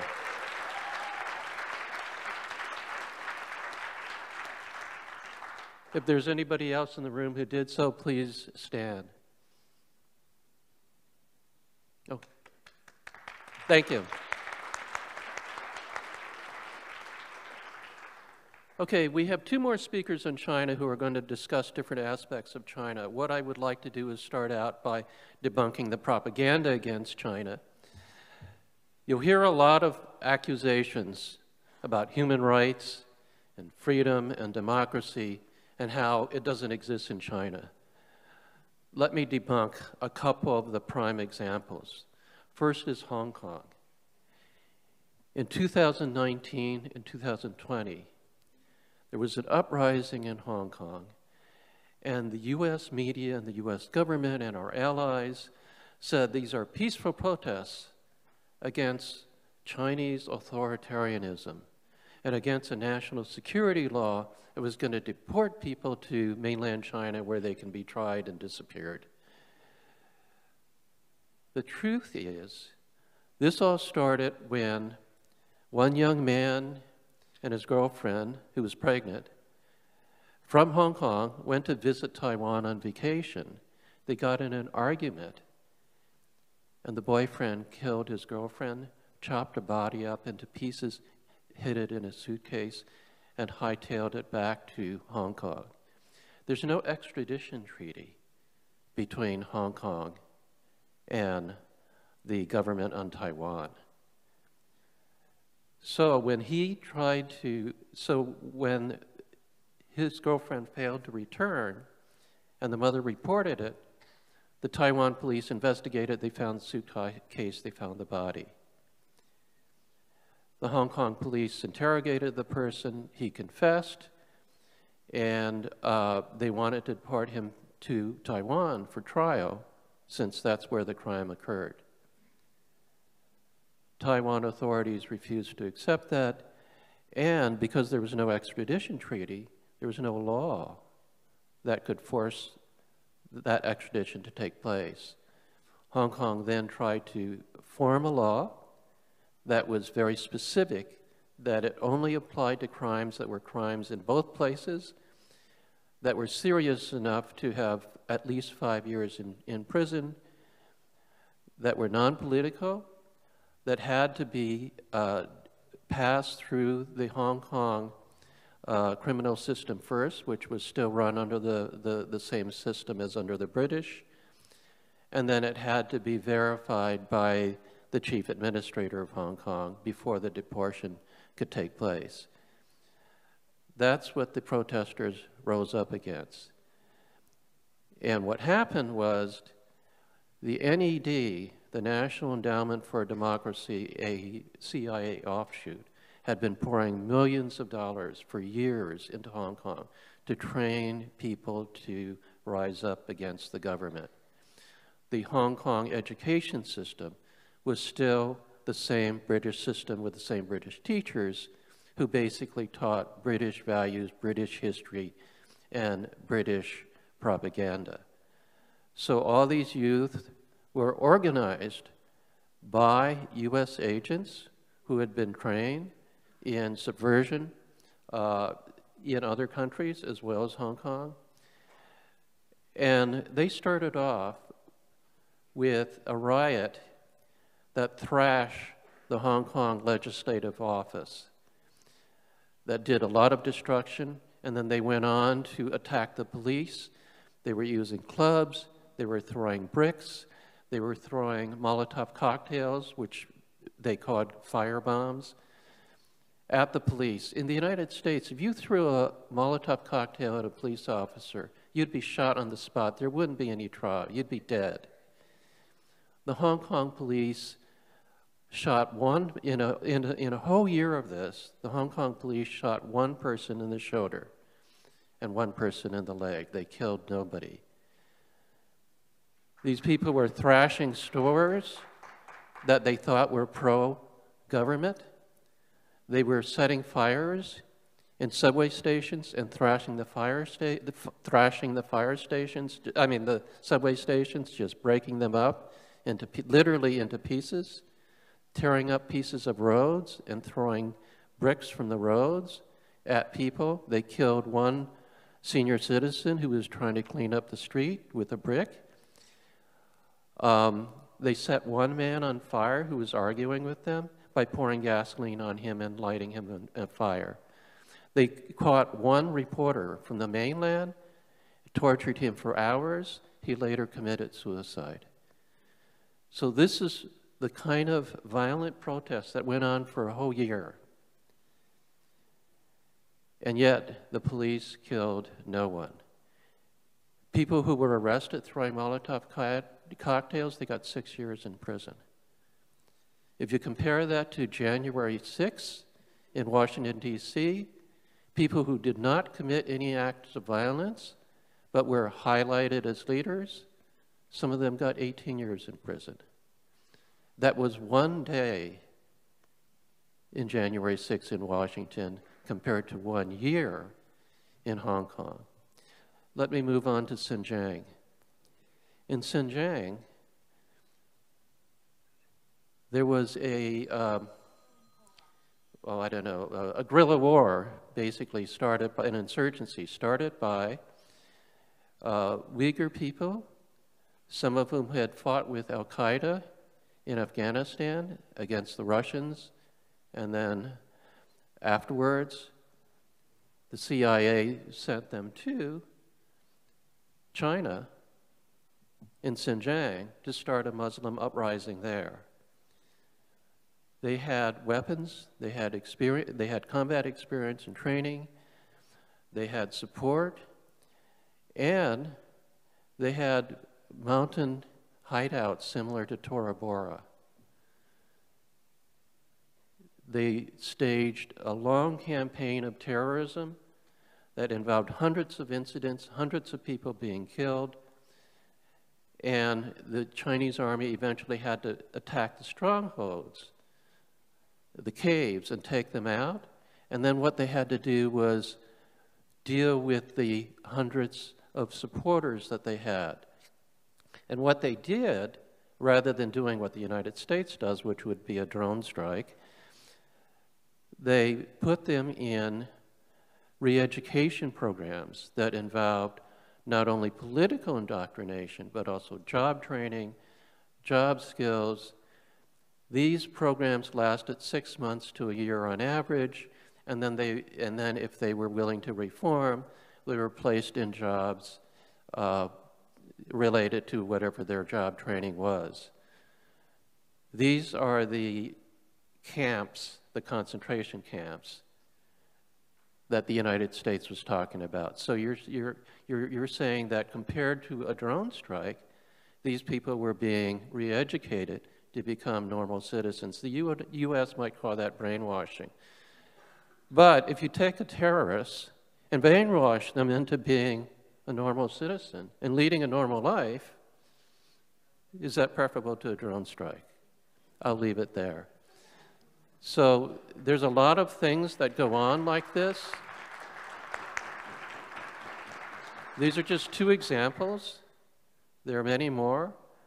But when you hear people tell you that it's democracy versus authoritarianism, tell them no. It's American imperialism versus national liberation. Thank you.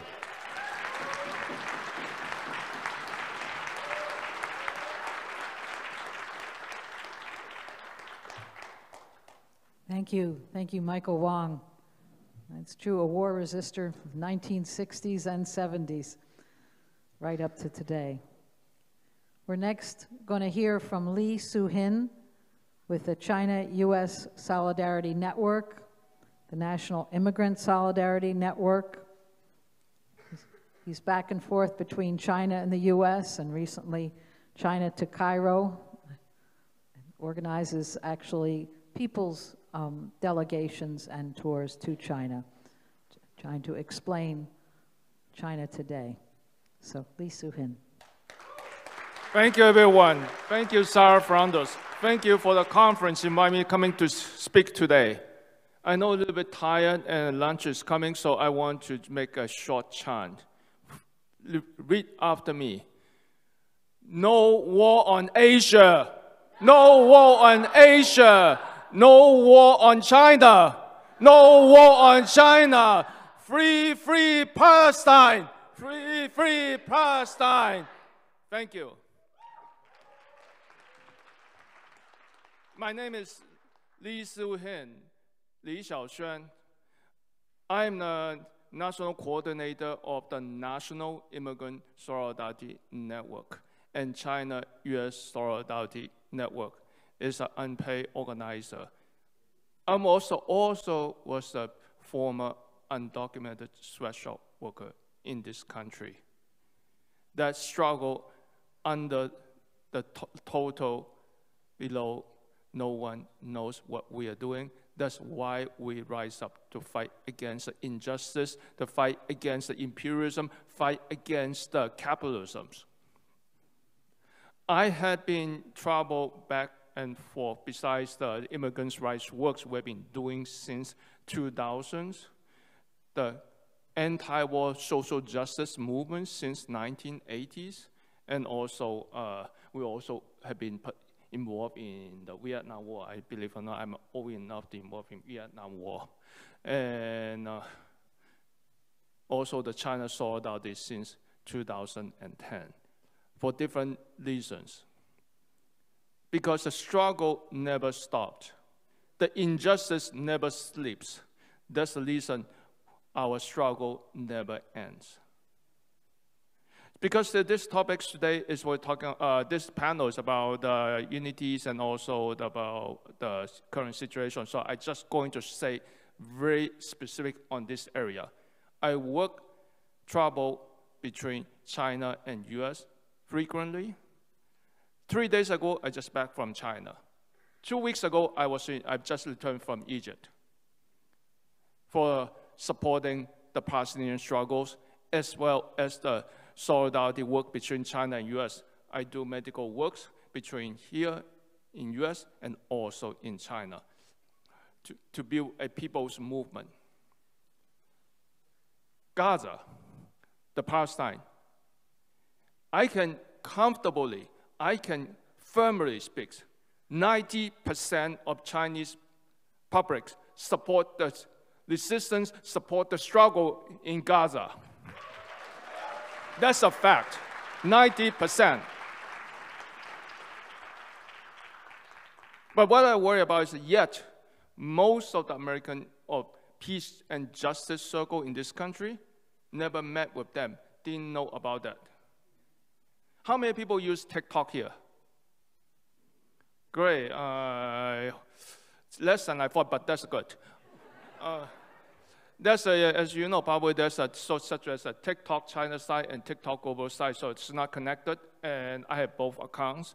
And in TikTok China side, overwhelming majority, 99% of the message on Palestine has been really positive, support the resistance. Also, that almost every blogger I met in the TikTok China side has been supporting the fight against racism, the justice for indigenous people, and also the Black liberation movement. So that is a message that is very positive. Yet, I think that most people here never met. That's the reason we want to work building a bridge between not only China, but Russia and other countries developing global south to have a chance to talk, to meet, and to build a common ground we can fight for together. for common social issues. I think that what I worry about a lot is because I think that that's not happening yet. That's not happening yet. I feel at this meeting, people have been pausing all the time, and that's great. I'm really feel positive, but that's one pause I thought that the least people has been abhorring was talking about Xinjiang issues. As my work, as my medical works, as my solidarity works in China, I've been in Xinjiang for a dozen times. I personally know people. I've been traveled from north to south, east to west, and met with hundreds of people, including the farmers, workers, government officials, intellectuals, and also the so-called the former the training camps people. So I know very, very well what's happening there. So make a long story short, there's no such thing as a concentration camp. There's no such thing as a human right violation, because what's happening is the reality is what U.S. has all these biggest prison in the world, and also the exploitation and police brutality and killing the people of color every day, and that is not right. What I worry about is because the justice movement here, in this time, the latest, the Gaza's, the issue of what happened in Palestine, although it's a very small number, although it's a very tiny number, which is there's been some people want to use linking the struggle in Gaza to linking the so-called the issue in Xinjiang. Ooh, I want that not to happen, because that is going to dilute, going to move our attention to other issues, and they're going to break our movement, break our solidarity. Another thing is how we can, because the time is getting short, I want to be a few things I want to say. Number one, not only work with us, but hopefully we can find a way we can building a true people-to-people diplomacy that between not only China, as I said, other countries from Vietnam to all these countries to Russia, that we can work with the people that work with American or European activists together for the common struggles. I always want to bring some of the bloggers, TikTok bloggers in China, and then I can maybe meet with the activists in here, because some of them are very articulated. Some, I know one of them is 35 million followers with 1 billion likes so far. These are the people we should meet. And I think we also understand that the struggle is dynamic. In this country, because of racism, because of all this China-phobia, I've been constantly attacked. In the past, I've been attacked in this country with some really credible institution, death threat. And the latest in Xinjiang issue, I also has been attacked by some NED sponsor groups that very seriously credible threat against me and my organization. So that is a mean that we need to work together, because not only the latest struggles, the Palestinian struggles, the institution fight against the power, fight against the Palestinian organization, but also Chinese Americans and all other people of color organizations. That's the truth. So at the end, thank you. Thank you. At the end, I want to say a message. Repeat after me. The Chinese people, you don't need, if you cannot say the Chinese, you don't need to worry about the Chinese parliament message. 世界人民大团结万岁. I know most people cannot say, but the next words, what they translate into English is people of the world united will never be defeated. People of the world united will never be defeated. Thank you.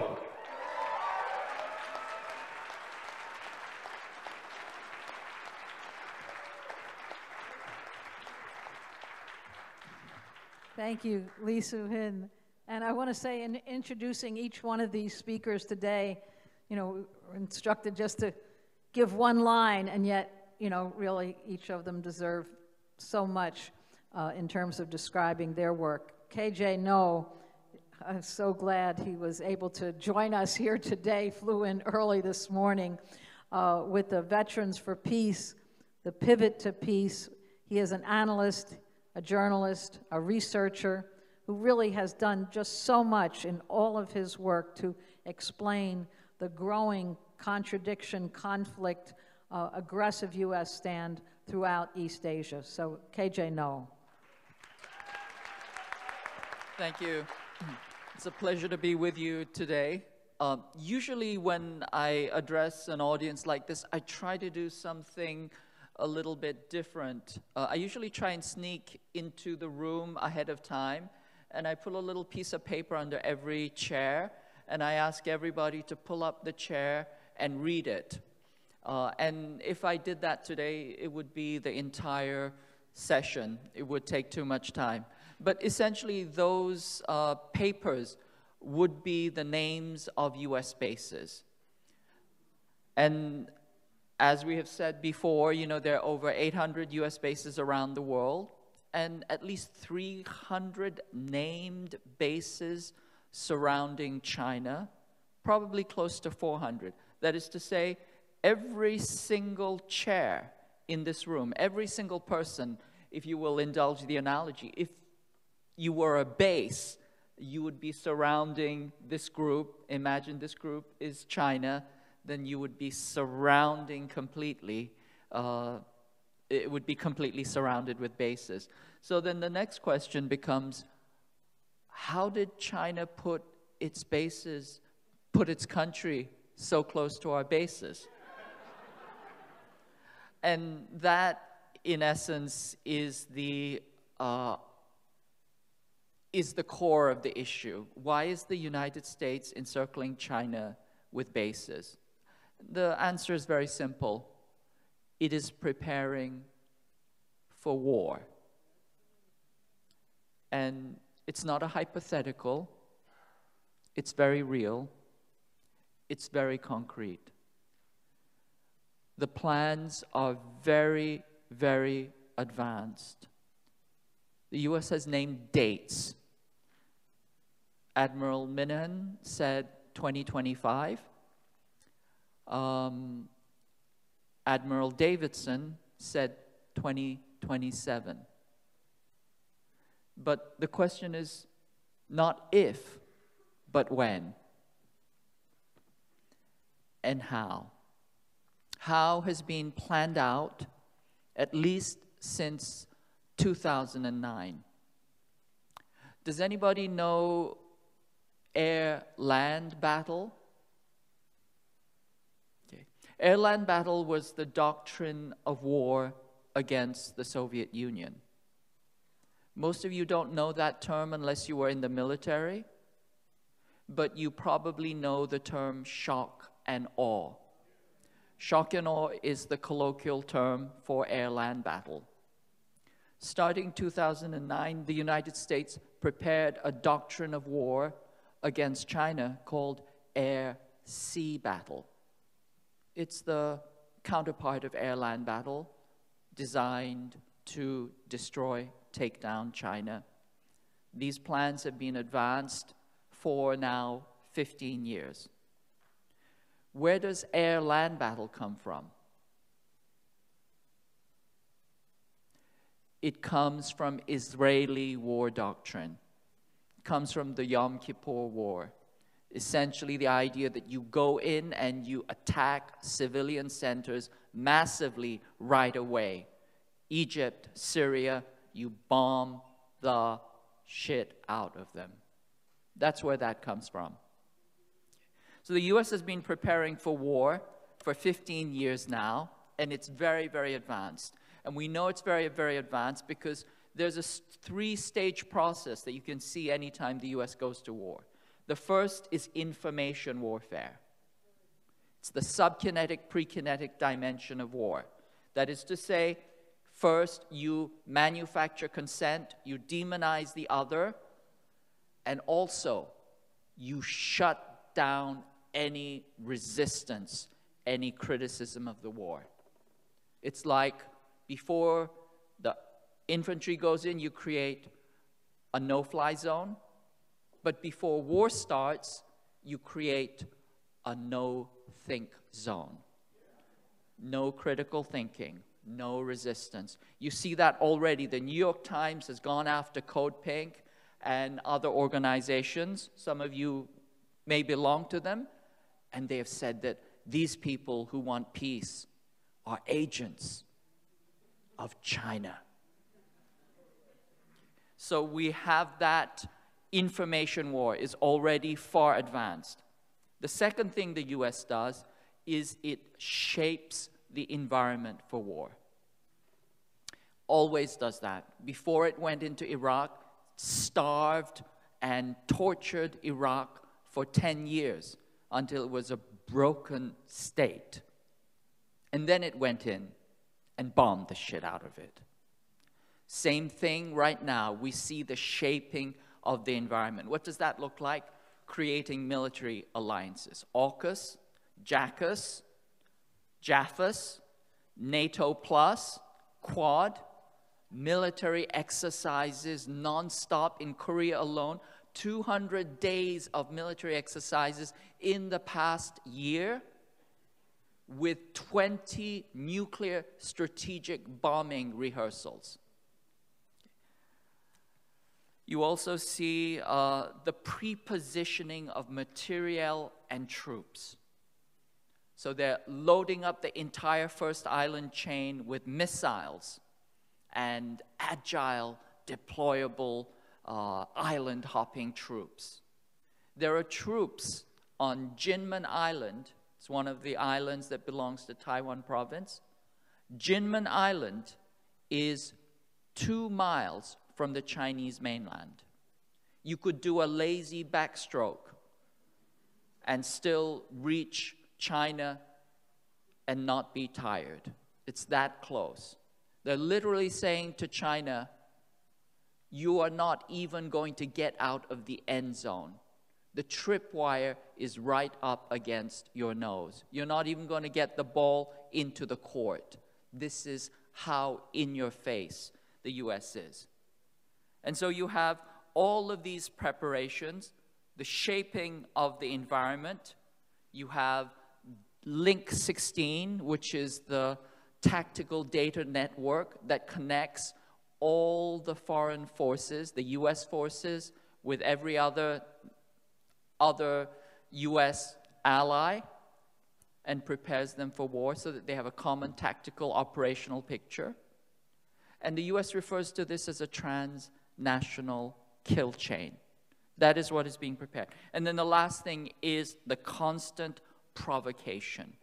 I don't have to tell you what those provocations are, but they're constant and non-stop because they want to provoke a war so that they can wrong foot and then everybody can pile on. So we are very, very, very close to war. What can we do about it? First thing to understand that there are key domains of war that are battle domains. One of them is space, the second is cyberspace, the third is your own mind. Your mind is a domain of war. The mental space is one of the domains that is currently being colonized and occupied and silenced. And our job is to resist that and to make sure that they don't have that narrative dominance so that they can enable war. And then the last thing is for us to understand that this is an incredible moment in history. It's a moment where centuries of imperialism is on the verge of shifting.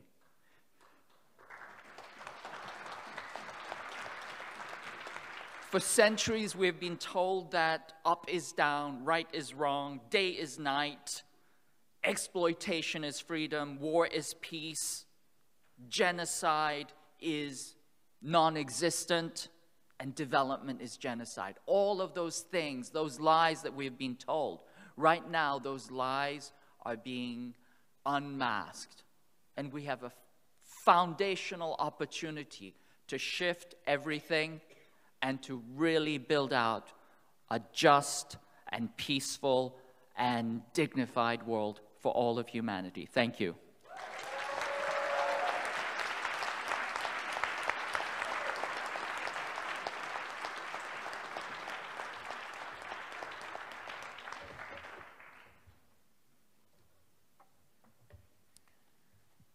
KJ, no, thank you. It's going to be hard for if anyone has a pain in the pit of your stomach after this ominous warning, because it does what the U.S.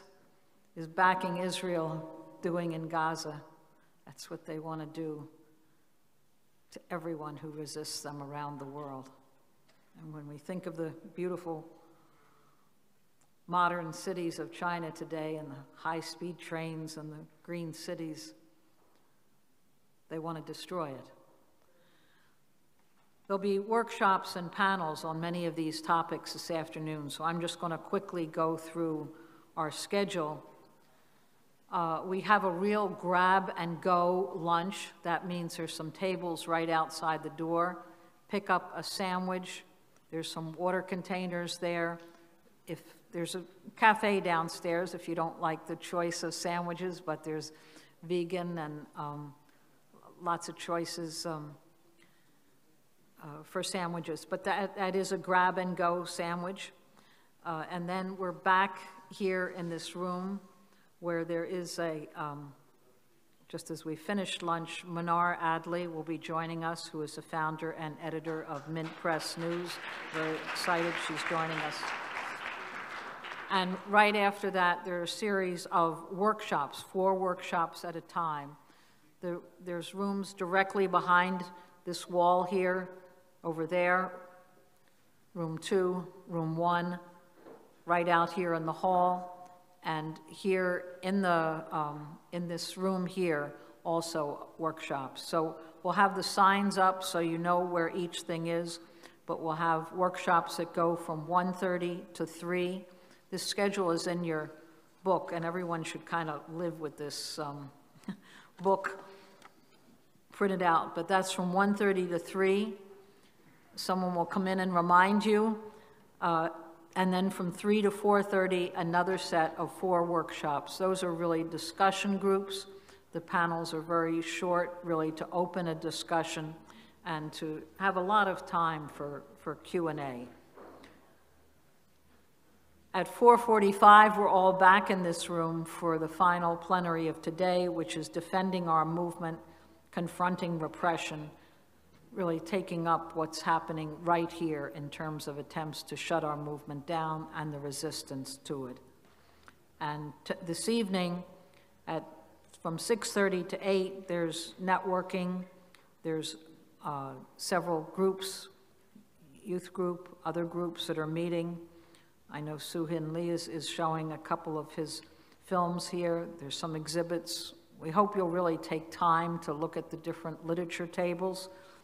And that's all for this evening, from 6:30 till 8, or a little bit after that, however long you want to stay and talk. Tomorrow morning, we're back here at 9 o'clock. And I think you can all see the schedule, but we're going to open the day tomorrow with the workshops and then have a closing plenary, which I think really we talk about our points of unity, how we go forward, what are immediate struggles that we're involved in. So for right now, as I say, it's a grab and go lunch, grab a sandwich outside, bring it on here, back here, and we're pretty much on time, kind of close. And we want to try to keep it on close, so if we can do it in 20 minutes, that's much better for us. And we'll be back for the next session here with Manar Adley of Mint Press. Thank you. Thank you, really.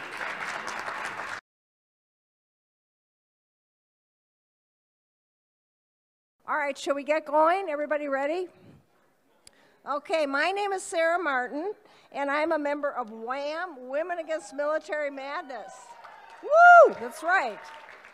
And we've been around since 1982. That's a long time. And we came out of the anti-nuclear movement in the early 80s and the wars on Central America, and we've opposed every U.S. war, intervention, whatever since, so we've been busy. One of the things we do is every Friday, we've done this for over 25 years, we go to a busy intersection near McAllister College, and we banner for Palestine, for a free Palestine. Now, liberation of Palestine, right? Next phase. After October 7th, of course, our numbers have grown to, we were about 9 or 10, but after October 7th, we've grown to anywhere between 60 and 200 people. Yesterday, how many of you in this room were able to get there yesterday? Woo! All right, so you know what it's all about. And you heard the honks of the cars. We used to mostly get fingers, but now we get honks, so. We are very proud to be a part of this amazing movement in the city, which you heard from at last night's panel. We are also proud to be a longtime member of UNAC. And today, I get to be the lucky one, and I'm very honored and excited to introduce our speaker, Manar Adley, an award-winning journalist and the founder and director of Mint Press News, an independent watchdog outlet that covers the permanent war state and those who profit off it. Not MSNBC, right? Manar was raised and born in this country, but in her early preteens and teen years, she and her family lived for 4.5 years in Palestine. During that time, the Second Intifada began. She says that's actually where Mint Press actually began or was born. In her teenage years, she experienced and saw the brutality of the Israeli occupation and apartheid regime. Bombs being dropped on civilian homes, having the water cut off, curfews, classmates being blocked from going to school. Sounds way too familiar still. When she moved back to the US, she turned to the media to keep up on what was happening in Palestine and quickly realized that what was being reported was false, distorted, and turned the narrative on its head. As a result, we have this important global news source which she has fearlessly and courageously developed. She has assembled an amazing group of journalists who provide up-to-date reports and analysis. She never backs away from confronting false narratives and persevered through the attacks on her journalism about Syria. Let's hear it for that. Yes. She also produces and is co-host of the Mintcast podcast, it's called Mintcast Podcast, and of the video series Behind the Headlines. She was the first American woman to wear hijab to anchor or report the news in American media in 2009. Manar is the recipient of the Women's Institute for Freedom of the Press Award and the Serena Shim Award for Independent Journalists. We are fortunate to have her here in the Twin Cities to not only because of this wonderful global resource, but also to cover our movement. So without further ado, I would like to introduce Manar. We're gonna give it up for Manar.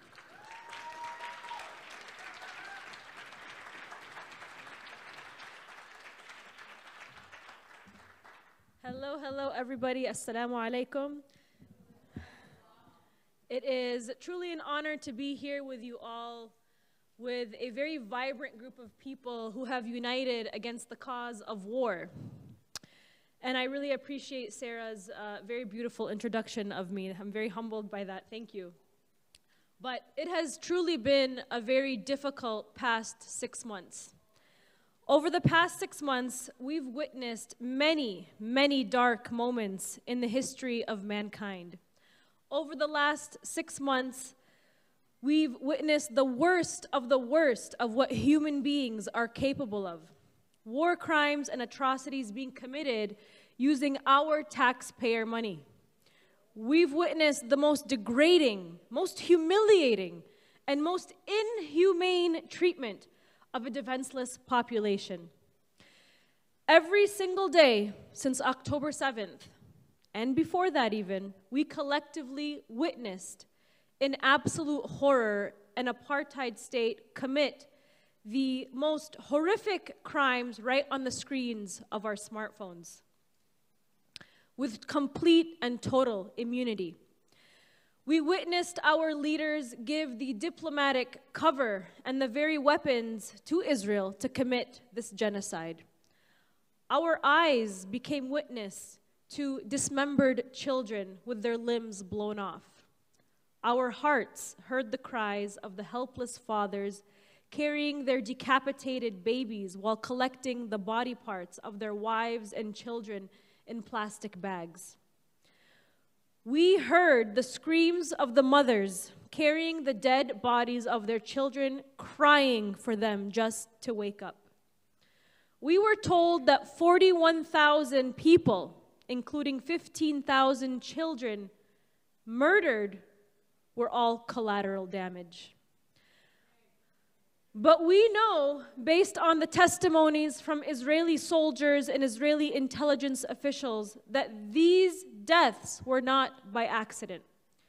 Israel has the most sophisticated AI technology, like the Lavender system and face scanning technology used by their eyes and ears in the sky that knows every single person in Gaza and watches their every movement. The U.S. gives Israel over $10.4 million a day in military aid, money that is paid for from our taxpayer money.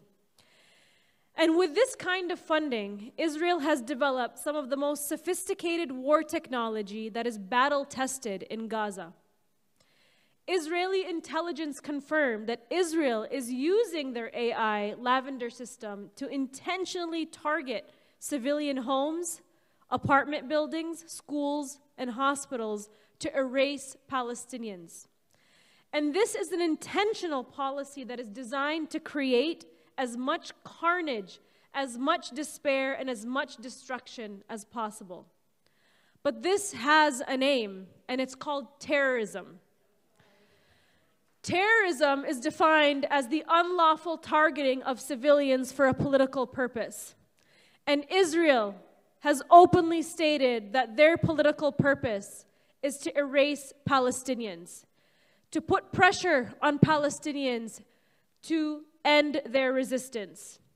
Israel is using terrorism to pressure Palestinian civilians to kill an idea, the idea of liberation, the idea that Palestinians exist, the idea that Palestinians have a right to return to their homes that Israel stole from them, an idea that Palestinians deserve to live and exist and resist their occupiers. But what Israel is doing in Gaza is not only terrorism, but it's what the United States has done around the world for decades since World War II. And the media and our politicians continue to gaslight us. We see them donning their perfectly ironed suits. State Department officials and White House spokespeople look at us straight in the eyes with a smile, telling us that they see no evidence of Israel targeting civilians. Why would they? Why would they say that Israel is committing war crimes? Israel is a terror state backed by the biggest exporter of terror in the world since World War II, which is the United States. What Israel is doing in Gaza is just an outward expression of what the United States has done for decades against the global South, to Africa, to the East Asia, to the Middle East, in its carnage of arming and funding death squads, overthrowing democratically elected governments, backing and arming apartheid and genocide, in its occupations, in its extractions of minerals and oil, and in its sanctions regimes, its wars and policies that have killed millions of people around the world and displaced millions more. So let's not forget Yemen. Let's not forget Libya, Syria, Ukraine, Iran, Venezuela, Cuba, Nicaragua, Brazil, South Africa, Rwanda, Sudan, Mali, Somalia, Congo, Vietnam, Japan, the Marshall Islands, an endless list of countries, too long to mention here. And we were reminded just this week with the 14th anniversary of WikiLeaks' release of the collateral damage video, showing US military drone operators targeting and killing Iraqi civilians and Reuters journalists in Iraq. Isn't that what Israel has been doing every single day in Gaza. Let's not forget the US killed 1 million people in Iraq and 1 million people in Afghanistan.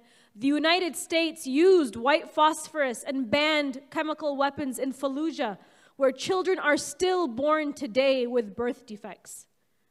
Isn't that exactly what Israel is doing today in Gaza? What the war in Gaza has done is really just expose the moral depravity of the so-called rules-based international order. They've weaponized democracy and human rights to promote endless wars and profits for weapons manufacturers. But in the darkest moments of this horrific tragedy, a light has certainly shined through. It is the collective humanity of us all, one by one, who have organized, who have spoken out, who have boycotted, who have educated, who have disrupted, who have shut it down, and tragically, even self-emulated. The tides are turning. In these dark moments, the ripple effects of change created a global tide. This is a global awakening, and the Intifada has now been globalized.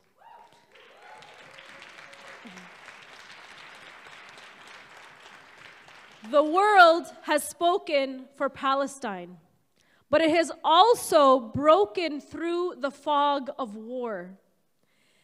The fog of war, of the endless wars that have been sold to us as humanitarian wars. It has risen above the media manipulation and the propaganda machine that for far too long manufactured consent for apartheid under the guise of shared values, democracy, and human rights. But we now know that those shared values mean colonialism, occupation, apartheid, ethnic cleansing, and grave human rights abuses. Millions of people across the globe are taking over the streets of Palestine. We are shutting down the weapons factories across the UK, like Palestine Action. We are occupying the offices of our elected officials. We are protesting in the lobbies of the propaganda machine, the New York Times. Yemen, the poorest country in the Middle East, is being bombed anew nearly every single day by the US military because they enforced a Red Sea maritime blockade of Israeli ships, while Palestine's Arab neighbors currently and actively assist Israel to circumvent that blockade and even assist Israel in the genocide.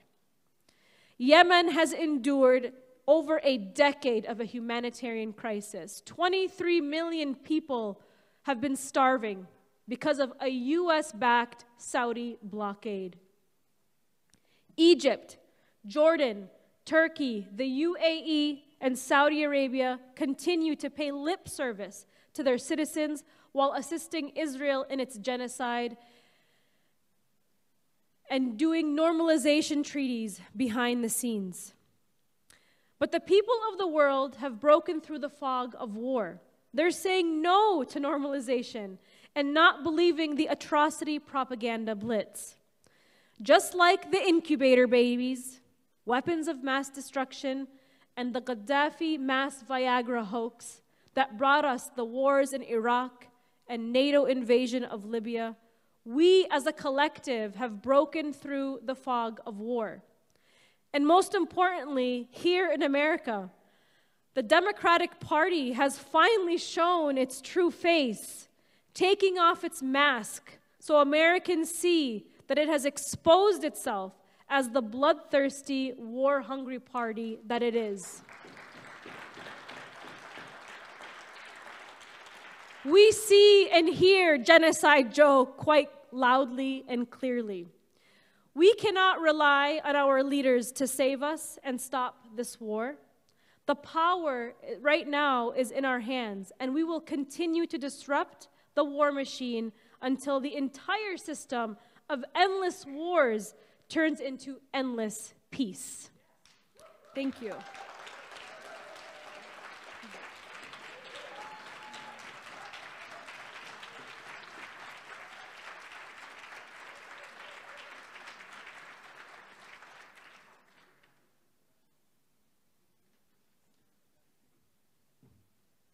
So I think we're ahead of schedule. Is that possible? Our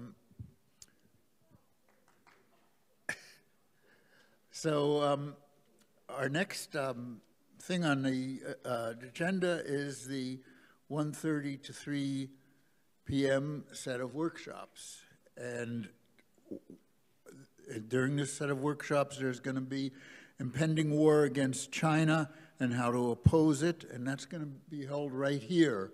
So if you're interested in that workshop, this is where you stay. Very important workshop on a project that the Black Alliance for Peace is doing called Zones of Peace in Our Americas, Haiti, Sanctions, and Cuba. And that's going to be happening in room 1. And that behind the doors behind us here is room 1. You also can enter it from the outside area, but that's room 1. The next workshop is going to be No Nukes. This was organized by the Green Party Peace Action Committee, and that's going to be in room 2, which is through those doors back there. And finally, in the hall area over there, our Canadian anti-war comrades will be meeting. So if you're from Canada or would like to participate and meet our Canadian friends, a number of them who have spoken here already, that will be out in the area where the seats are. So we're going to do this from 1:30 to 3, about 10 minutes before 3 o'clock. Someone will come around to the workshops and remind the workshops to start closing down, because the second set of workshops will happen after that. There'll be 3 workshops during the second set, and we'll announce them again, but they are from 3 to 4:30, and Palestine organizing across the country is going to be right here, and a number of organizers from different cities around the country are going to lead that, who have been leading the Palestinian protests around the country. Smash Cop City, Speak Out on National White Supremacy will be happening in room 1 over there, and Sanctions and Hybrid Warfare will be happening in room 2. So you might want to make note of those, think of which you would like to go to, and we can start going there now. So.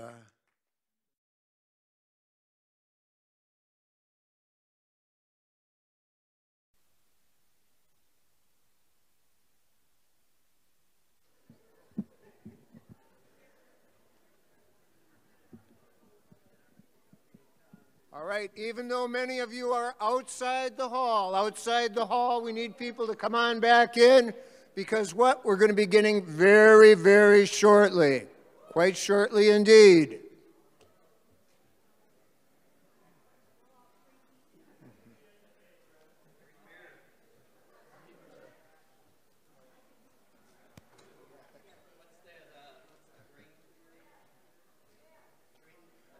All right.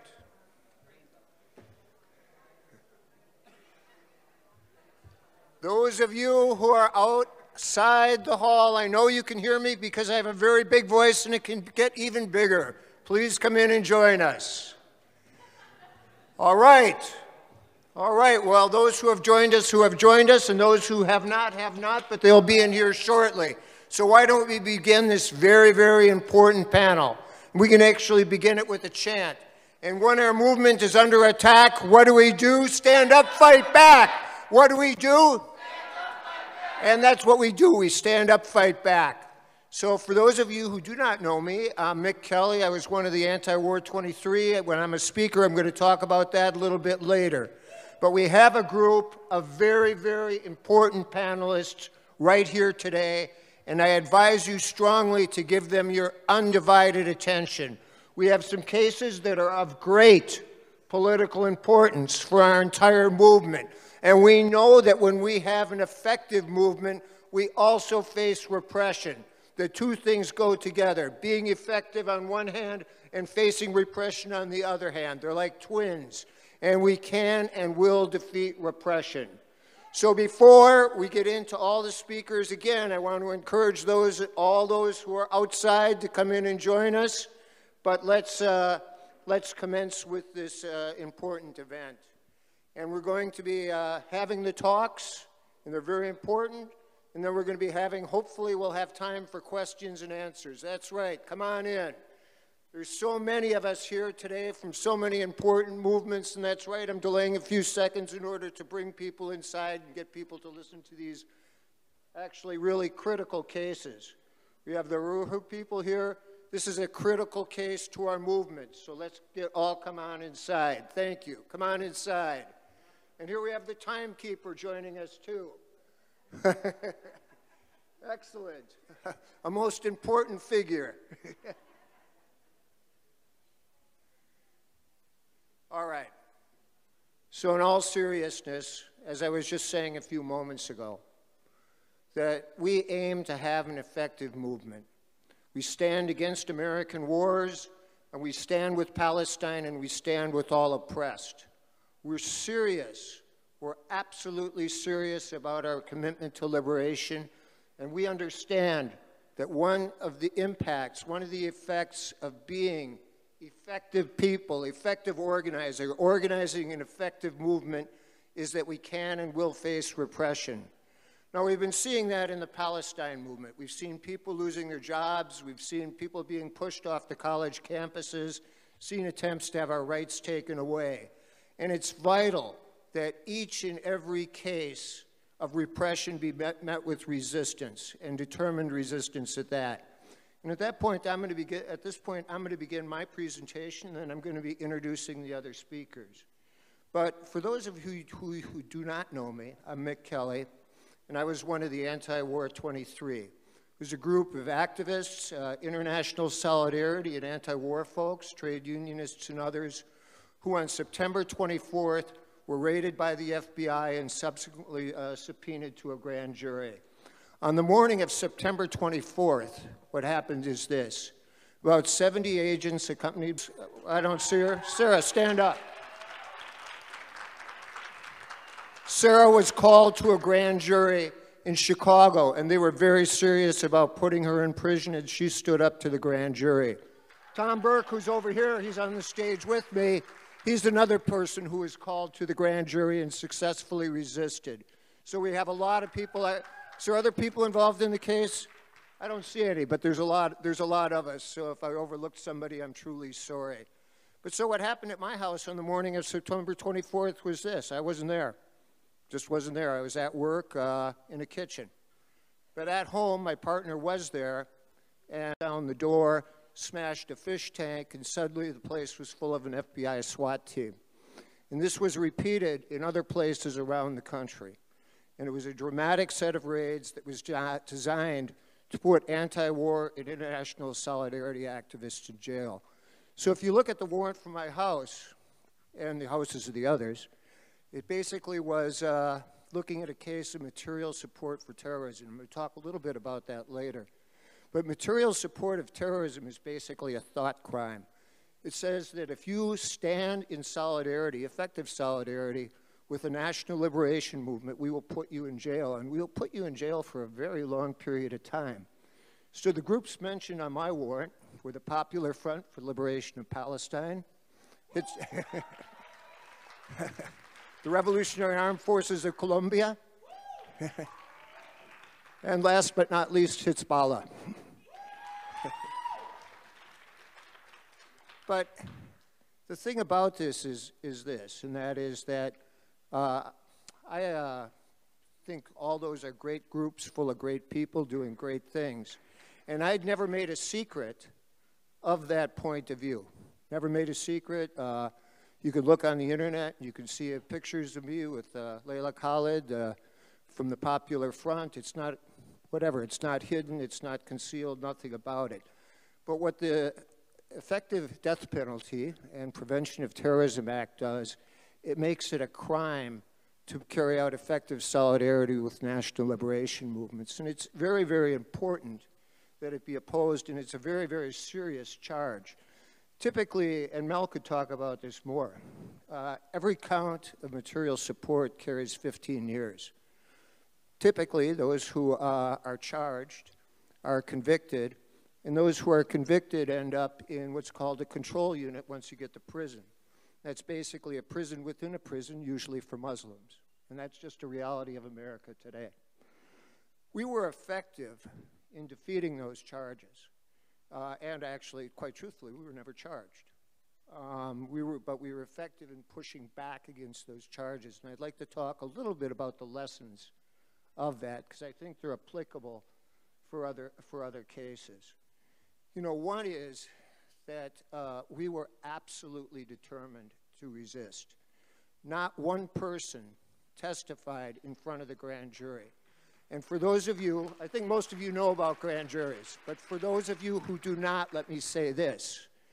If you get to a grand jury and you don't talk, you can be put in prison.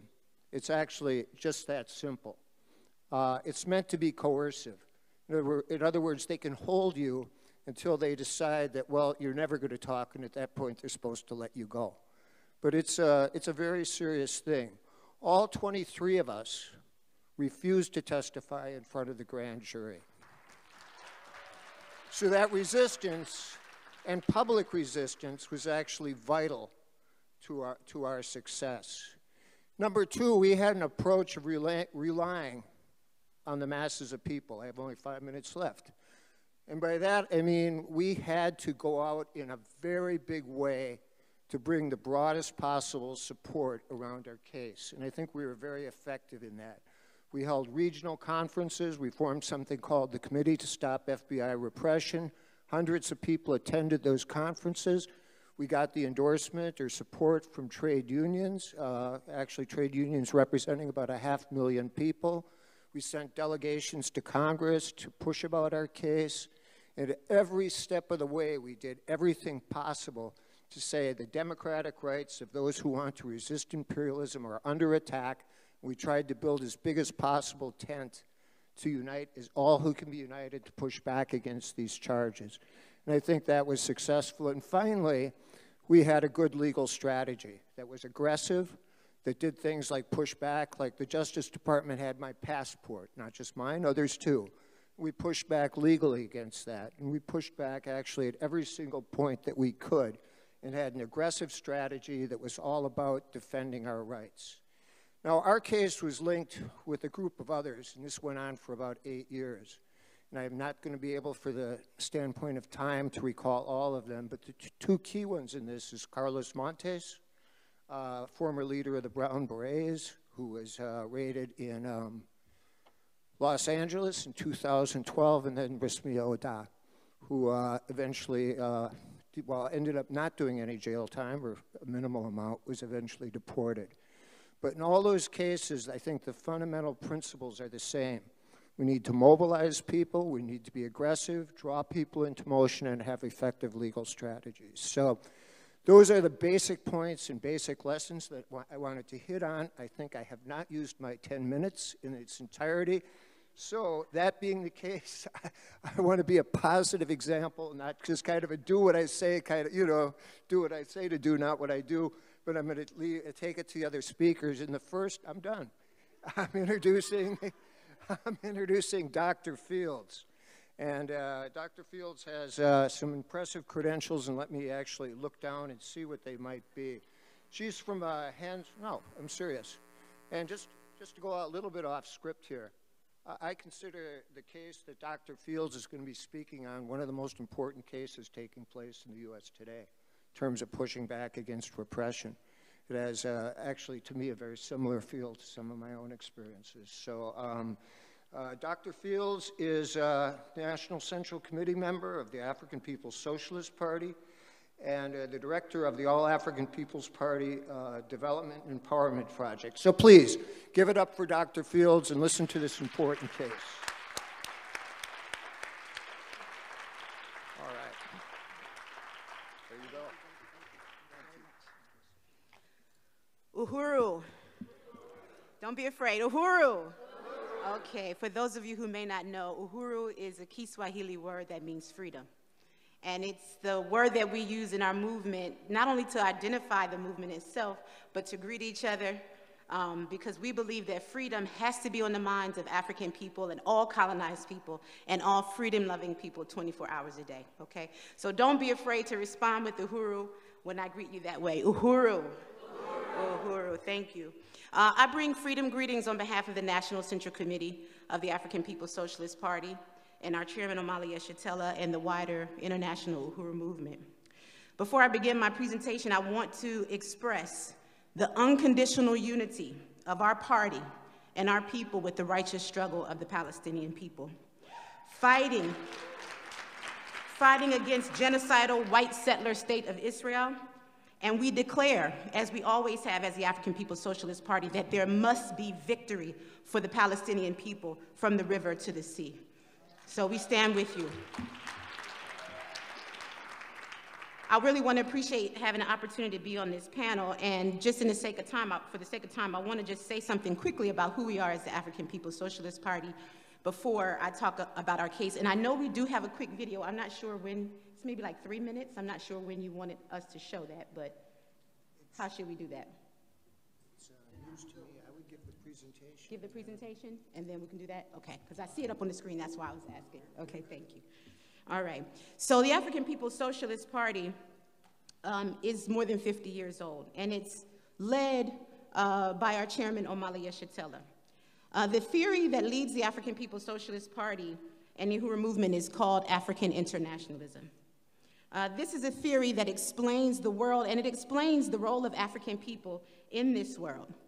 As African internationalists, we recognize that capitalism was born as a world economy, and that it has its origin in the assault of Africa and in the global trade of African human beings, as well as the ensuing European onslaught on most of the world. For our party and movement, practice is primary.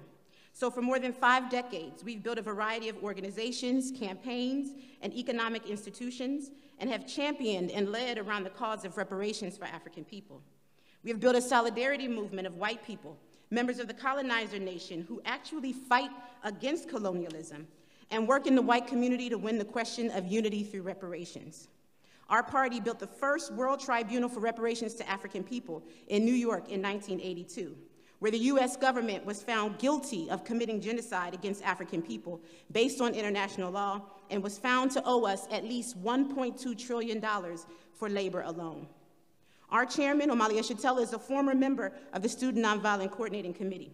He's 82 years old, and he's a political theorist and strategist who has traveled to over 19 countries, building the Black Power struggle throughout Africa, Europe, and the Americas, and establishing solidarity relations with other colonized peoples and their movements.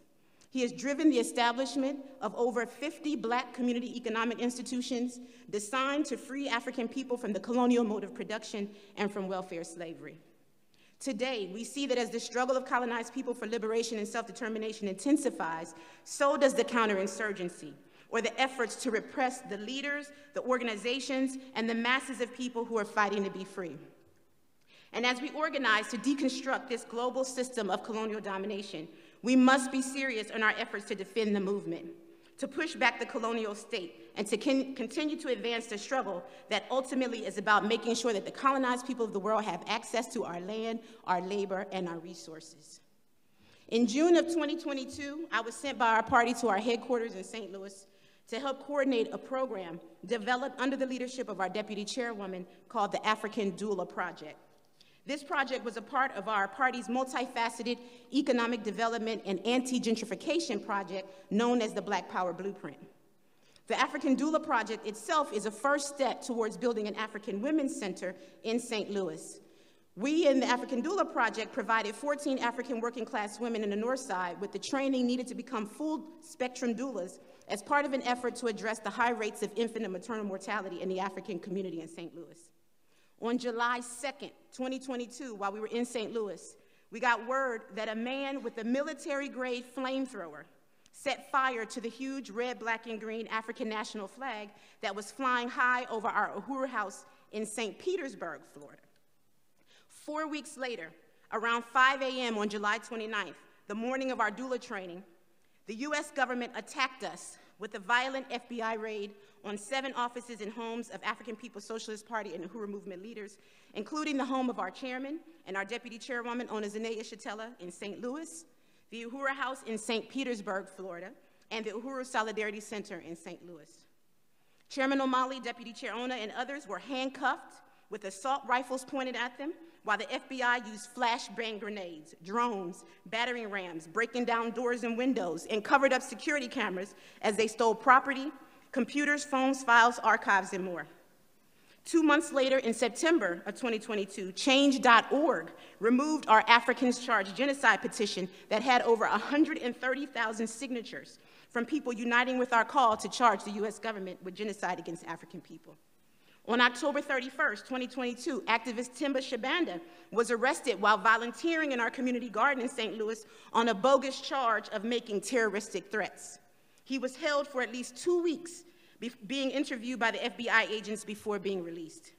In December of 2022, we received word that indictments and arrests of 4 unindicted co-conspirators were imminent.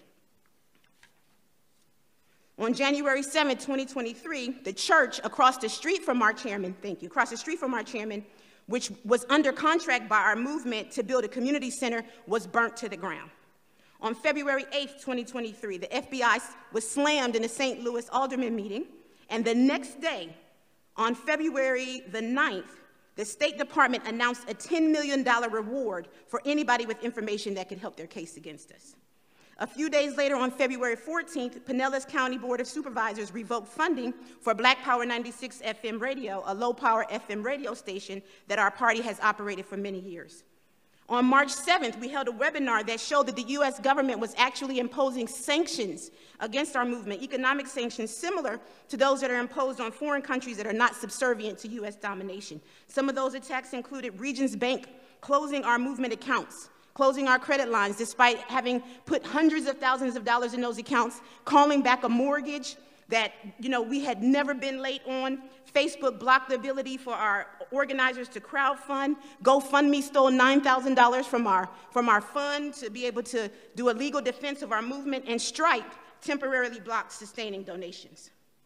With the threat of charges for 9 months looming over our head, on April 18th, the chairman, Omali Yeshitela, and the African People's Solidarity Committee Chairwoman Penny Hess, and Uhuru Solidarity member, movement chair Jesse Neville, were indicted on bogus DOJ charges of being Russian agents.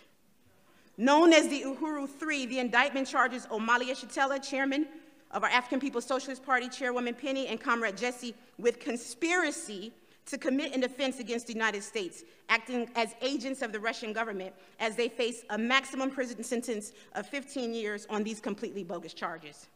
The activities that serve as the basis for these charges include our work to run candidates for local election, on a campaign of Black community control of the police, and reparations to the African community, and work that we had done to charge the United States government with genocide to the UN. It must be said that the case of Uhuru 3 threatens the future of First Amendment speech protections for everybody, as everything the DOJ accuses our comrades of is supposed to be protected speech, speaking, broadcasting, or printing dissenting opinions. And the DOJ is trying to redefine disinformation, writing in their arguments that legally prohibited disinformation does not necessarily mean information that's not true, only that it may undermine trust in the US sanctions, support for Western democracies, et cetera. So I want to just say that there's a lot more we can say about this case. In the interest of time, I want to tell folks where we are and what we can do. Right now, we have trial that's set to happen in Tampa Federal Court in September 3rd.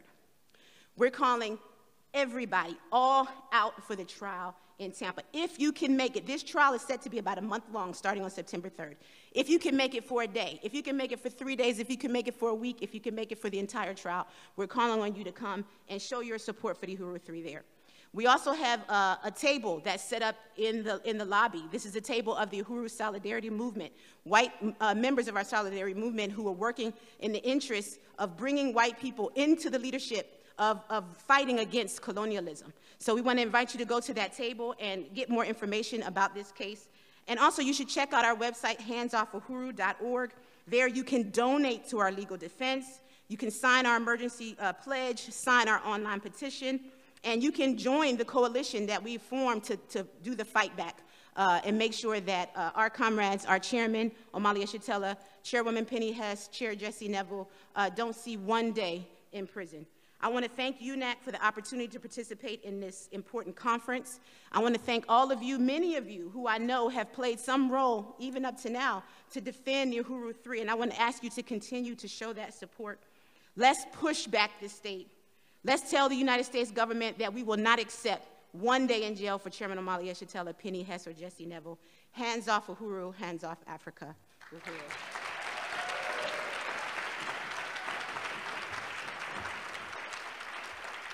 All right, what do we want? Drop the charges. When do we want it? Now. What do we want? Drop the charges. When do we want it? Now. What do we want? When do we want it? All right, hands off the Uhuru 3.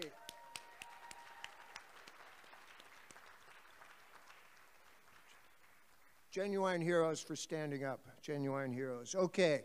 The next speaker, and you have to excuse me, I'm struggling with words that are quite small here. And here we go. And we have Stop Cop Cities, very, very important struggle. Vivifa Wangaza, who's going to be talking to us today about this important battle that's been taking place in Atlanta and beyond. So here she is. Warm welcome. Thank you.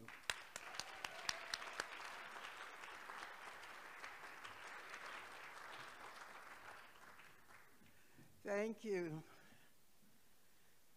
You know, some struggles we defend against by preventing them from arising altogether.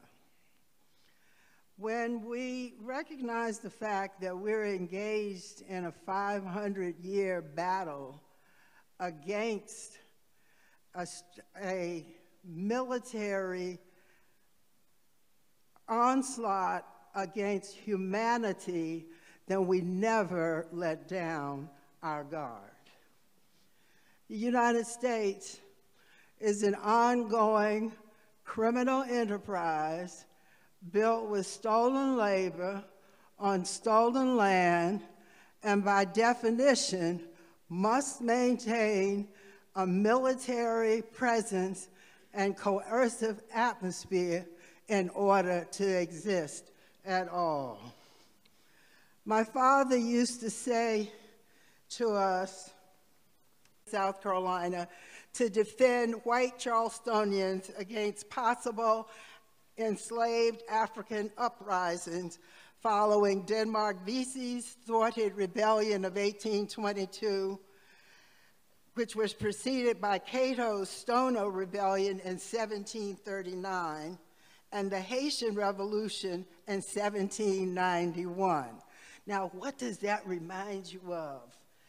What did you know, we start talking about, okay, the uprising after George Floyd or the uprising after Mike Brown, or it's a progression, brothers and sisters.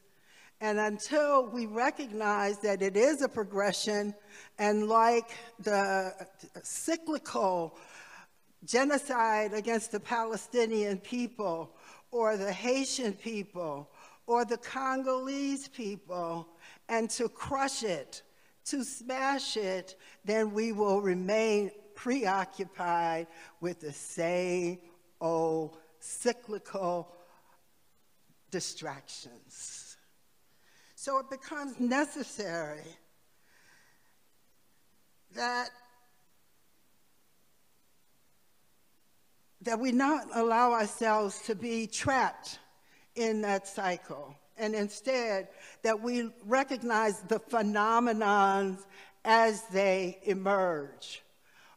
And they themselves have cycles. And that, as they say today, genocides don't just happen, but there are symptoms and symbols leading up to them. There are symptoms and symbols leading up to rising fascism, to genocide, and to the most extreme oppressive forms of coercion known to humanity. Given our abilities to recognize those phenomena and to respond to them is our ability to, as they say, cut them off at the pass. It is in that practice and with that perspective that we defend our movement and we create the space that is necessary for humanity to evolve to the next level. Thank you.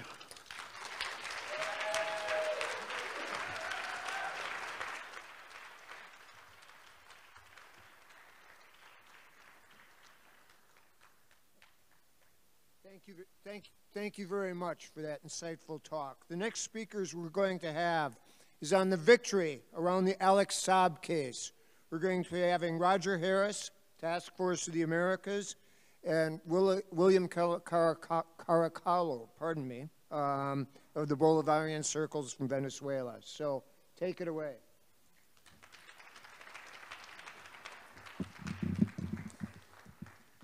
Alex Saab is free. It was a victory for Venezuelan sovereignty.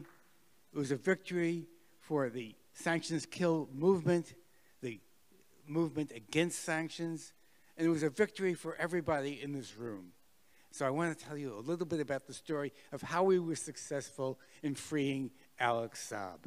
He was a diplomat, and he was imprisoned for bringing humanitarian supplies to Venezuela in free, legal international trade, but in opposition to the illegal U.S. sanctions, sanctions that are imposed over a third of humanity. Over 40 countries are suffering under sanctions. The most severe, of course, are the Palestinians today. The United States wanted more than anything else to lock up Alex Saab and throw away the key, but they were unsuccessful because of people like you in this room, and I will go through some of the other elements of that success. His legal team had tried unsuccessfully to free him on the grounds that he was a diplomat. As a diplomat, he's protected by the Vienna Convention on Diplomatic Relations. Now, such a diplomat is supposed to enjoy absolute immunity from arrest, even in the time of war. But hey, the world's hegemon does not have to follow the rules of order.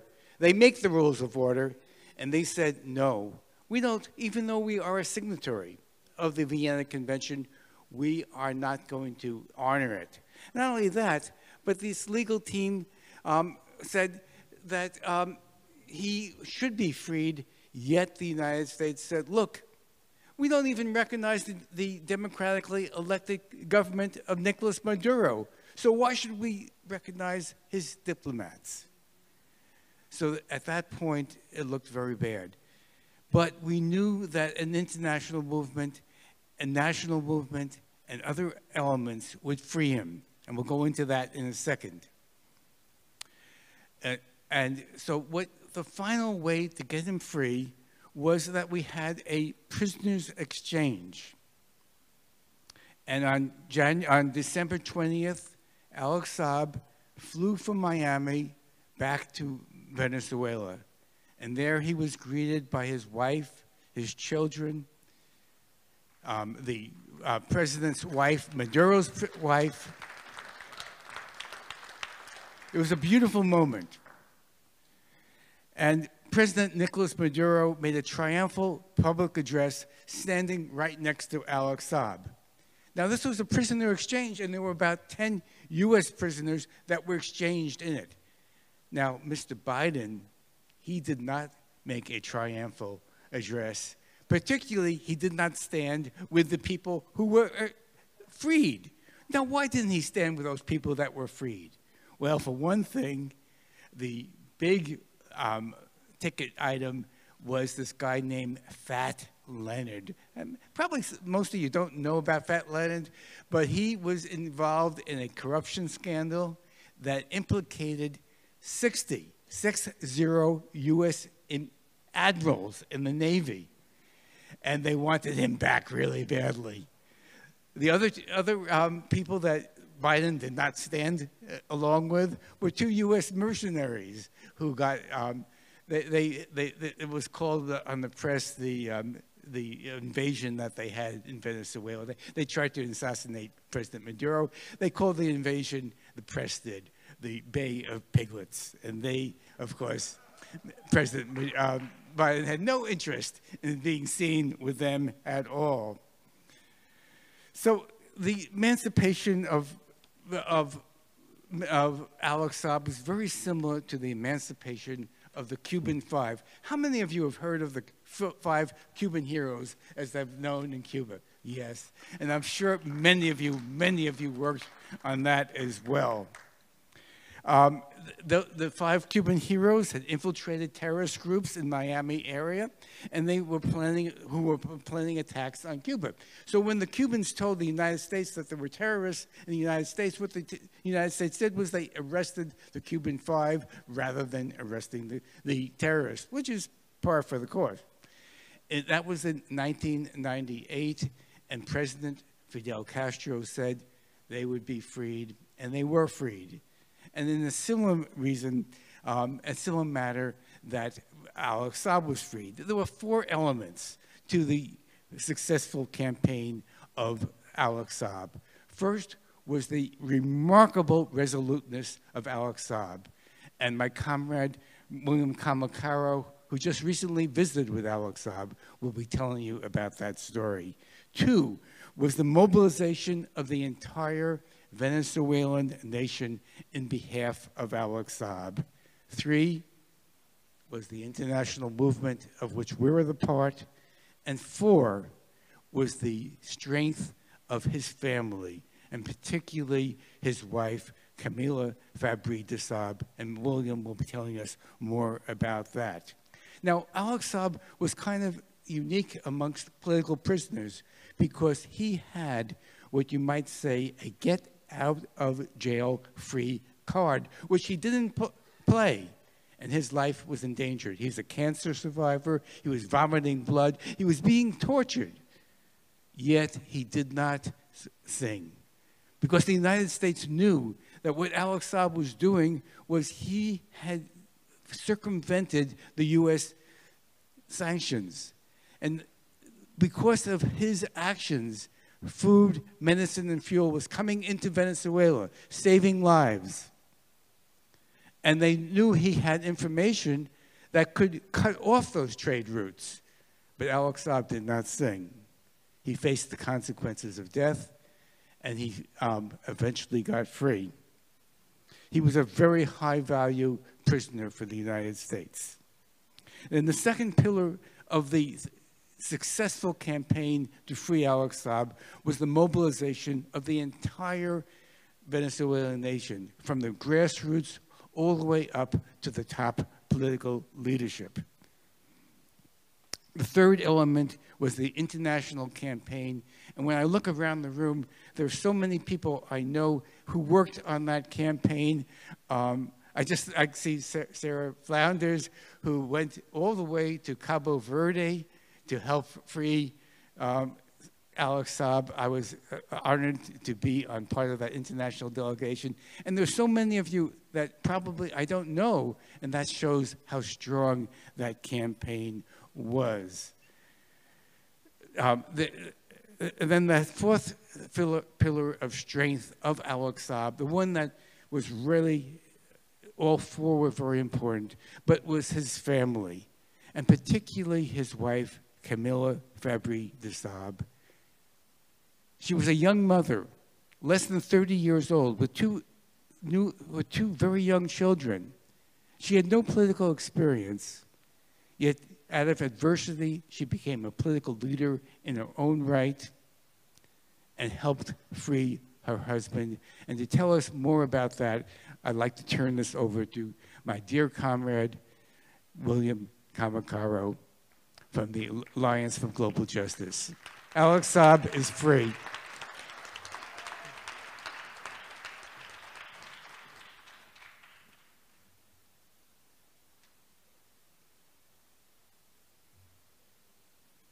Hello. Yes. Okay, thank you. Yes, I was talking to a friend of ours, Stanfield Smith, and then we were talking for a long time about Alex, and he said to me, asked me, do you think that you can get his lawyer numbers? And I said, well, I think so. Let me make some calls. So I start to make calls. One day I make a bunch of calls, and 2 days later, I got a strange call from Venezuela around 12, and I was in a bar, very noisy, and this strange person was asking me, "It's true that you want to help Alex Saab?" And I was saying, "Who? Alex Saab? Who is Alex Saab?" And then the guy said, "Okay, bye." And then he said, no, I remember, yes, I want to help Alex Saab. So I went out and I started to talk to him, and resolved that he was Camila Saab's brother-in-law. And he called me, and I said, well, to start, let's do a webinar with the lawyers. So that was one of the first things that we did, a webinar with some of the lawyers. And then we did, I called first Roger Harris. I called several close people to me at the moment, because it was very strange. I spent, after I got the call, a week looking for information about Alex Saab, and there was no information about him. And the first thing that I did is I went to the website of the Foreign Minister office in Venezuela, and there was no fucking line about him. So there was nothing about him. And I was thinking, this is very strange. How is it possible that Venezuelan diplomats have been kidnapped 6 months, and there is not a single information in any website from the Venezuelan government? And I was very, man, this is rare. Now I understand, because a lot of information has been declassified, and people are talking now that basically President Maduro was negotiating at that moment with Trump, and Trump was about to release him. And that's why they didn't make any noise about the case. And then, so we get a bunch of other people involved, and the good thing is that people get, this start to grow by itself, beautiful, around the country, all over. And this is something very important for us, because Alex Saab, at that moment and now, to represent the, it's a hit against the sanctions. It's something that really undermines the power of the sanctions. And for us, it was very important to get him out, because Alex Saab, at that time, we using him as a platform to denounce the sanctions against Venezuela. It was very important for us to do that. And I feel that also the, for Venezuelan people, was very important, this victory. Was very important for the Venezuelan government that was all the time behind Alex Saab, something that Julian Assange doesn't have. It was very important for the entire movement.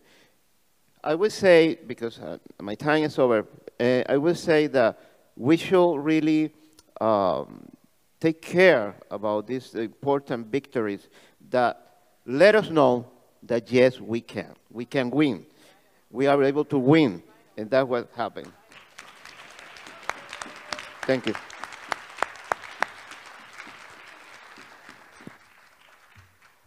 All right. The next speaker is on the very important case of Simone Trinidad, Ricardo Palmera. We're going to be having Tom Burke, a longtime friend and comrade of mine, up here and talking about the case. And he'll be representing the Committee to Free Simone Trinidad.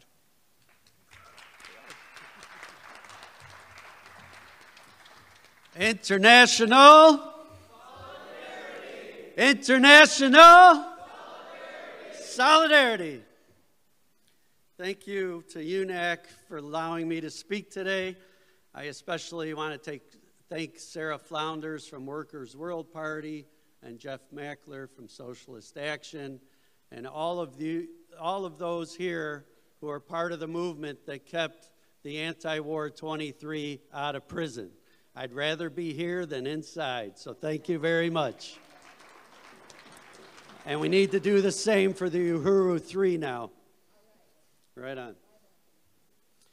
So I'm going to speak to you about Simon Trinidad, who's a prisoner of the U.S. Empire.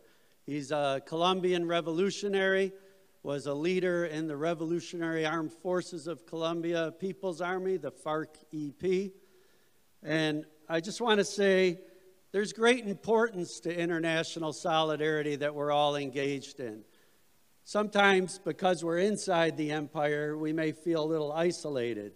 But I can tell you from traveling to Colombia about 20 years ago on the most dangerous trip I've ever been on with Colombian trade unionists from the Oil Workers Union, that it matters to them. It saves their lives. And what we do here to stop the U.S. war, to stop U.S. intervention, to stop the coups d'etats, to stop the sanctions, makes a big difference over there, and it gives them strength for victory for national liberation struggles. Back in the late 90s, two things were happening in the U.S.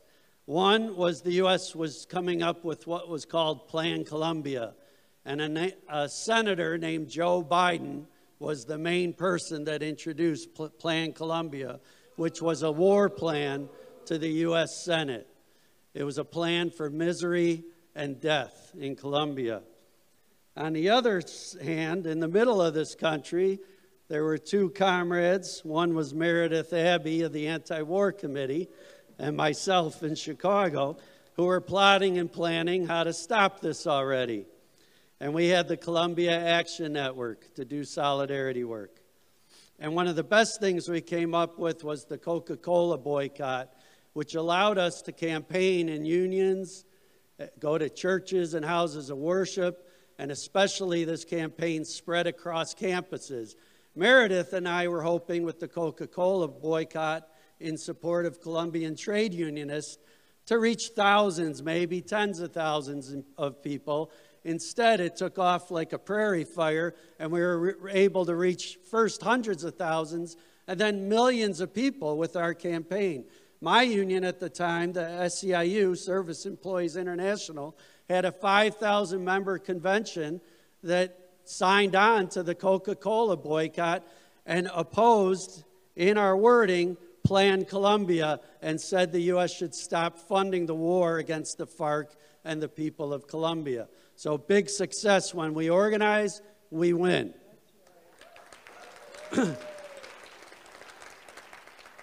So from there, things were developing in Colombia. There were peace negotiations sometimes, but more often there was war against the U.S. and their proxies.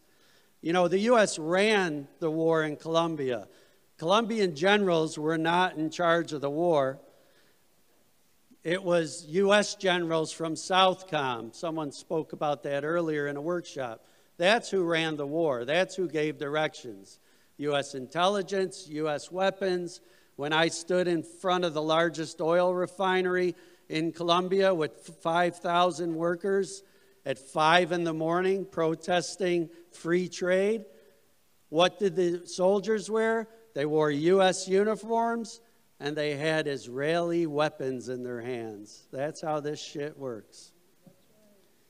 So we decided that when Simon Trinidad was captured, we needed to do a campaign to free Simon Trinidad. So who is he? He is a Colombian revolutionary who at the age of 37 left the life he knew. He comes from a bourgeois family, from a family that ran jewelry shops, were bankers. He went to the Naval Academy of Colombia's government.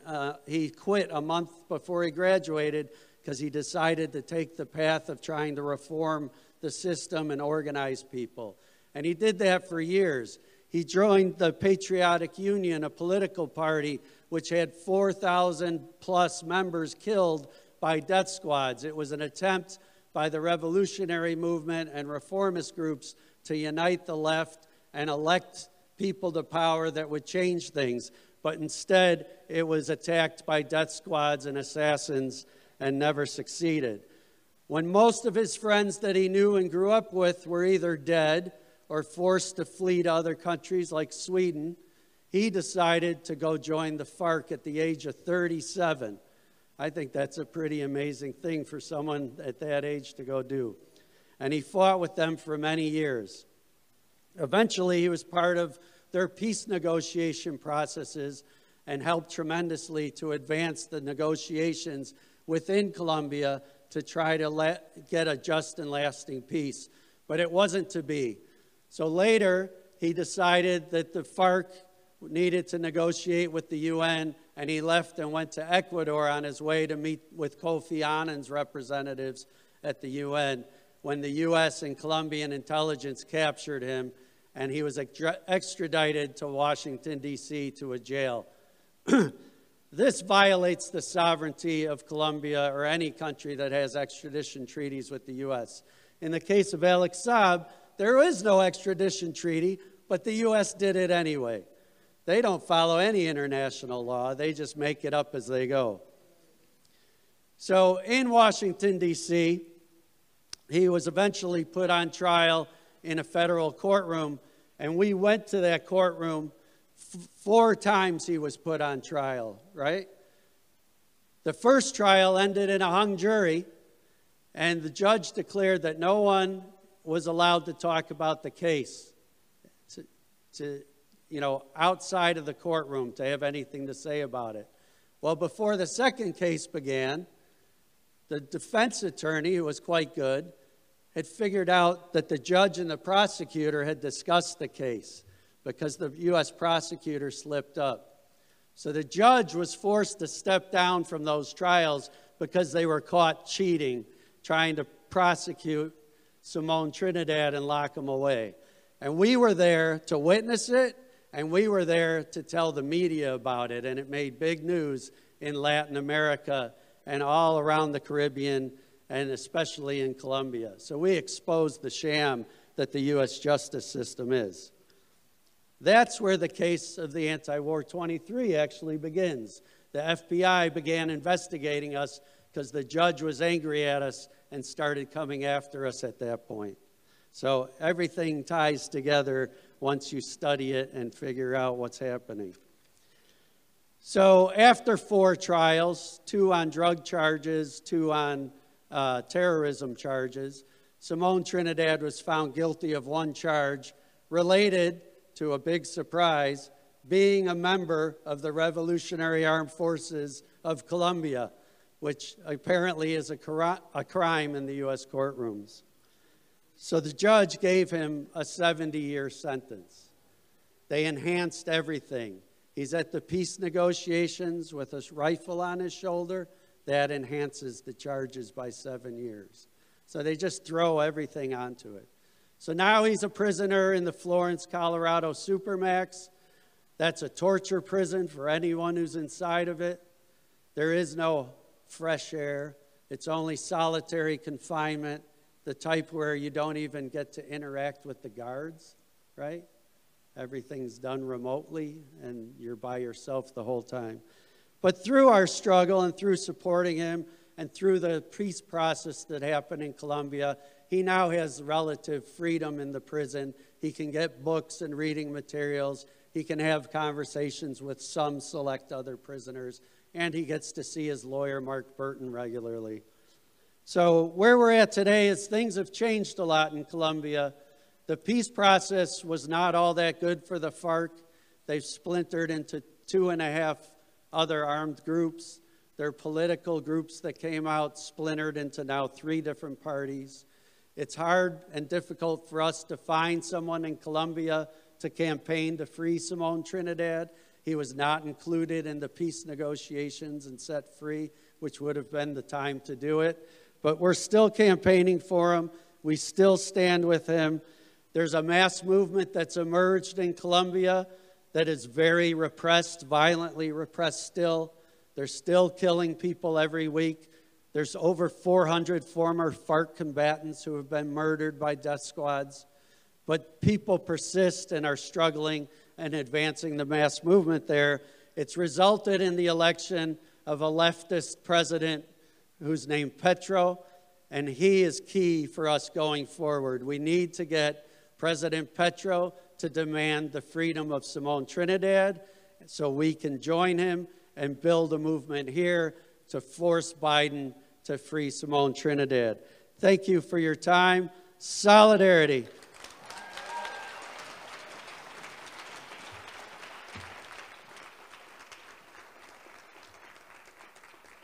Thank you very much, Tom, and I'm sure we'll be hearing more about this important case in the future. So at this point, we're going to hear some words about Julian Assange. We're going to have Colleen Rowley, I believe. Very, very well-known person, FBI whistleblower. She's going to be talking for the Twin Cities Assange Defense. Come up here. Give it up for Colleen. It's good to see you up here. Well, since we started this last perpetual war, of course, there's been wars before this, but this last one began with 9/11. A lot of good, bad, and ugly for me personally, but the best part for me is I've gotten to meet a lot of the people who have fought against this repression. Two of them are deceased. Pete Seeger, I got to meet him personally. I got to go to his 90th birthday party.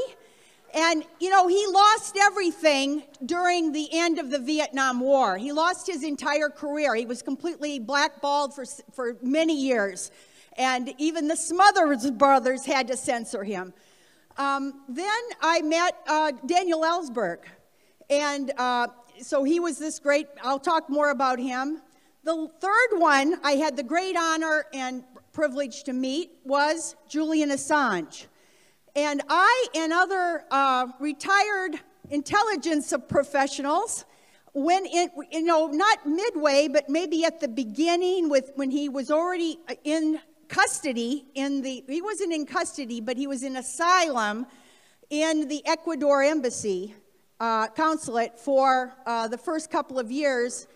My group gave him an award, and it wasn't an award for journalism, as 20-some other major journalist groups, press groups have given him. You never hear this on NPR when they're talking about it. If it's ever brought up, he's never, ever called someone who is a journalist and a publisher who's won numerous awards for publications. No, we didn't. We gave him an award for integrity and intelligence. And the first two people who ran up to him to hand him our award were Daniel Ellsberg and Craig Murray, the former UK ambassador. When he gave a talk in a press venue in the UK, they quick ran up and gave him the award. Then later, we went into the Ecuadorian embassy and had later talks about this. One thing that people, I guess I should update Assange case right now for people who don't know, although he's become such an iconic, almost an iconic, I hate to say the word, but he's an iconic martyr right at this point, because they are absolutely intent on martyring him, whether he's convicted or not. He's not convicted of anything. They've held him one way or the other for like 12 years now. 12 years. And that would actually take the life out of most people.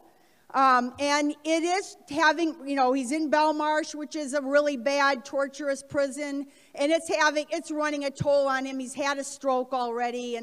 And so it's not good at all. But he's still hanging in there. And there are people fighting for him, including the same things that you just mentioned for other people. His wife, his family, I mean, the international groups, the journalists, a lot of important. The thing that he has going for him is, you know what? This turns out to be freedom of press. So actually, even the New York Times and the Guardian and El Mundo and the major newspapers of the world they almost have to say they want him free. They have to say that, but unfortunately, they think they're in the club. You know, there's you guys were calling it. People called it the establishment. They call it, what was the other terms for Washington D.C. these days? the ruling class. Okay, I think the better name for this is the blob. The blob. I like that better. But that blob, which actually is headquartered in Washington, D.C., maybe a little bit in Israel too, and some in NATO, but that blob in times of war. So, you know, when we're not in a war, when we're kind of in a lull before this last perpetual war, we forget. You know, we think we have freedom of assembly. Here we are. We're kind of taking that for granted, freedom of association. All those years, at least I'm going to be 70, and all those years after Vietnam, I think we took it for granted that there was some freedom of speech and freedom of press. The newspapers for sure thought that you could publish the Pentagon Papers. Why did they think that you could do that without having the government stop you, as they did with WikiLeaks and other groups? Why did they think that? Because there's a Supreme Court case.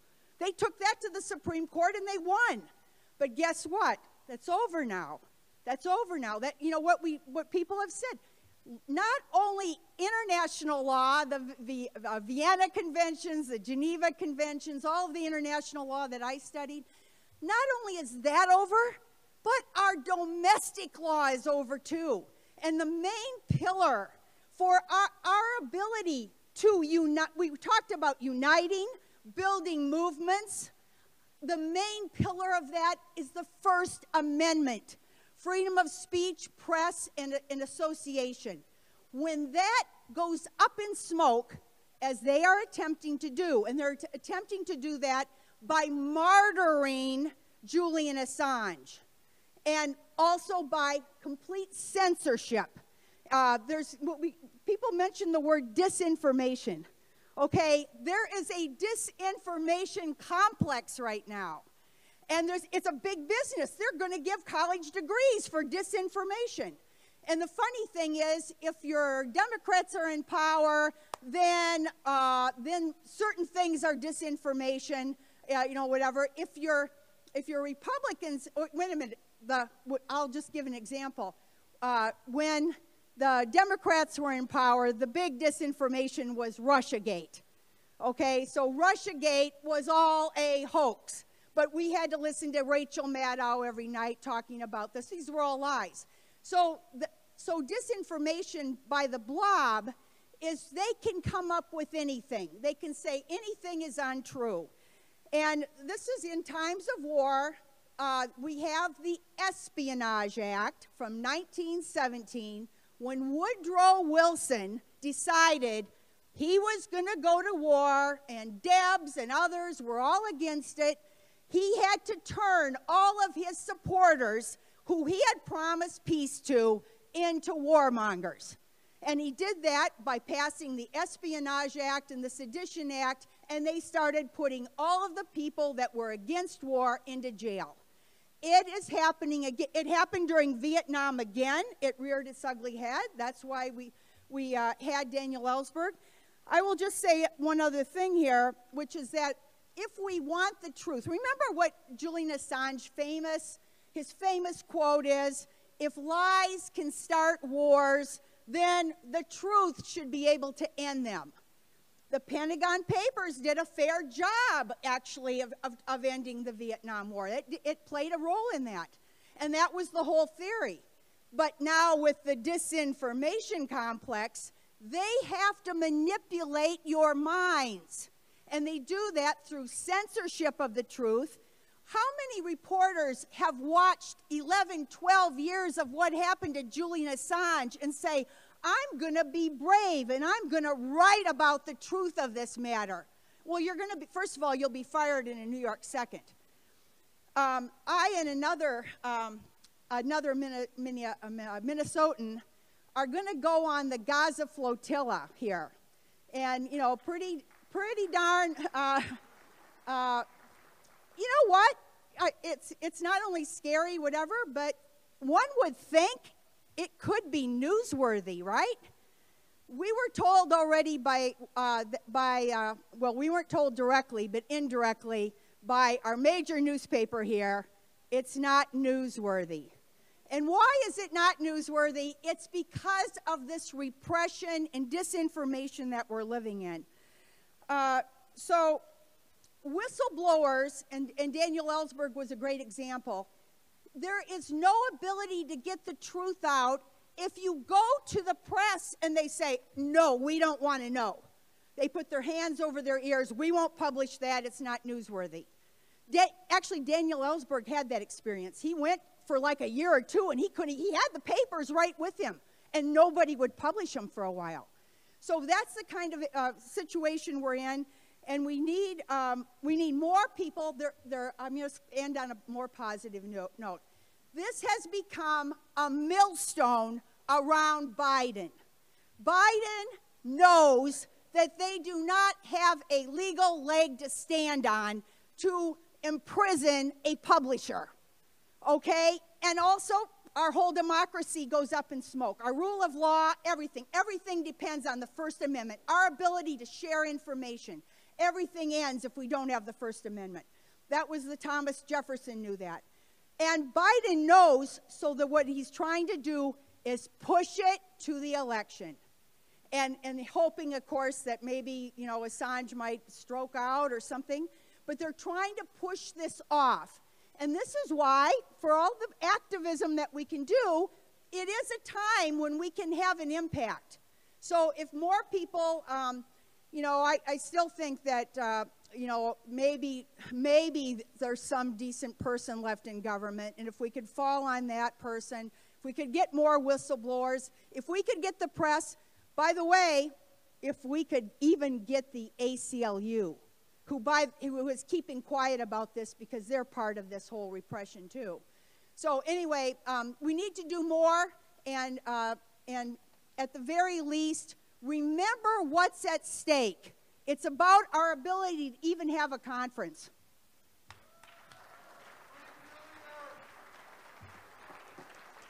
Thank you, Colleen. Extremely informative. Thank you. Free him at once. Absolutely correct.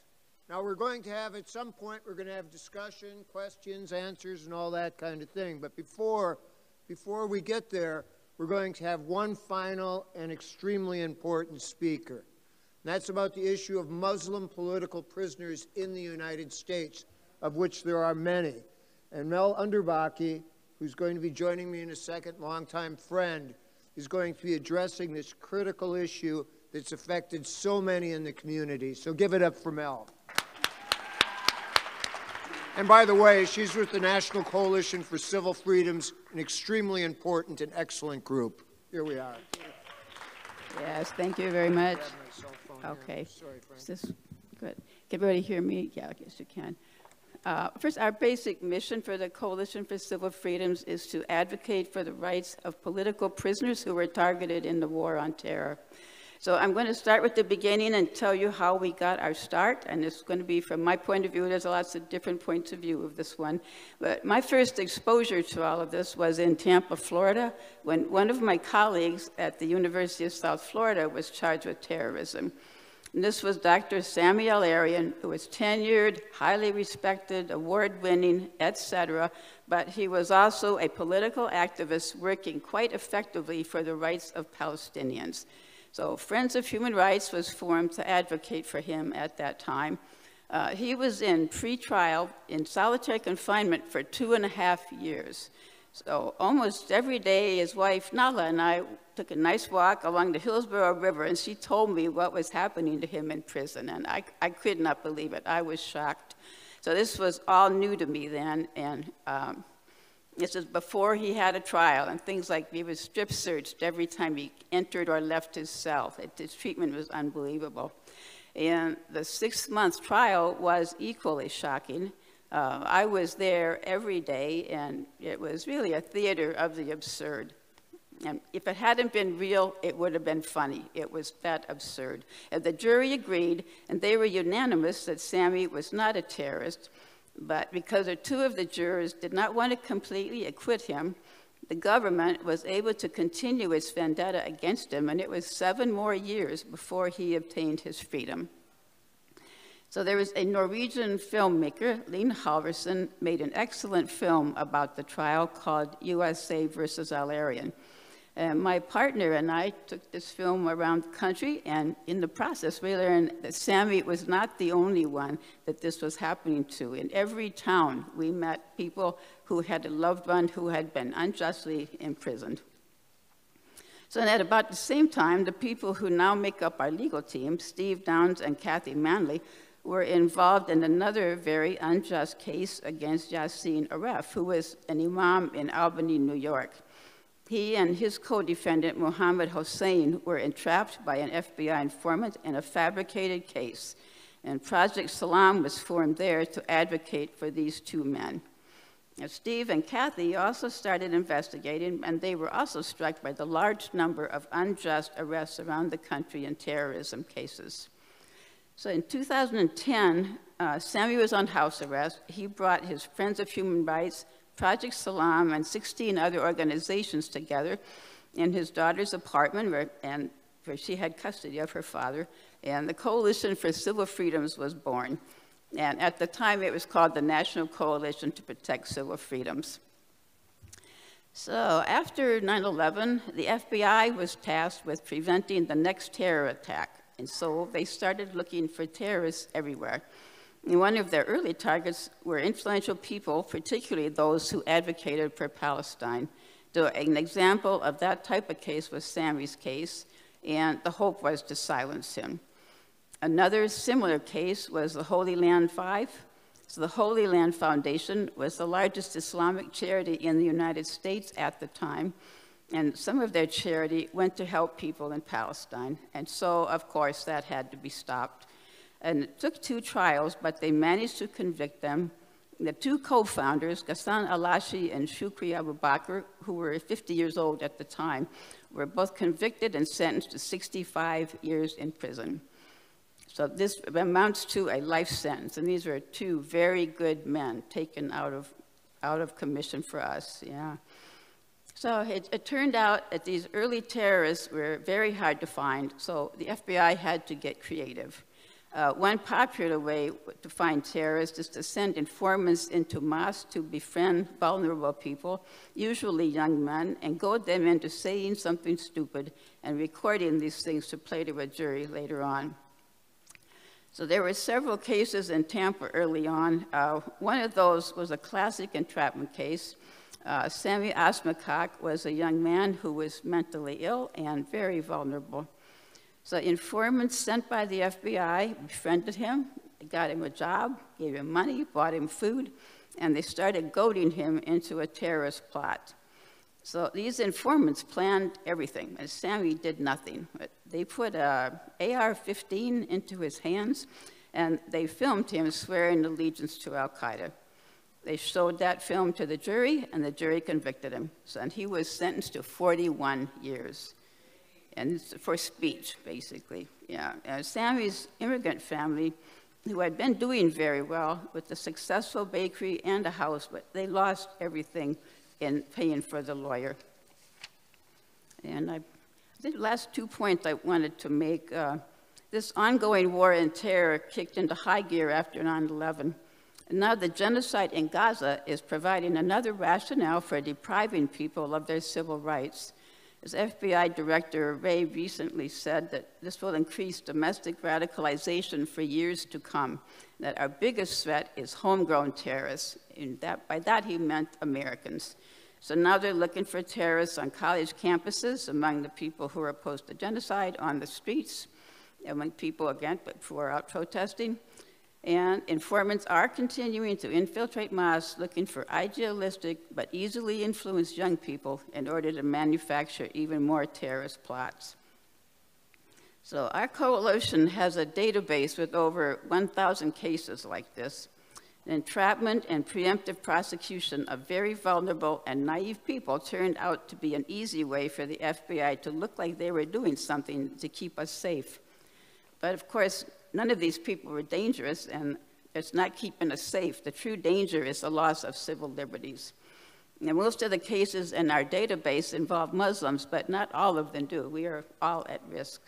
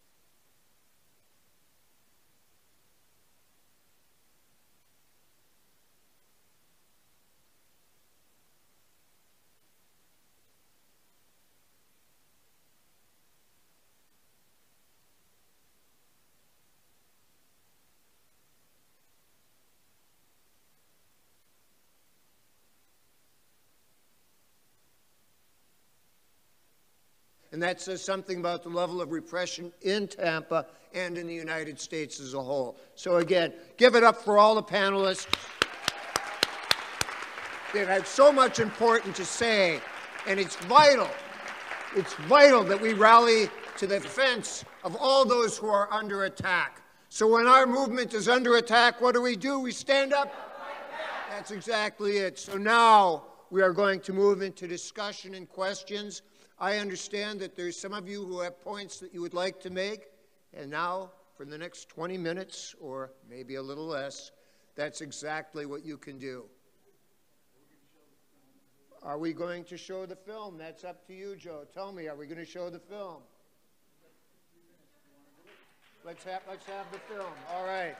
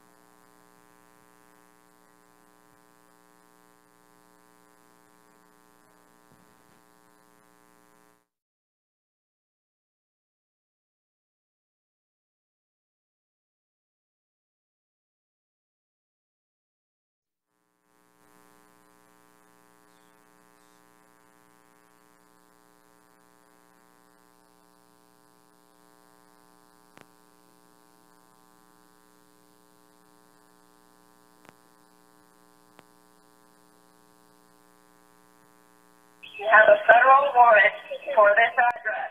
Keep your hands up and follow orders. This is the FBI. We have a warrant. They handcuffed me and my wife out here. They wanted me to sit on the curb while they were carrying this out, something that I refused to do. They wanted my wife to sit on the curb out here, that she refused to do.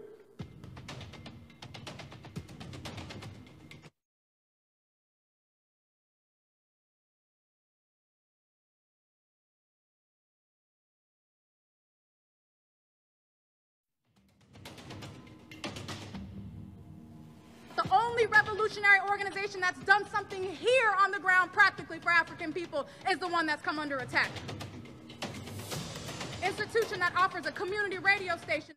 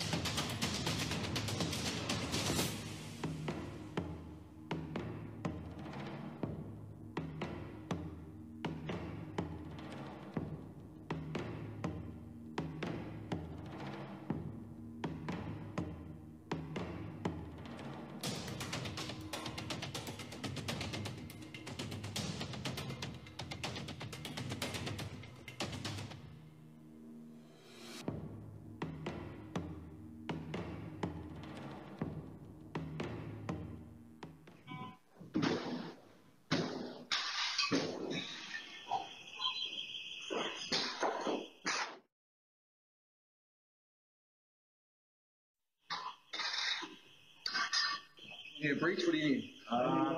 Need one. I don't know. Let's hold that money. Hold on. Thank you.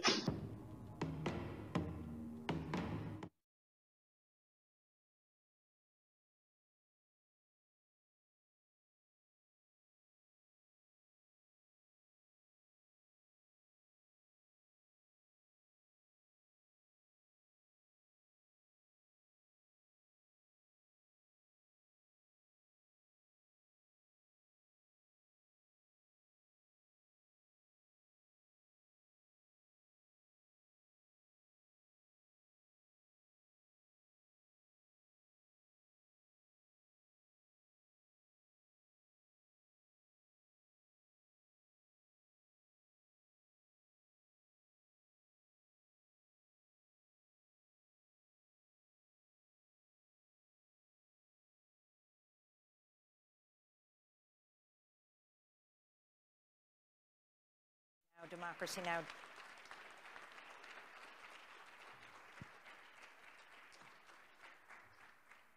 All right, so now begin discussion and questions, points people wish to raise. Hello, my name's Joe. I'm with the DFW Anti-War Committee. As Tamara mentioned during her panel, 23 people were arrested shutting down General Dynamics in Garland, Texas. We shut down General Dynamics for 6 hours. My question to y'all is, the arrestees have voted to launch a defense campaign, and I wanted to ask if there's anything that you'd wish you'd known at the beginning of a defense campaign. Thank you. All right, any of the panelists want to speak to it? Otherwise, I'm going to. You? All right, I'll start. Yeah, I think at the beginning of the defense campaign, the most important thing is the defendants. Are the defendants willing to speak out? Are they willing to make themselves known? And are they willing to be effective advocates on their own behalf? I don't think it's possible to run a defense campaign where somebody doesn't want to be on TV. It's not possible to run an effective one, in my opinion, anyway, like that. So I think the attitude of the defendants is very important. I think number two, the legal strategy needs to be determined by the defendants. They're the ones who are going to do the time. The lawyers are not. And we have political objectives, and our view cannot possibly be a narrow legal point of view. Important cases in any event are won in the court of public opinion, and that is the most vital factor. That becomes operative, though, through what the defendants do and having an effective legal strategy where we call the shots, and those would be my basic points. But any other people wish to speak? Sister, you're right here.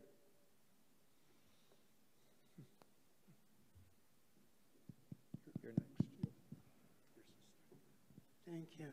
You know, there's a tendency to think, and perhaps in many instances it is the case, that things happen and people get arrested spontaneously. But in my opinion, and certainly throughout the civil rights movement, everything was, to the extent that it could be, was planned. And the most successful outcomes come from when there has been significant planning involved, including who's going to get arrested. That it's not just someone who wants to get arrested, who has no idea what is down the road. In fact, SNCC was one of the first, if not the first organization that initiated the jail no bail policy.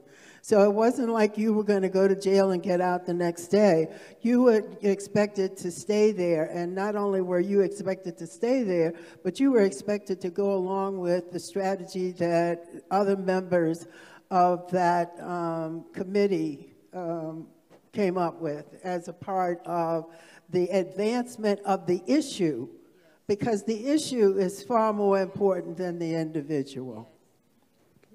Any other panelists? Otherwise, we'll take more points. Okay, thank you. We'll take more from the crowd. Yes, right there in the back.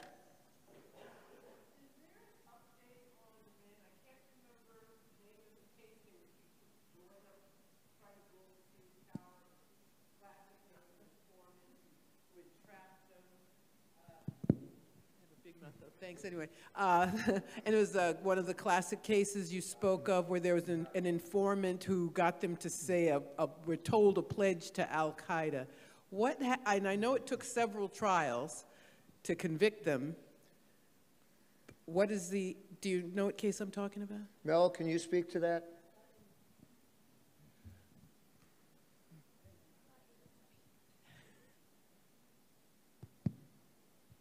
Yeah, I thought you were talking about the Liberty City 7 case. That's it, yes. Okay. I know the so-called ringleader, Narcio Batiste, he's out now. He's on, I haven't, and he's got, last I heard, he was doing things like, painting houses, inside houses, fancy painting. So he was doing well, the last that I heard. There's also a really good movie about that case called,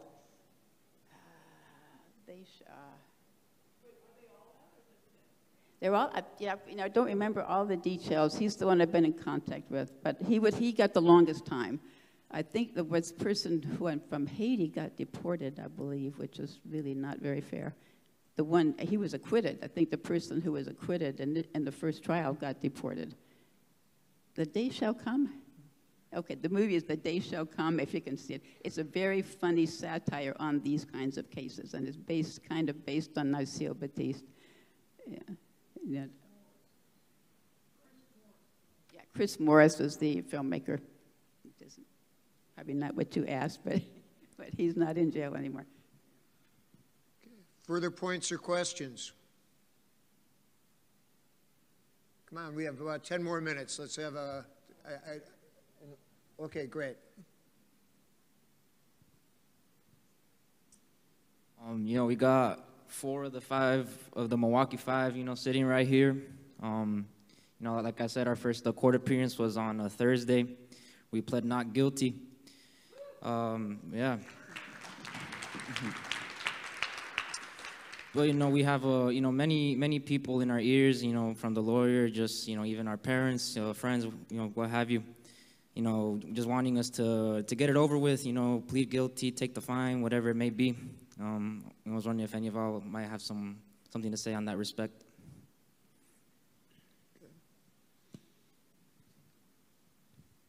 Anyone wish to comment or say anything?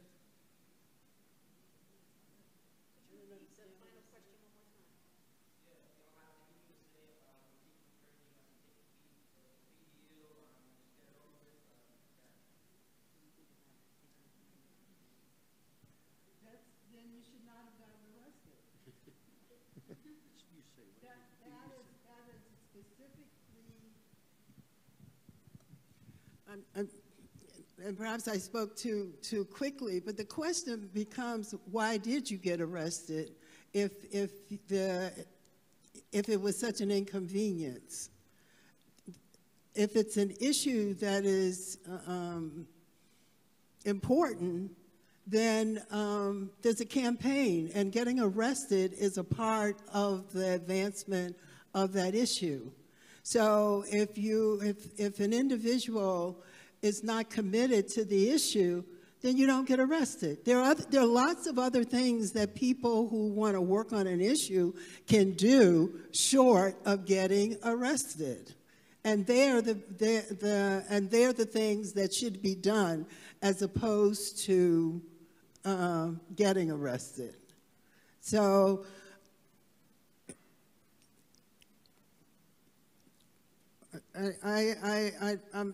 I'm a jail no bail person, and so that it becomes what harm is done to the issue as a result of taking a plea deal and getting it over, to use your language. Sometimes, for instance, in civil cases, settlements are made with the idea that there's certain structural changes, which are usually cosmetic, that are a part of the settlement. Like, you know, they're going to have a citizens review board for all the people that the cops kill, which none of which ever work or have any meaning or stop folks from getting killed. But at least there's something that requires the state to infer that they need to do something different. So it sort of kind of undermines their credibility and the general public's heretofore unshakable belief in their veracity and trustworthiness. But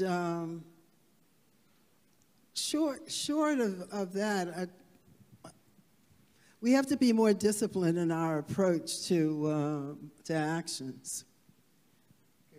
And I'll just add, you know, Julian Assange, right now, his attorneys there's talk of a plea deal. You know, I don't know, to be honest, if he would agree.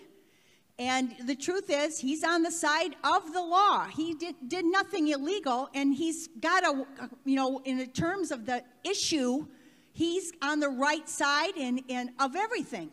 So, you know, if he gives up, it was simply because, you know, after all these years, it wears you down. The only one who can make those decisions are, don't let the attorneys, I would say, don't let the attorneys talk you into stuff. If it's, you know, community service and picking up trash for a week or something, okay, that's a good thing too, picking up trash. But, you know, if it's going to be 70 years and you're in the right, you know, that's a whole different story. Okay, Sarah, then myself.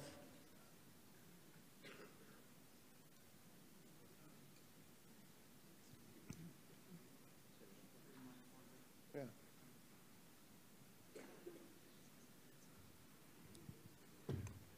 No, it's not on this question. I just felt a panel like this, it's always good to repeat again for everyone what to do if the FBI knocks, just as a separate point, and what to do if you're arrested, how to, you know, there's a few do's and don'ts that are good always to state. So before the session ends, several of you here have really firsthand experience, and it is good to recap that point. All right, I want to talk about the question of pleas. This is just, it's simply my opinion.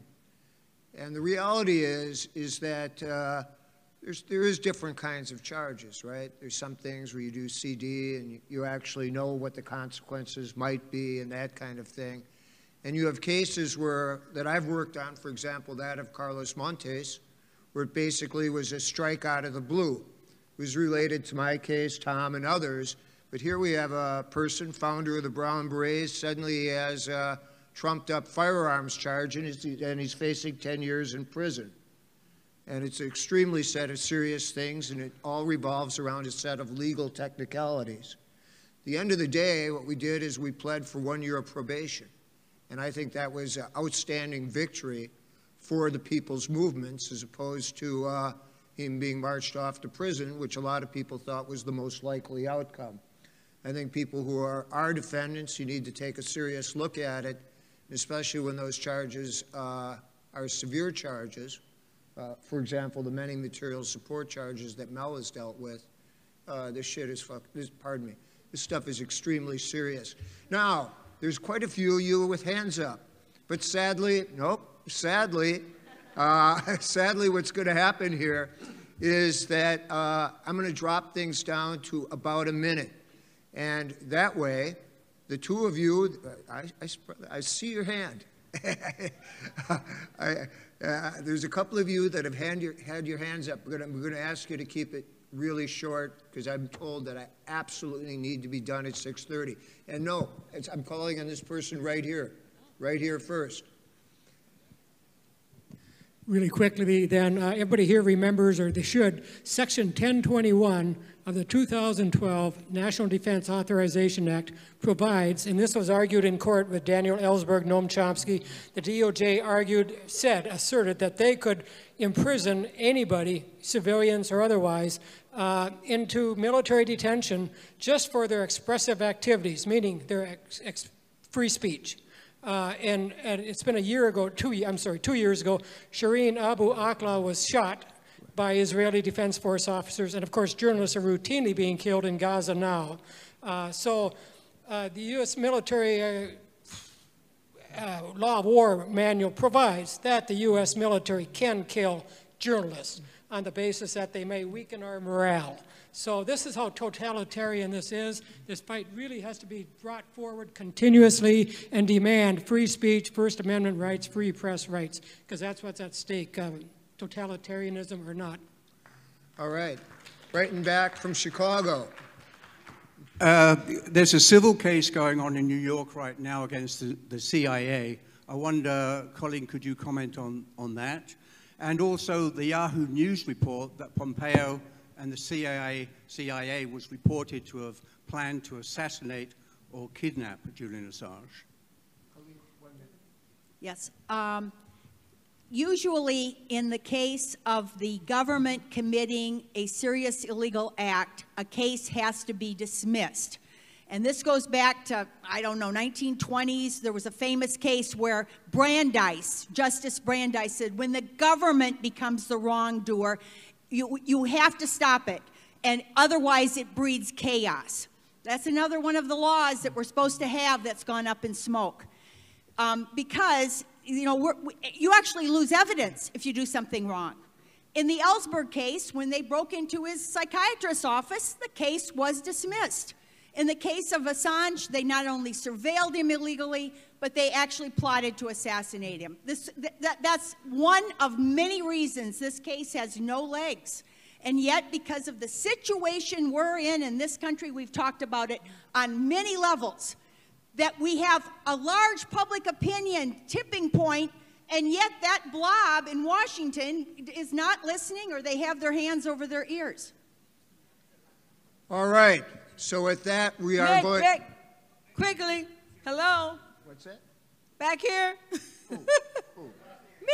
Okay. Hi. I'm sorry. I got to say something. Rosemary Williams, you have less than a minute. My brother, real quick. You know, thousands of people, young people, came out when Floyd was killed. New activists. But they haven't really been connected, because nobody really knew about this conference in the Twin Cities. There would have been probably 1,000 more people here. So we got to find a way to bring the social justice, the anti-war coalition, all of us together, particularly with these young people, like we did in the 60s, and have these Saturday sessions so they can learn and be connected and know what to do. Because a lot of old people in here, we can't keep this going by ourselves. So please be more inclusive with these young activists that are out here that want to be active. That's all I got to say. Right. Thank you, Rosemary. And for those of you who don't know, Rosemary stood at the head of a very dramatic struggle in the Twin City around the issue of housing. And she's truly an example to many. So, Rosemary, it's great to have you here. So, by way of a conclusion, effective movements do face repression. And we certainly can and will defeat it. What Sarah said is extremely important, and I will repeat it one last time. No good can ever come of talking to the FBI. In fact, not so long ago, I'm going to say maybe less than a month ago, the FBI was out taking a look at the issue of people supporting Venezuela down in Chicago. Don't talk to the FBI. Some people will say, well, your attorney will call, blah, blah, blah, blah. Your attorney's going to tell you the same thing. Don't talk to the FBI. That's really as simple as that. With that, let's draw to conclusion. I know there's time to network. Joe is going to be talking about it. Oh, Wyatt is. I'm sorry. All right. Thank you very much.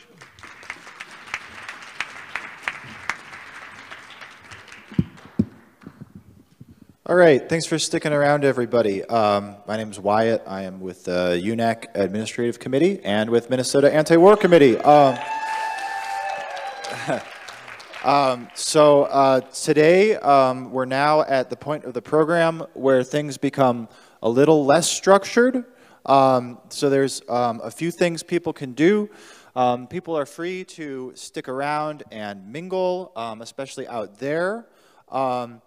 We are going to have a series, I think, of short videos that are going to be screening in here.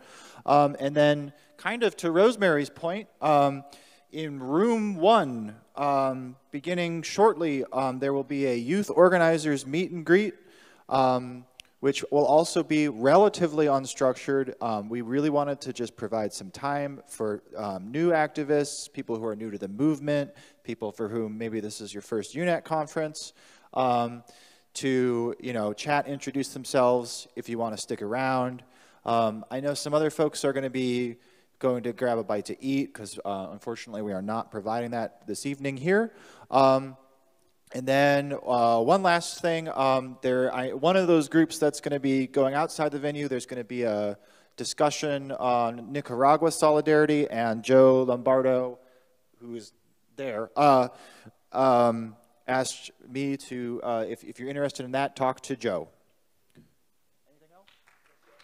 That's it. So no matter what you do, I hope to see everybody here at 9:30 tomorrow morning for the last workshops and plenaries. Thanks, everybody.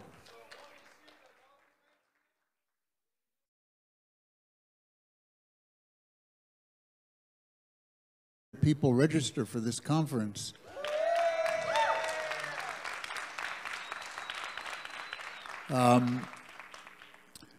And I think we've done it in the right place and at the right time. It was very important to have our conference at this time. We're going to go through a little session now, which I would like to have had a lot more time to do, but we really don't. And I hope everybody understands that and cooperates. We're going to have a couple of folks read a resolution that the leadership of UNAC put together, and hope that you all will agree that we could adopt it with some demands for our time and some actions that we can do moving into the future. The key thing is that after we raise our hand and adopt it and support it, that we all do it. And that will make us a strong movement and a strong coalition. At the end of that, we're going to have a couple of brief greetings. And before the greetings or after the greetings, I'm not sure, we're going to have Margaret Kimberly from the Black Agenda Report, senior columnist for Black Agenda Report, Black Alliance for Peace, and UNAC Administrative Committee, just give some closing words to bring us all together. This session is mostly going to be chaired by the woman to my right, is Cassia Laham, who's a member of the journal that you all have.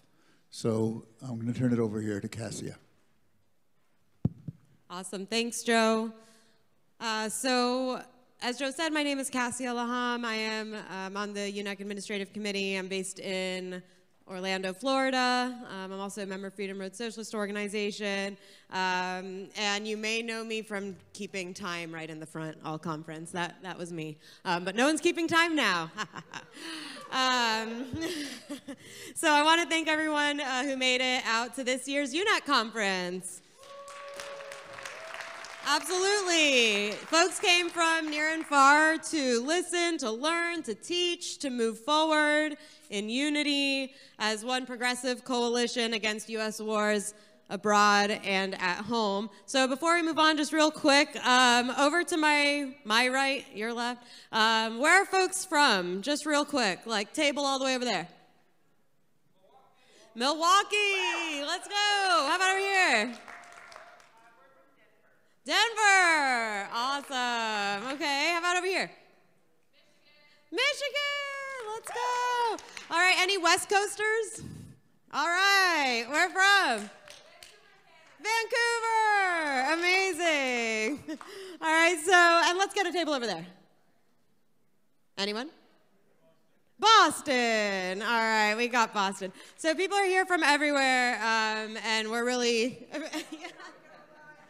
I know, you see, I started something bad. Everyone's from everywhere, and we're all united together here today in Minneapolis. Thank you all so much.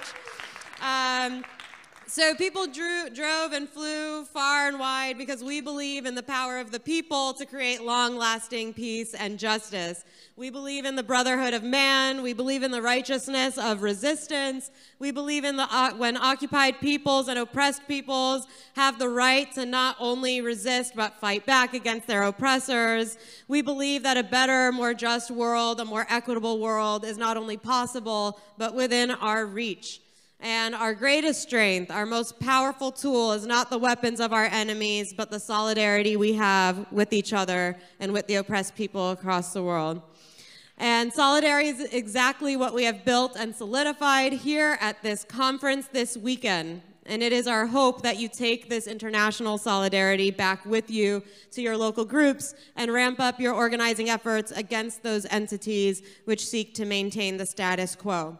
So with that, and in the name of unity and solidarity, I'm going to introduce the two folks on my right. Before I do, you all have these booklets hopefully in front of you. In this booklet, we have the UNAC Principles of Unity, and we also have the draft resolution. Before the two friends to my right go over the draft resolution, I'm just going to remind folks of our Principles of Unity that we have agreed to in past conferences. Number one, opposition to all U.S. wars and interventions. Support for the right of all oppressed peoples to self-determination. Number 3, connecting the issues. In other words, the issues of wars abroad and at home, environmental issues, militarism, etc. Number 4, independence from the parties of big business. Number 5, mass mobilizations as a primary means of struggle. Number 6, quick response to events at home and abroad. Number 7, defense of civil liberties. Number 8, mutual self-defense. An injury to one is an injury to all. Number 9, commitment to a democratic decision-making process. And we stuck with 9, not 10, for some reason. All right, so with that, and in the name of unity, I will go ahead and pass it off to my 2 friends on the right. We've got Maddie Johnson and Wyatt Miller, who will be reading the various parts of this resolution. Take it away. Draft resolution is as follows. Free Palestine, end U.S.-backed Israeli Zionist genocide.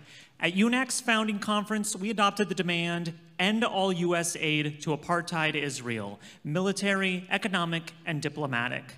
UNAC thus became the first U.S. national anti-war coalition to take such a position. Today, this opposition to Israeli apartheid is front and center in U.S. and world politics. From the river to the sea, Palestine will be free, expresses the mass worldwide sentiment for Palestinian freedom. UNAC unequivocally unites with the people of Palestine. UNAC's proposed actions. UNAC will continue to build and support the mass movement in defense of Palestine and demand an end to all U.S. aid to Zionist apartheid Israel. In unity, we encourage support May 1st / May Day local actions as a workers' day to defend Palestinian resistance. Include Defend Palestine among all other worker demands on this day. Support actions against the NATO 75th Anniversary Summit, July 6th and 7th in Washington, D.C.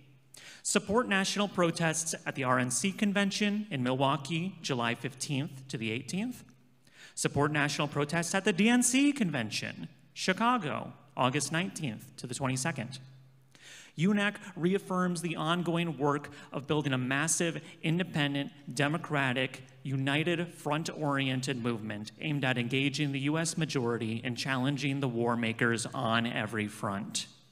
UNAC stands categorically opposed to all U.S. wars, secret wars, special operation wars, drone wars, assassination wars, sanction wars, blockade and embargo wars, and U.S.-engineered military coups.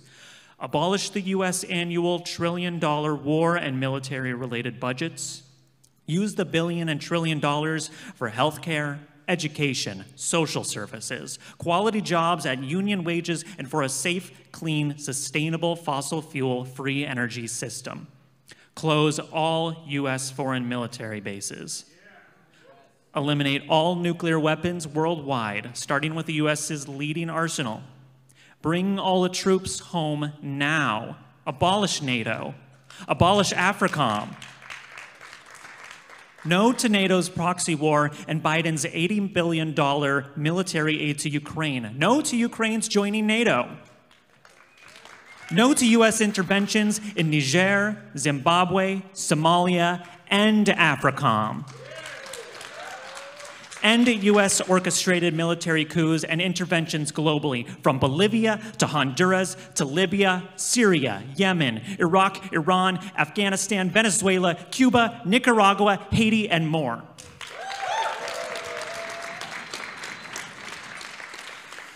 No human being is illegal.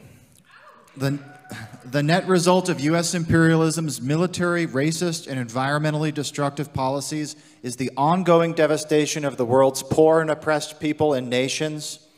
Millions are forced to leave their devastated homelands in search of a better life elsewhere. Open the borders, end all deportations. Rising attacks on civil and democratic rights.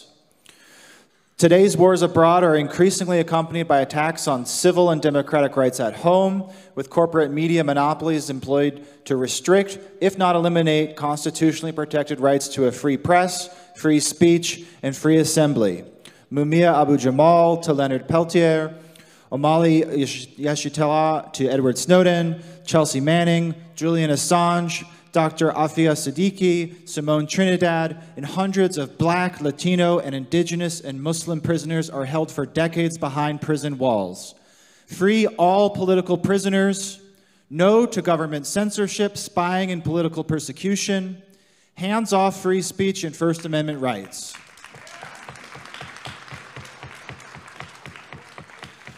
Stop racist wars at home and abroad. U.S. imperialism's systematic wars around the world are matched by U.S. systemic racism and police murders at home. The U.S. imprisons the largest number and percentage of its population of any nation on earth. Police departments are increasingly militarized, armed with the same modern weapons of war that the U.S. employs the world over. Zero funds for institutionalized racist cop murder. Defend the right of the oppressed to control their communities. Unity. The progressive and workers' movement in the United States has been divided and weakened. UNAC, as a coalition of progressive, anti-war, and anti-imperialist forces, calls for unity, especially in action against the war makers.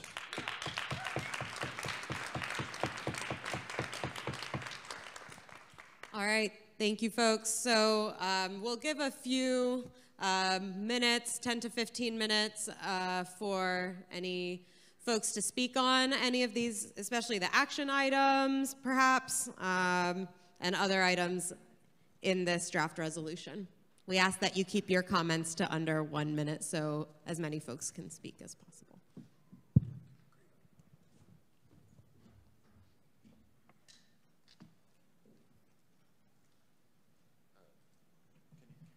You can just start there and then go to the back and then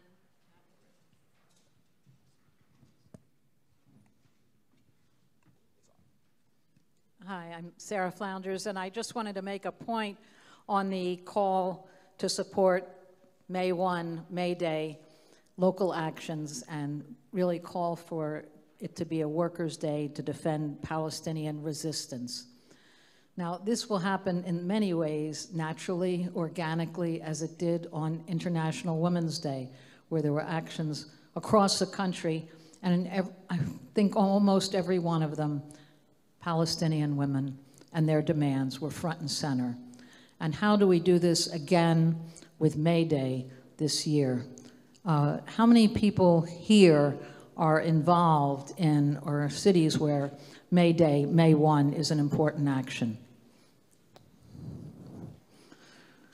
All right, so it's to think of whether this is included as a contingent or it's included as a central demand, and everyone locally has different responses. But to really make this a day of raising up Palestinian resistance and the right to resist. It really hits front and center against the attack that the Palestinian movement are terrorists. No, this is in the really heritage of the union movement, who in an earlier time were also, to organize was considered an act of terrorism. So we want to say that we defend the right to resist, and an injury to one is an injury to all, and right now there is a genocide going on. So it's the workers of the whole world who should be addressing it and defending Palestinian resistance. That's it. Thank you. I'm back to keeping time, folks, so in the back.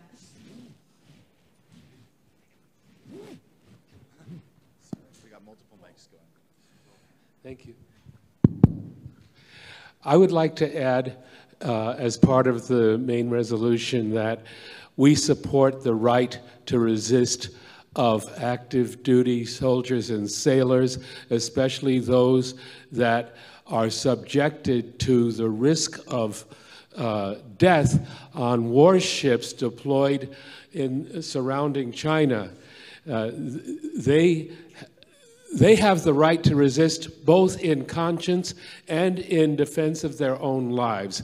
They're sitting ducks and are pawns of war, a war that should not happen. That's it. Thank you. As we mentioned, the wars that the United States has been involved in since 1996, the United States has participated using the military of Rwanda and Uganda in killing well over 8 million Congolese, simply because its corporations want to steal the minerals out of the eastern part of the Congo. And I believe it should be a part of the resolution as we speak about U.S. wars. Thank you.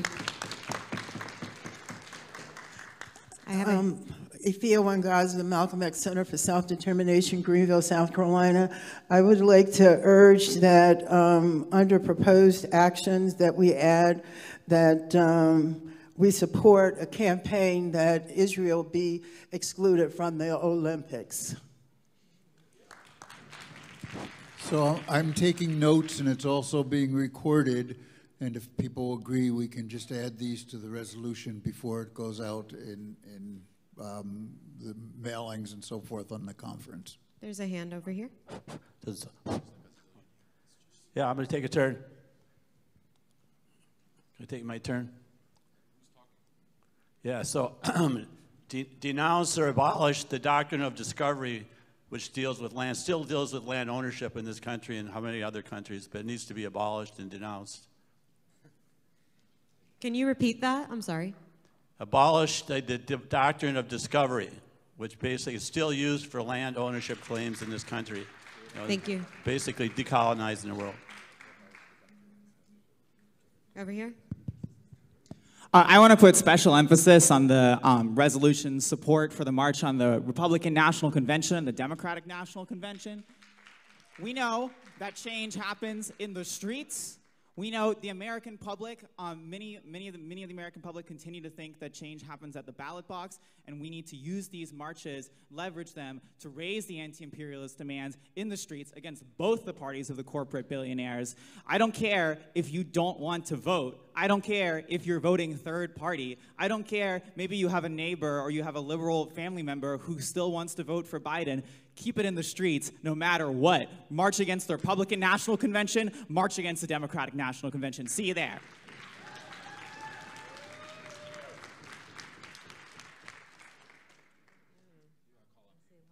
Okay, right over here.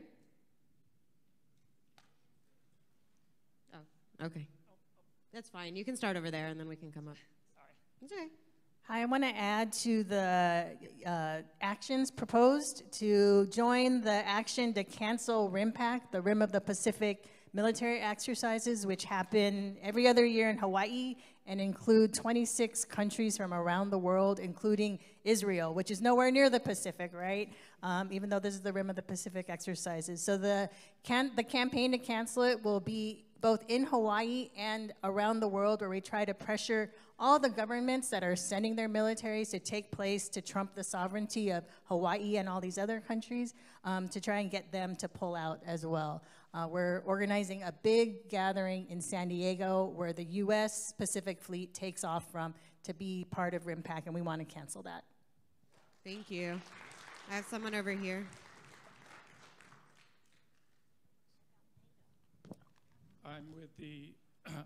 I'm here with the Green Party Peace Action Committee, GPACs.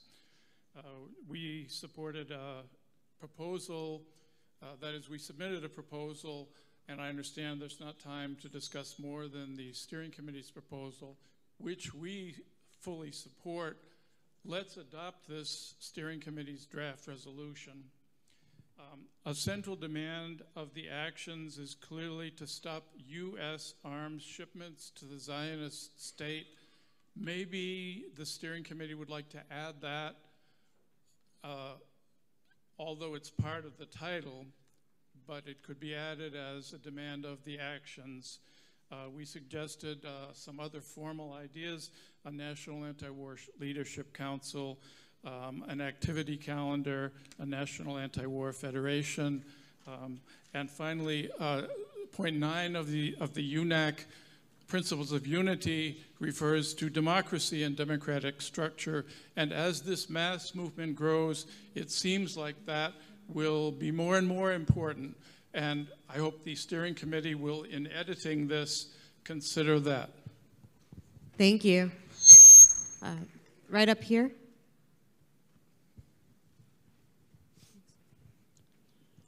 I'm Kai with M4PD.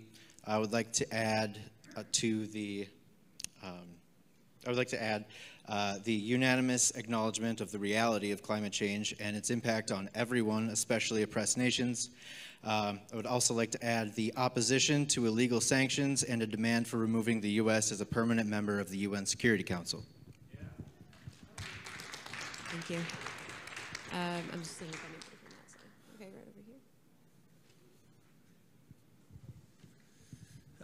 here. With the Party of Communist USA, we'd like to see something added for Western Sahara and for the struggle of the Sahrawi people who are resisting a military occupation by Morocco, which is supported by the United States and by Israel.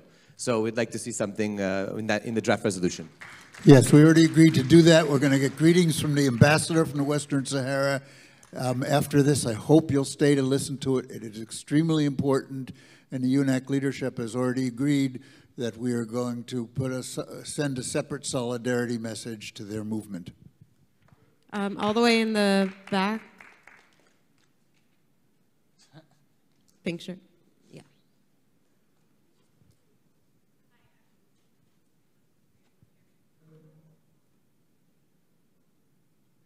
Hi, I'm Leah. I'm here with the Uhuru Solidarity Movement, and I want to propose under actions that everyone is encouraged to attend the trial of the Uhuru 3, which is set for September 3rd in Tampa, Florida. It's in the interest of everyone, every single person here, to denounce this blatant attack on the rights of African or Black people, to advocate and organize for their self-determination. So no matter what organization we're with, it is in all of our interests to make sure that we are at that trial and that we should show our support and solidarity and unity with this fight for African and Black self-determination. Thank you. Thank you. Hi, this is Suhin Lee from China U.S. Solidarity Network. On the UNAC stand category opposed to all U.S. wars, I would like to add no war on China, U.S. out of Asia. Is that okay? That's another one more thing. When I went to Egypt 2 weeks ago, I met with many Palestinian and also Egyptian organizations. The specific one thing want me to ask the conference, that possible, is demand Egypt to open the Rafah crossing for all humanitarian aid or something like that, because they want all this humanitarian aid can go to Gaza without any interference or terror attacks.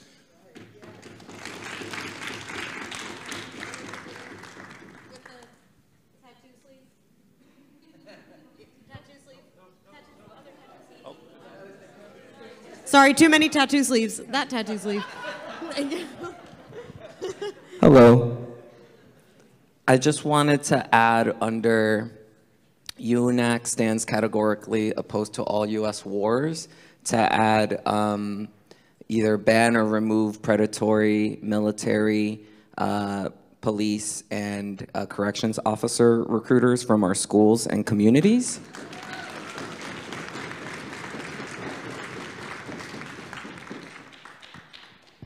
Other tattoo sleeve.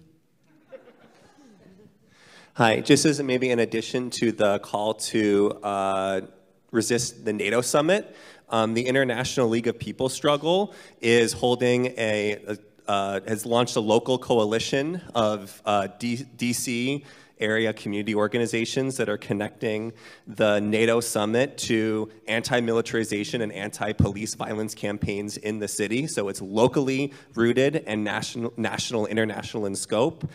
So I'd like to maybe just add for UNAC to support the Resist NATO Coalition's counter summit and mobilization this July.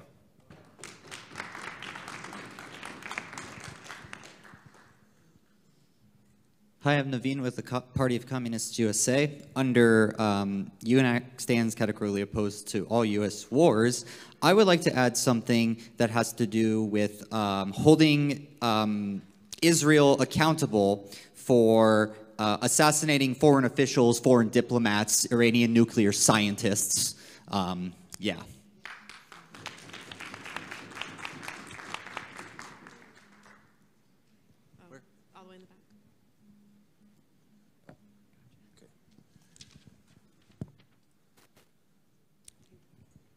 Marta Dueñas Protehiltechan from the island of Guahan. Respectfully, if we can amend the Asia out of the Pacific to Asia out of Pacific and Asia out, U.S. out of Asia and the Pacific. We are not Asia. We are Oceania. If you look at planet Earth, it's blue. We are a blue planet, and Oceania is a continent of ourselves. So U.S. out of the Pacific, U.S. out of Asia and the Pacific. Thank you. Over here with the green and yellow shirt, yeah. Mm-hmm. Hello, I'm with the Bronx Anti-War Coalition in the Bronx Green Party. I'd like to know, I'm not sure what this category will go under, but I asked all the organizations to please go to the Bronx Anti-War Coalition.org website and sign the petition for historical Palestine. Ceasefire is not enough. We need consequences of what's going on, and we want historical Palestine back. So please go to BronxAntiWarCoalition.org and please sign the petition. Thank you. Thank you. Any hands over here, just before I keep going over there?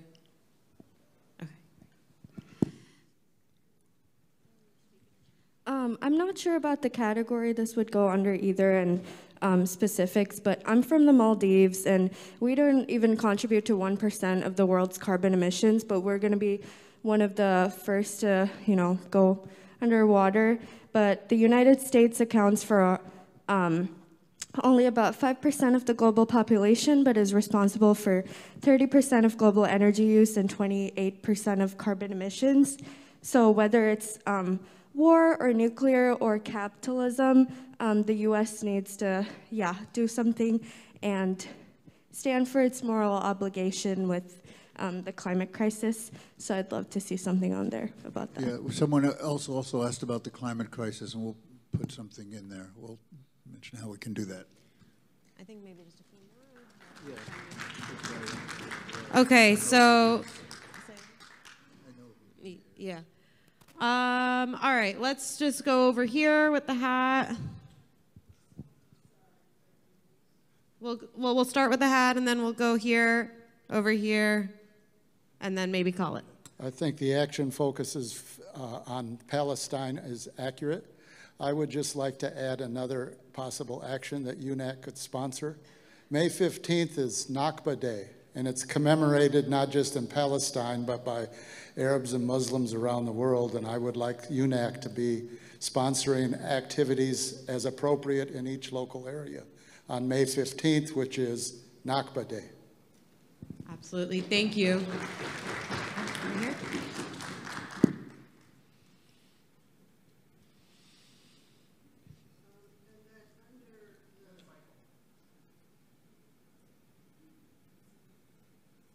Okay.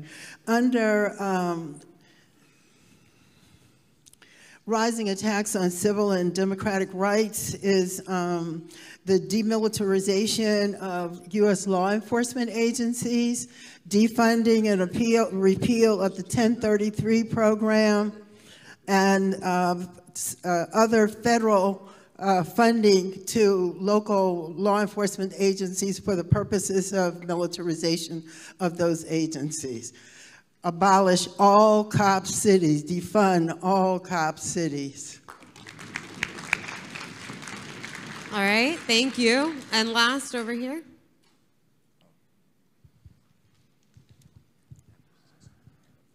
Oh. Hi, everyone. My name is Remy. You may have heard from me on Friday. I am the medic chair of the Coalition to March on the RNC 2024. I just want to give a big reminder that that is happening. The RNC is coming to Milwaukee on July 15th. Can I get a show of hands of how many organizations are endorsers or members of the coalition? All right. And I want to see everyone else's hands up by the time it is coalition, or by the time it's the RNC. So if your organization has not signed up into the anti-war contingent, we are trying to get as many anti-war organizations out to the RNC as possible to go right up to the doorsteps of these Republicans and let them know that they are not welcome in our city. All right, and then the real last comment over here. Hi, my name is Khalees. In regards to the people's right to self-determination, I think we should include something about dissolving the treaties that have repeatedly displaced the indigenous people of Turtle Island. Yeah, that's it. Awesome. Thank you. Thank you all so much for taking this process seriously, for reading through this with intent. We are going to take, I think all of these comments were received in a friendly manner by everyone in the room. Does that sound correct? All right. Awesome. So we'll go ahead and take all of these comments, add them to the mix of the resolution, and send them back out for publication and for everybody to see via email and on the website. Congratulations, everybody.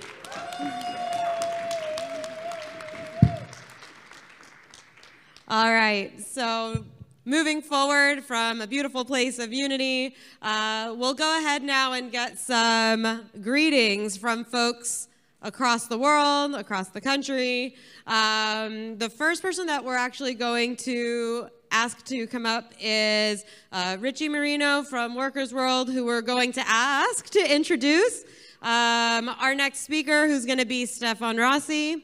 Stefan was part of a movement called Stop World War III. UNAC was invited to such a conference back in Rome in 2023 and is a proud member of that newly formed coalition. So, Richie, if you would go ahead and announce our next speaker. Hello, everybody. So our next speaker is going to be Stefan Rossi, who's a member of the anti-imperialist camp based in Austria. And I had a chance to meet Stefan at a conference in Rome back in October, and it was a conference to stop World War III, to abolish NATO. And one of the things that I appreciated from this group was that they were very clear they had a very clear analysis of imperialism and U.S. imperialism as the #1 terrorist in the world. And what I also loved when I walked into this conference was their banners that they had up on the wall, which they were in different languages and I couldn't really understand them, but I could see the symbolism. And they had like a banner of like NATO with like the NATO logo with a cross through it, and also like different like Nazi right-wing symbolisms with lines through them as well. And it was really like an anti-fascist, anti-imperialist conference, of which Stefan was one of the folks there. So let's give it up for Stefan.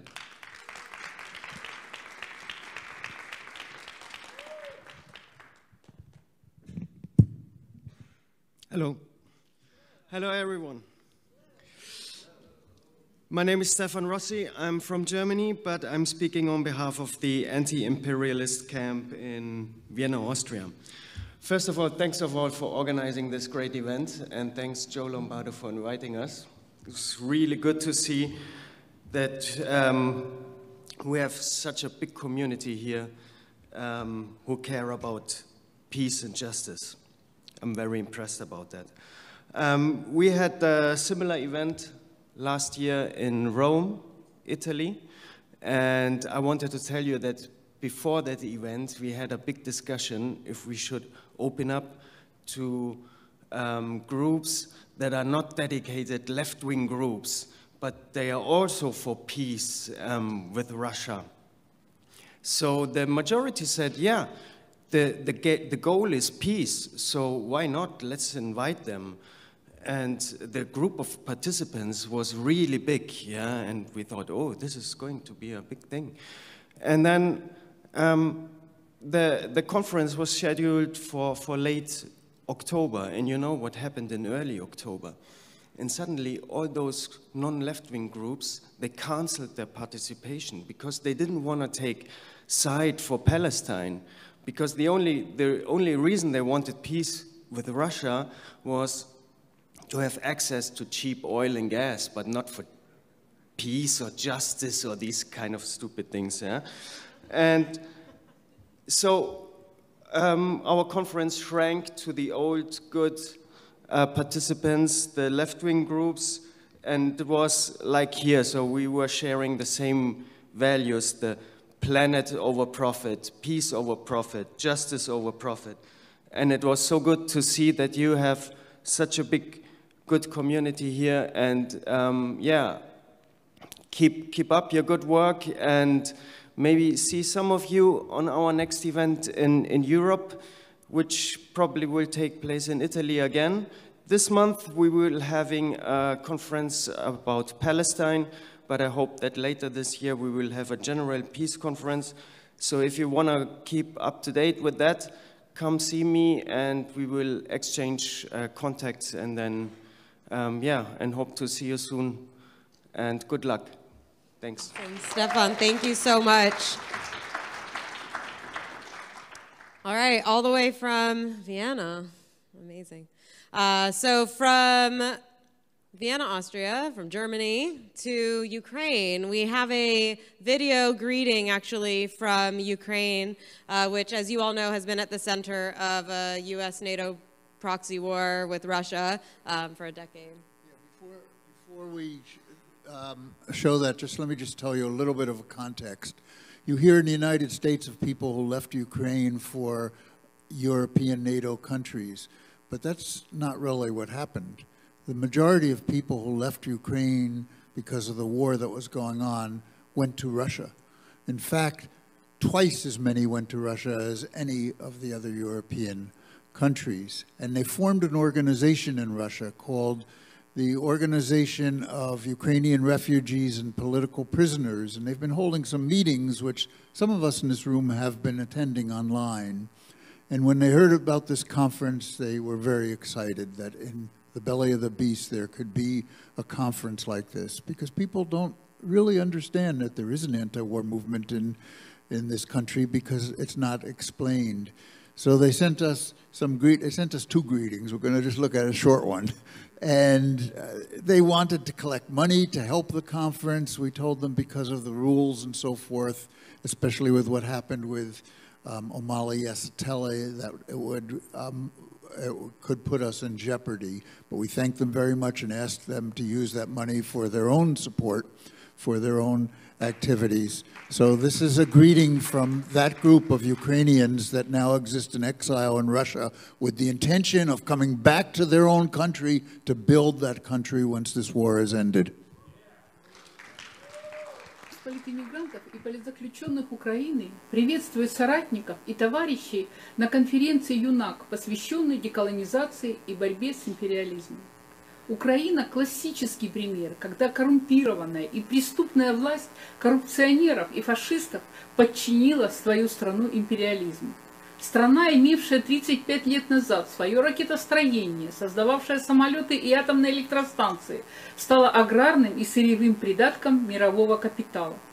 Еще до начала военных действий население Украины сократилось более чем в 1,5 раза по сравнению с 1991 годом.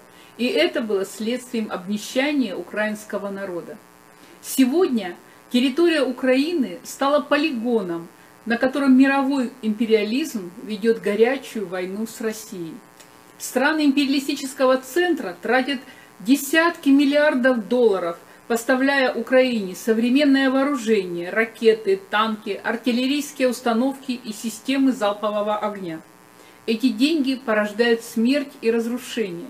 Империалистический центр породил эту войну и продолжает ее кормить за счет ограбления своих народов. Сейчас звучат заявления империалистов, готовых отправить на Украину своих военных. Это грозит Третьей мировой войной между НАТО и Россией.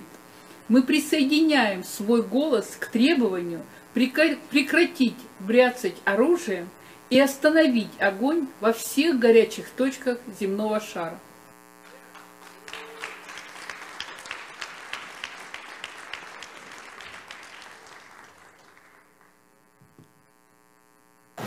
Marcus is a connoisseur of... All right, thank you.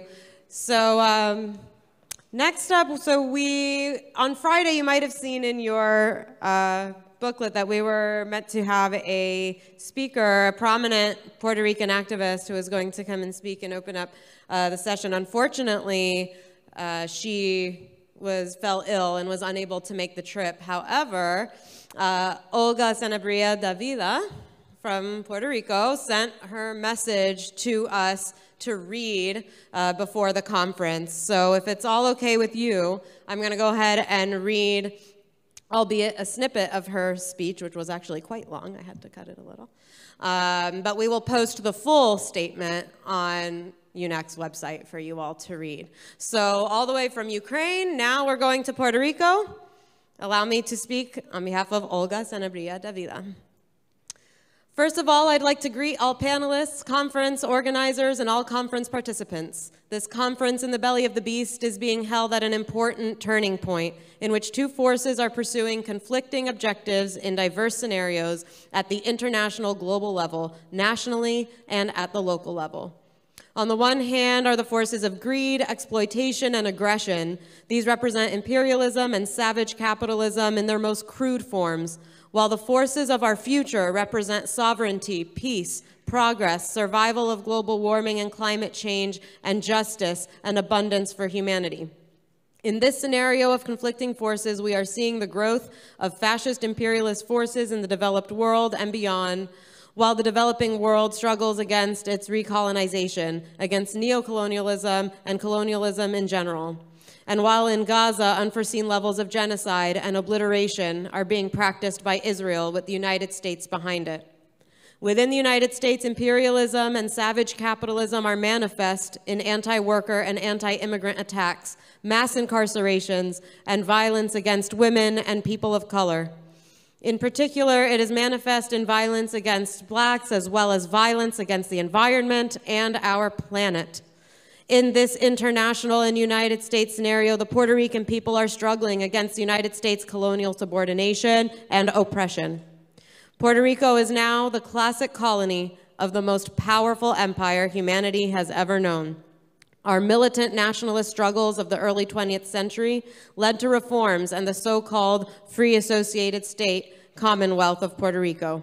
These reforms left the model of colonial subordination and exploitation intact, while at the present, all pretense and lies about self-rule in Puerto Rico have been set aside with the adoption in 2016 by the U.S. Congress of the Promesa Law. Among other things, this misnamed law, whose acronym signifies promise, mandated the appointment by then President Barack Obama of a fiscal control board, which promptly took over Puerto Rico's public finances and imposed a draconian austerity program. The collapse of the colonial economic model of Puerto Rico with over 40% poverty levels and our lack of power to insert into emerging economic blocks of the developing countries has left us in an economic limbo of extreme dependence where we produce what we do not consume and we do not produce what we consume, while we are held as a captive market for U.S. goods and the yearly source of $35 billion in profit for United States corporations. Despite the enormously disproportionate relation of power with the United States, our nation has historically demonstrated our resilience and fighting spirit, including accomplishing the release of all our political prisoners. Our most recently released political prisoner, Oscar Lopez Rivera, served almost 38 years in U.S. prisons for actions in favor of the independence of Puerto Rico. He was released in 2017 after our people, regardless of ideological differences, closed ranks in his support and waged a solidarity campaign for his release in Puerto Rico, the United States, and in the international arena. The issue of United States colonial rule in Puerto Rico should be front and center of the anti-imperialist struggle in the United States. Puerto Rico is the Western Sahara of Spain and Morocco, the Palestine of Israel. Thus, solidarity with the independence of Puerto Rico must be intensified, in particular in the United States. It is your government that maintains the colonial subordination of the Puerto Rican people and territory, its military occupation, its economic exploitation, and its cultural aggression. We Puerto Ricans have struggled and fought like all other peoples. The history of struggle of the Puerto Rican people has also included the love of the struggles of other peoples and our reciprocity in international solidarity. This has been manifest in our solidarity with the Vietnamese people, with the Cuban Revolution and against the blockade, with the Bolivarian Republic of Venezuela, with the Nicaragua of Sandino, against apartheid, for the independence of Namibia, and historically with the Palestinian people. The UNAC Conference, Decolonization and the Fight Against Imperialism, takes place at a dangerous time. We must all ensure that the promise of a bright future, which also characterizes our time, wins over the dangers of our times. Towards this end, struggles are being waged on all fronts. Organization is taking place on all fronts. Unity and convergence must take place on all fronts. All peoples must continue to struggle united against backward forces that are intent on exploitation, colonialism, racism, hegemony, and wars. We must continue to struggle for peace, sovereignty, independence, human rights, sustainable development, survival of global warming, and climate change, and a bright future for all of humanity. Anti-imperialist forces in the United States must include the decolonization and independence of Puerto Rico on their agenda. The struggle for a state of Palestine must win. The struggle for the independence of Puerto Rico must win. The people's struggles must win. Solidarity must prevail. All power to the struggles against colonialism, recolonization, and imperialism. All power to the people for peace, sovereignty, and justice.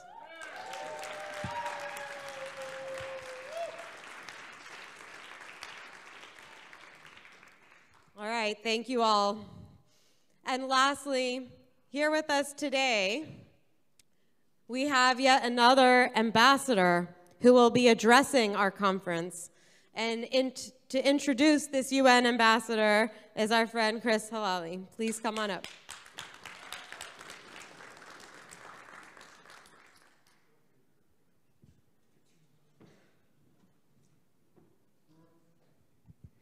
It's a tremendous... Okay, that's okay. It's a tremendous honor and a pleasure to introduce His Excellency Ambassador Dr. Sidi Omar, the representative of the Frente Polisario to the United Nations, and who works in coordination with the MINURSO. My name is Christopher Halali. I'm the International Secretary of the Party of Communist USA, and our party has had a long-standing tie with the Frente Polisario, with the youth movement, the UGTSario, and we have had the opportunity to meet with the President of Western Sahara, President Brahim Ghali, and to attend both the Polisario Congress and the UGTSario Congress. And while I was in the camps in Tindouf, I was asked by the Sahrawi comrades, why are you the only American here? Have they forgotten about us? Have they forgotten about our struggle? We have been fighting since the 70s. And I committed to them there. I made a deep commitment that I would come back and I would try to organize as much as possible so that the struggle of the Sahrawi people against the ongoing military occupation by Morocco, which is supported by the United States and by Israel, would be ended, and that the Sahrawi people would have their liberation and would have their independence. So with that, I would like to introduce His Excellency Dr. Sidi Omar, and I hope that all of us can join together in a future delegation to the camps and increase the struggle for the independence and freedom of Western Sahara. Thank you so much.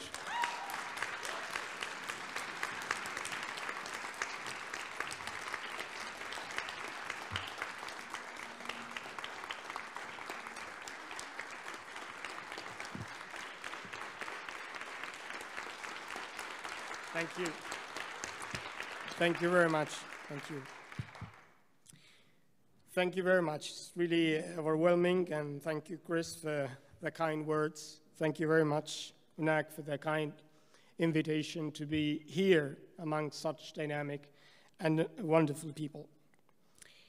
Well, your conference takes place at really a serious moment in our history. I think with what's happening in Gaza and elsewhere, but basically Gaza is a challenge to the conscience of all human beings on this planet. So it's time to stop talking and to act.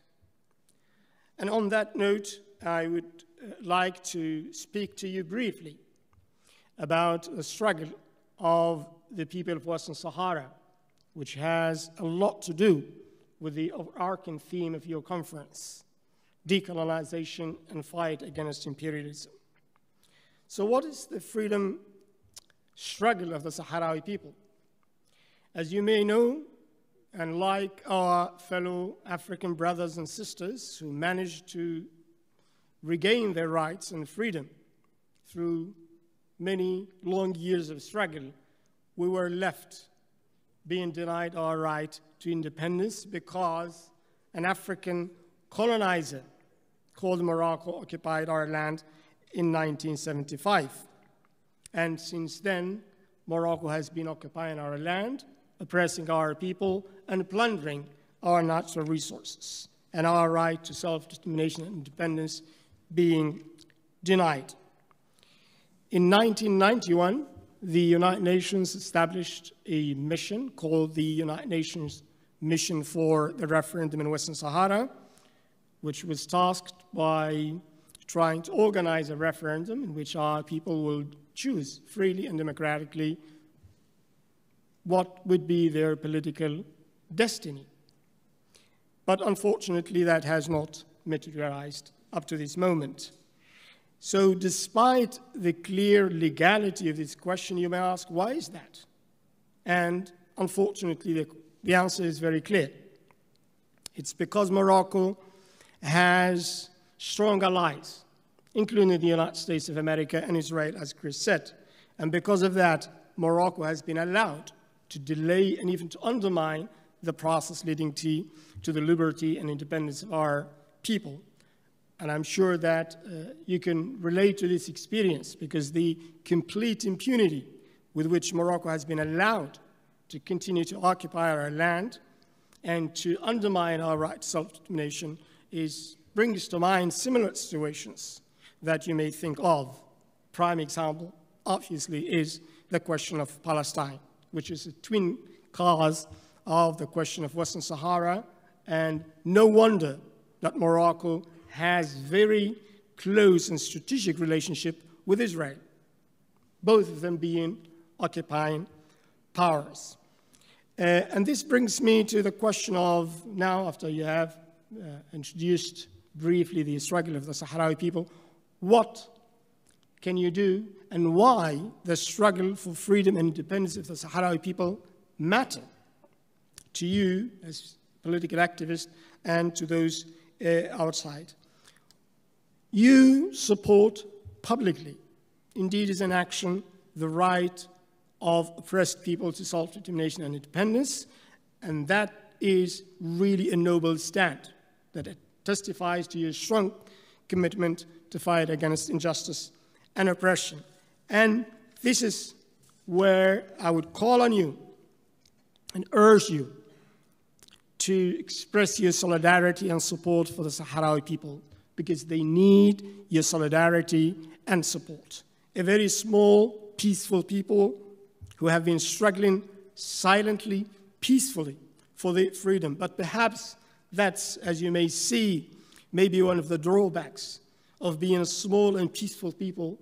Your struggle is not newsworthy. The BBC, Al Jazeera, or France 24 do not find that a newsworthy. But you, political activists, internationalists, know about this situation. And then, as I said, I urge you to really work hard and to try to bring more visibility to this question through all types of initiatives. The United States of America plays a very key role at the Security Council when it comes to the issue of Western Sahara. And unfortunately, and apart from its continuous support for Morocco's illegal occupation, the former Trump administration, and contrary to the principle of international law, recognized the so-called Moroccan sovereignty over Western Sahara. The current administration has not publicly reversed that decision, so it is an urgent matter that should be taken up by urging the American government to go back to the neutral position of supporting the United Nations resolutions and revoking these illegal and unlawful measures. Lobbying your senators and House representatives, telling them about the plight of the question of the people of Western Sahara is very fundamental. But in any case, it's all about telling the story, passing the message of the Sahrawi people. And the little that you can do is better than doing nothing, because doing nothing is not an option at all. I'll finish by reminding of some words spoken by the late Nelson Mandela, the greatest son of Africa, when he said that to be free is not merely to cast off one's chains, but to live in a life in a way that enhances and respects the freedom of others. Thank you very much for your invitation, and thank you very much for your solidarity and support.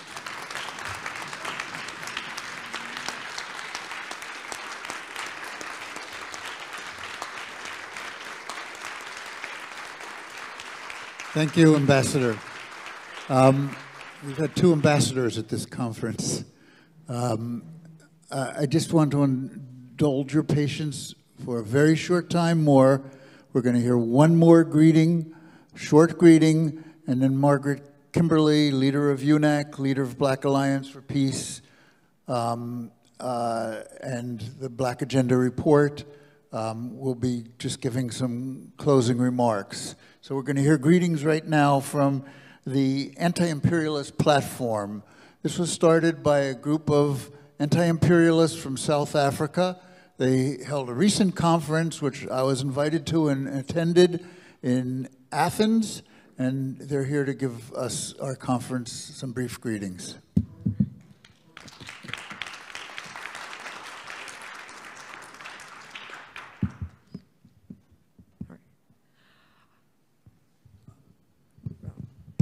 It's okay. It's okay. Thank you. Congratulate UNAC for organizing such a fruitful conference with organizations from all over the world under the banner of anti-imperialism and anti-war in the context of World War III. Anti-imperialist forces in the world have grown stronger than ever before, but lots of world people are still under the threat and repression of imperialism. This is why our united anti-imperialist struggle and anti-imperialist war struggle is so important. The World Anti-Imperialist Platform and the People's Democracy Party of South Korea will continue to struggle together with UNAC, holding the anti-imperialist banner high.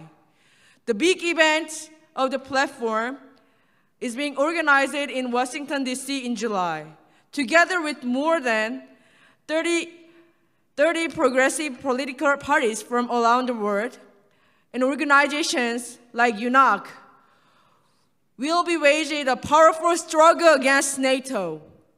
Let's meet in Washington, D.C. against NATO.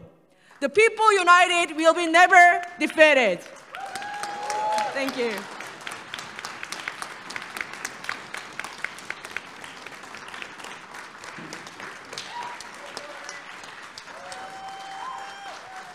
Thank you so much. Now, if I can call Margaret up, I hope she's finished her writing. Maybe it's her speech. Margaret Kimberly has been a long-time member and leader of UNAC and has contributed so much to the anti-war movement, the Black rights movement, the movement for independent media, and we're always really, all of us who have worked with her have always been very privileged to do so. Margaret. Kimberly.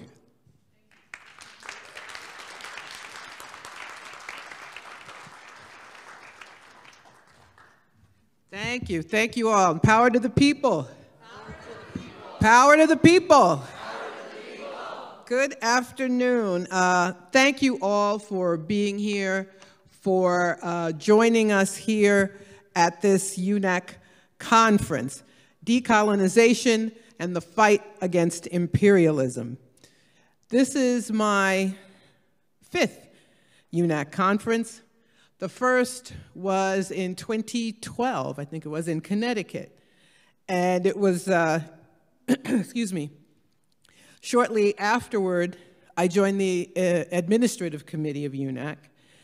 And I've had the honor of working with comrades in this organization and with people like yourselves. What do we say at UNAC? We say, stop the wars at home and abroad. We've spent this weekend talking about that war, a war waged by capitalists, racists, imperialists, usually all the same, against humanity. These people are the modern-day descendants from those who did the very same thing in centuries past. Here in Minnesota, in Mankato, Minnesota, the largest public execution in U.S. history took place when 38 Lakota men were hanged on December 26, 1862. They were killed for resisting the genocide against their people in the so-called Lakota War. We can also look outside the window here and see the Mississippi River, which begins here and flows down to the Gulf of Mexico. The Mississippi River was one of the largest means of transit in the domestic internal slave trade, as human beings were sold along this route in Missouri and Kentucky and Tennessee and Arkansas and Mississippi and Louisiana, and sold into enslavement, into slave markets along that route. Everything we've talked about this weekend have their beginnings in these stories. Stolen land, stolen human beings, wars against humanity. More recently, it was here in Minnesota in 2020 that a man named George Floyd was murdered by police. His killing set off mobilizations across the country, around the world, actually. But of course, we all remember what we were taught in science class. Every action has an equal and opposite reaction. And lo and behold, suddenly there were what are euphemistically called public safety centers and police training centers began to pop up all over the country. But the right term is cop cities. And yes, the word is plural. And there was a great workshop here on this topic yesterday. It's kind of hard. I don't want to preach to the choir, but there are just some things I want to remind you of. In looking at the program and talking with you all, it's clear that we know we're in a battle for survival. That's not hyperbole. It's not possible. Unfortunately, there's so many, that's the downside of a conference. It's like, oh, I want to go to this, I want to go to that. No, that conflicts with my workshop. But anyway, so I missed today's panel on climate change, climate justice, and war. This is a topic that doesn't get enough attention.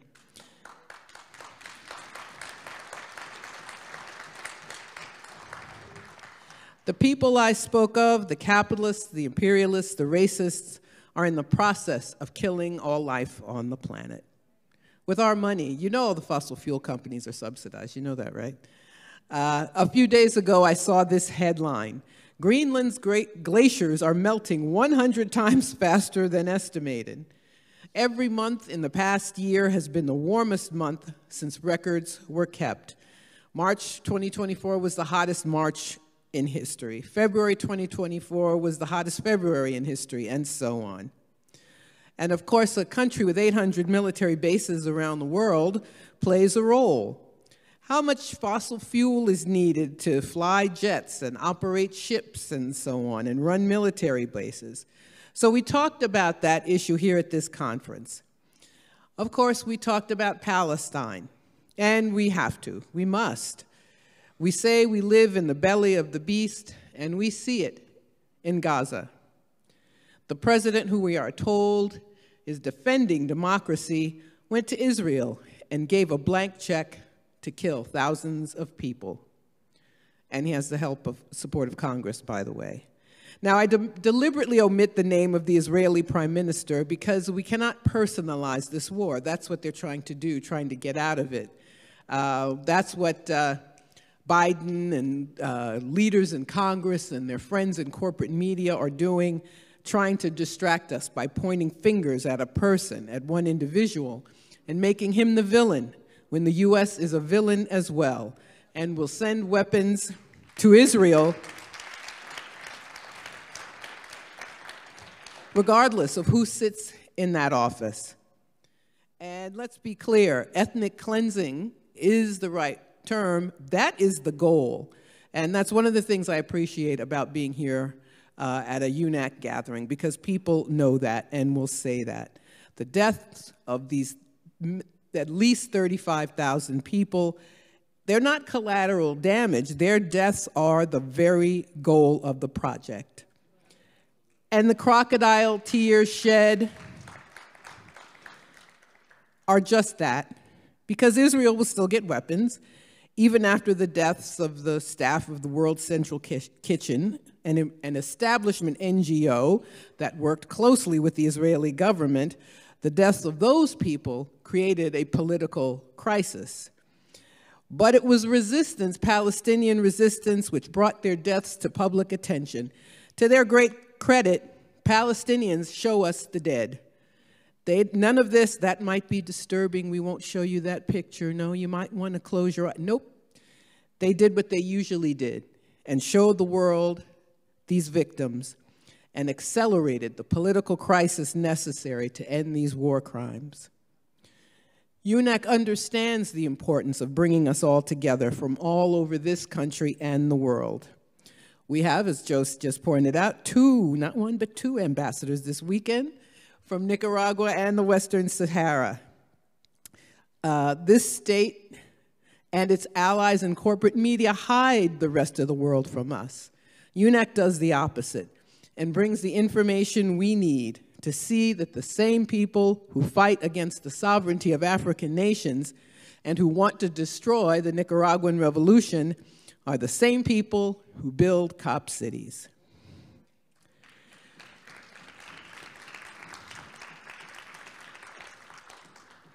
The same people who speak of mistaken, quote unquote, mistaken killings committed by the IDF sound just like the people who dismiss the more than 1,000 police killings that take place in this country and call those mistakes.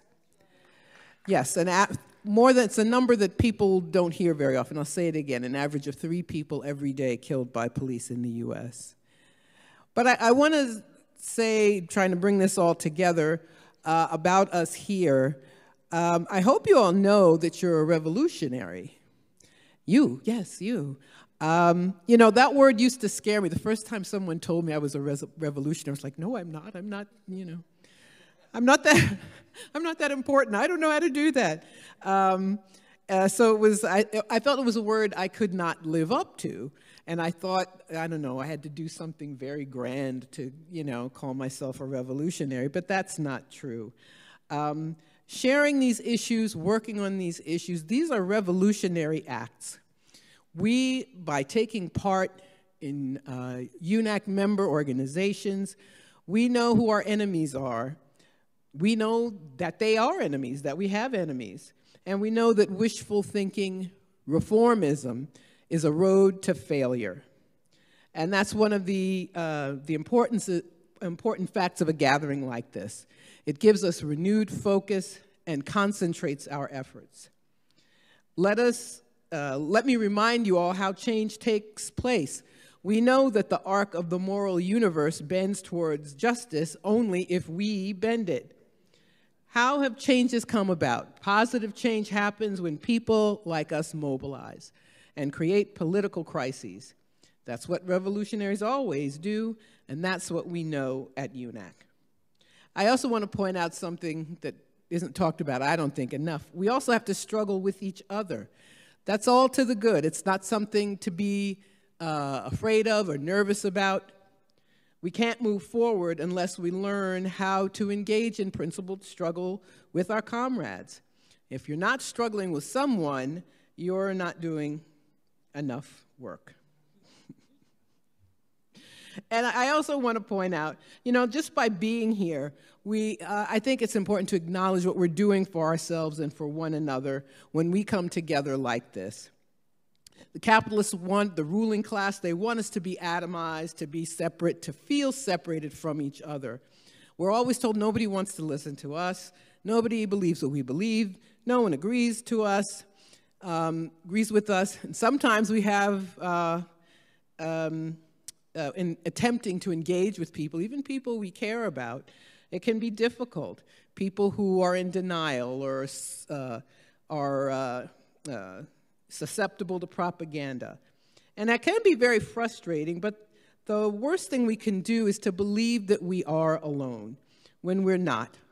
There are thousands of people, millions, who don't want their public resources used for war, who know that their needs aren't being met precisely because the war makers and the fossil fuel producers get their money.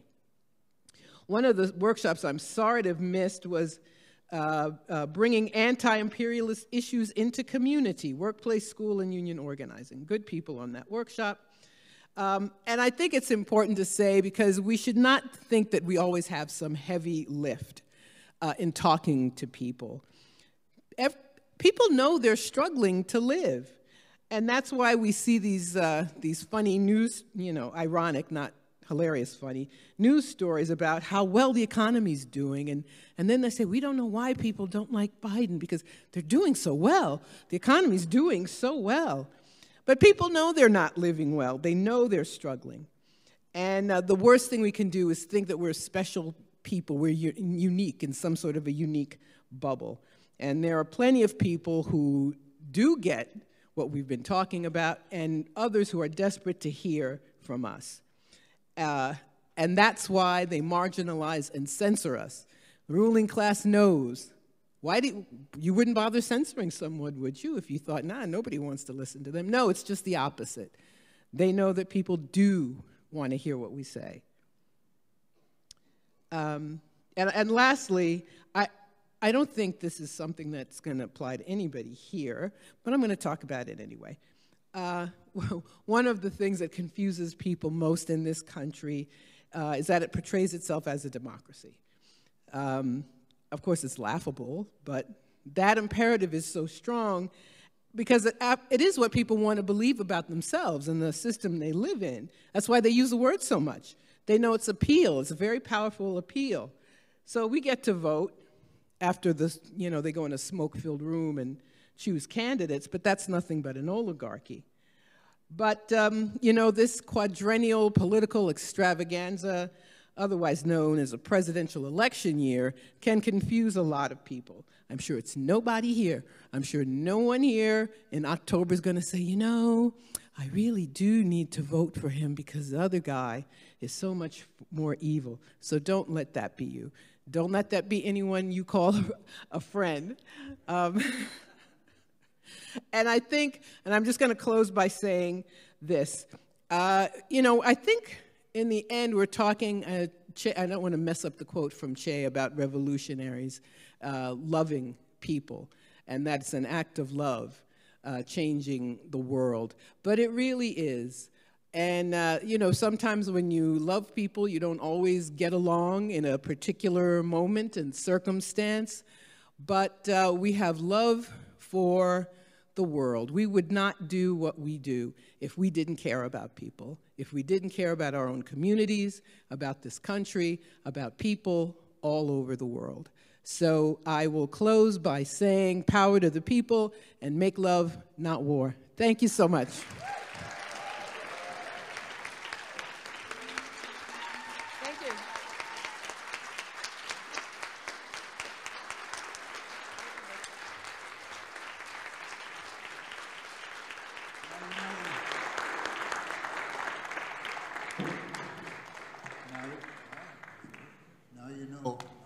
Do you hear me? Now you know why you're here, at great expense for some of us who can't afford it, because this is not the end of what we're doing as we leave today. It's the beginning of what we must do to bring this anti-war movement to a higher stage. If your organization is not a member of UNAC, it needs to be, and you need to make sure that happens. And when we call actions, we need to all do them collectively. It multiplies our strength. And that's what we need to do. So thank you all for being here. Let's go home. Let's continue to build the anti-war movement as never before. There's huge tasks ahead of us. So let's make sure we can all do them together. Thank you. And thank you for all coming. Free, free Palestine! Free, free Palestine! Long live Palestine! Long live Palestine! From the river to the sea! Palestine will be free! From the river to the sea! Palestine will be free! From the river to the sea! Palestine will be free!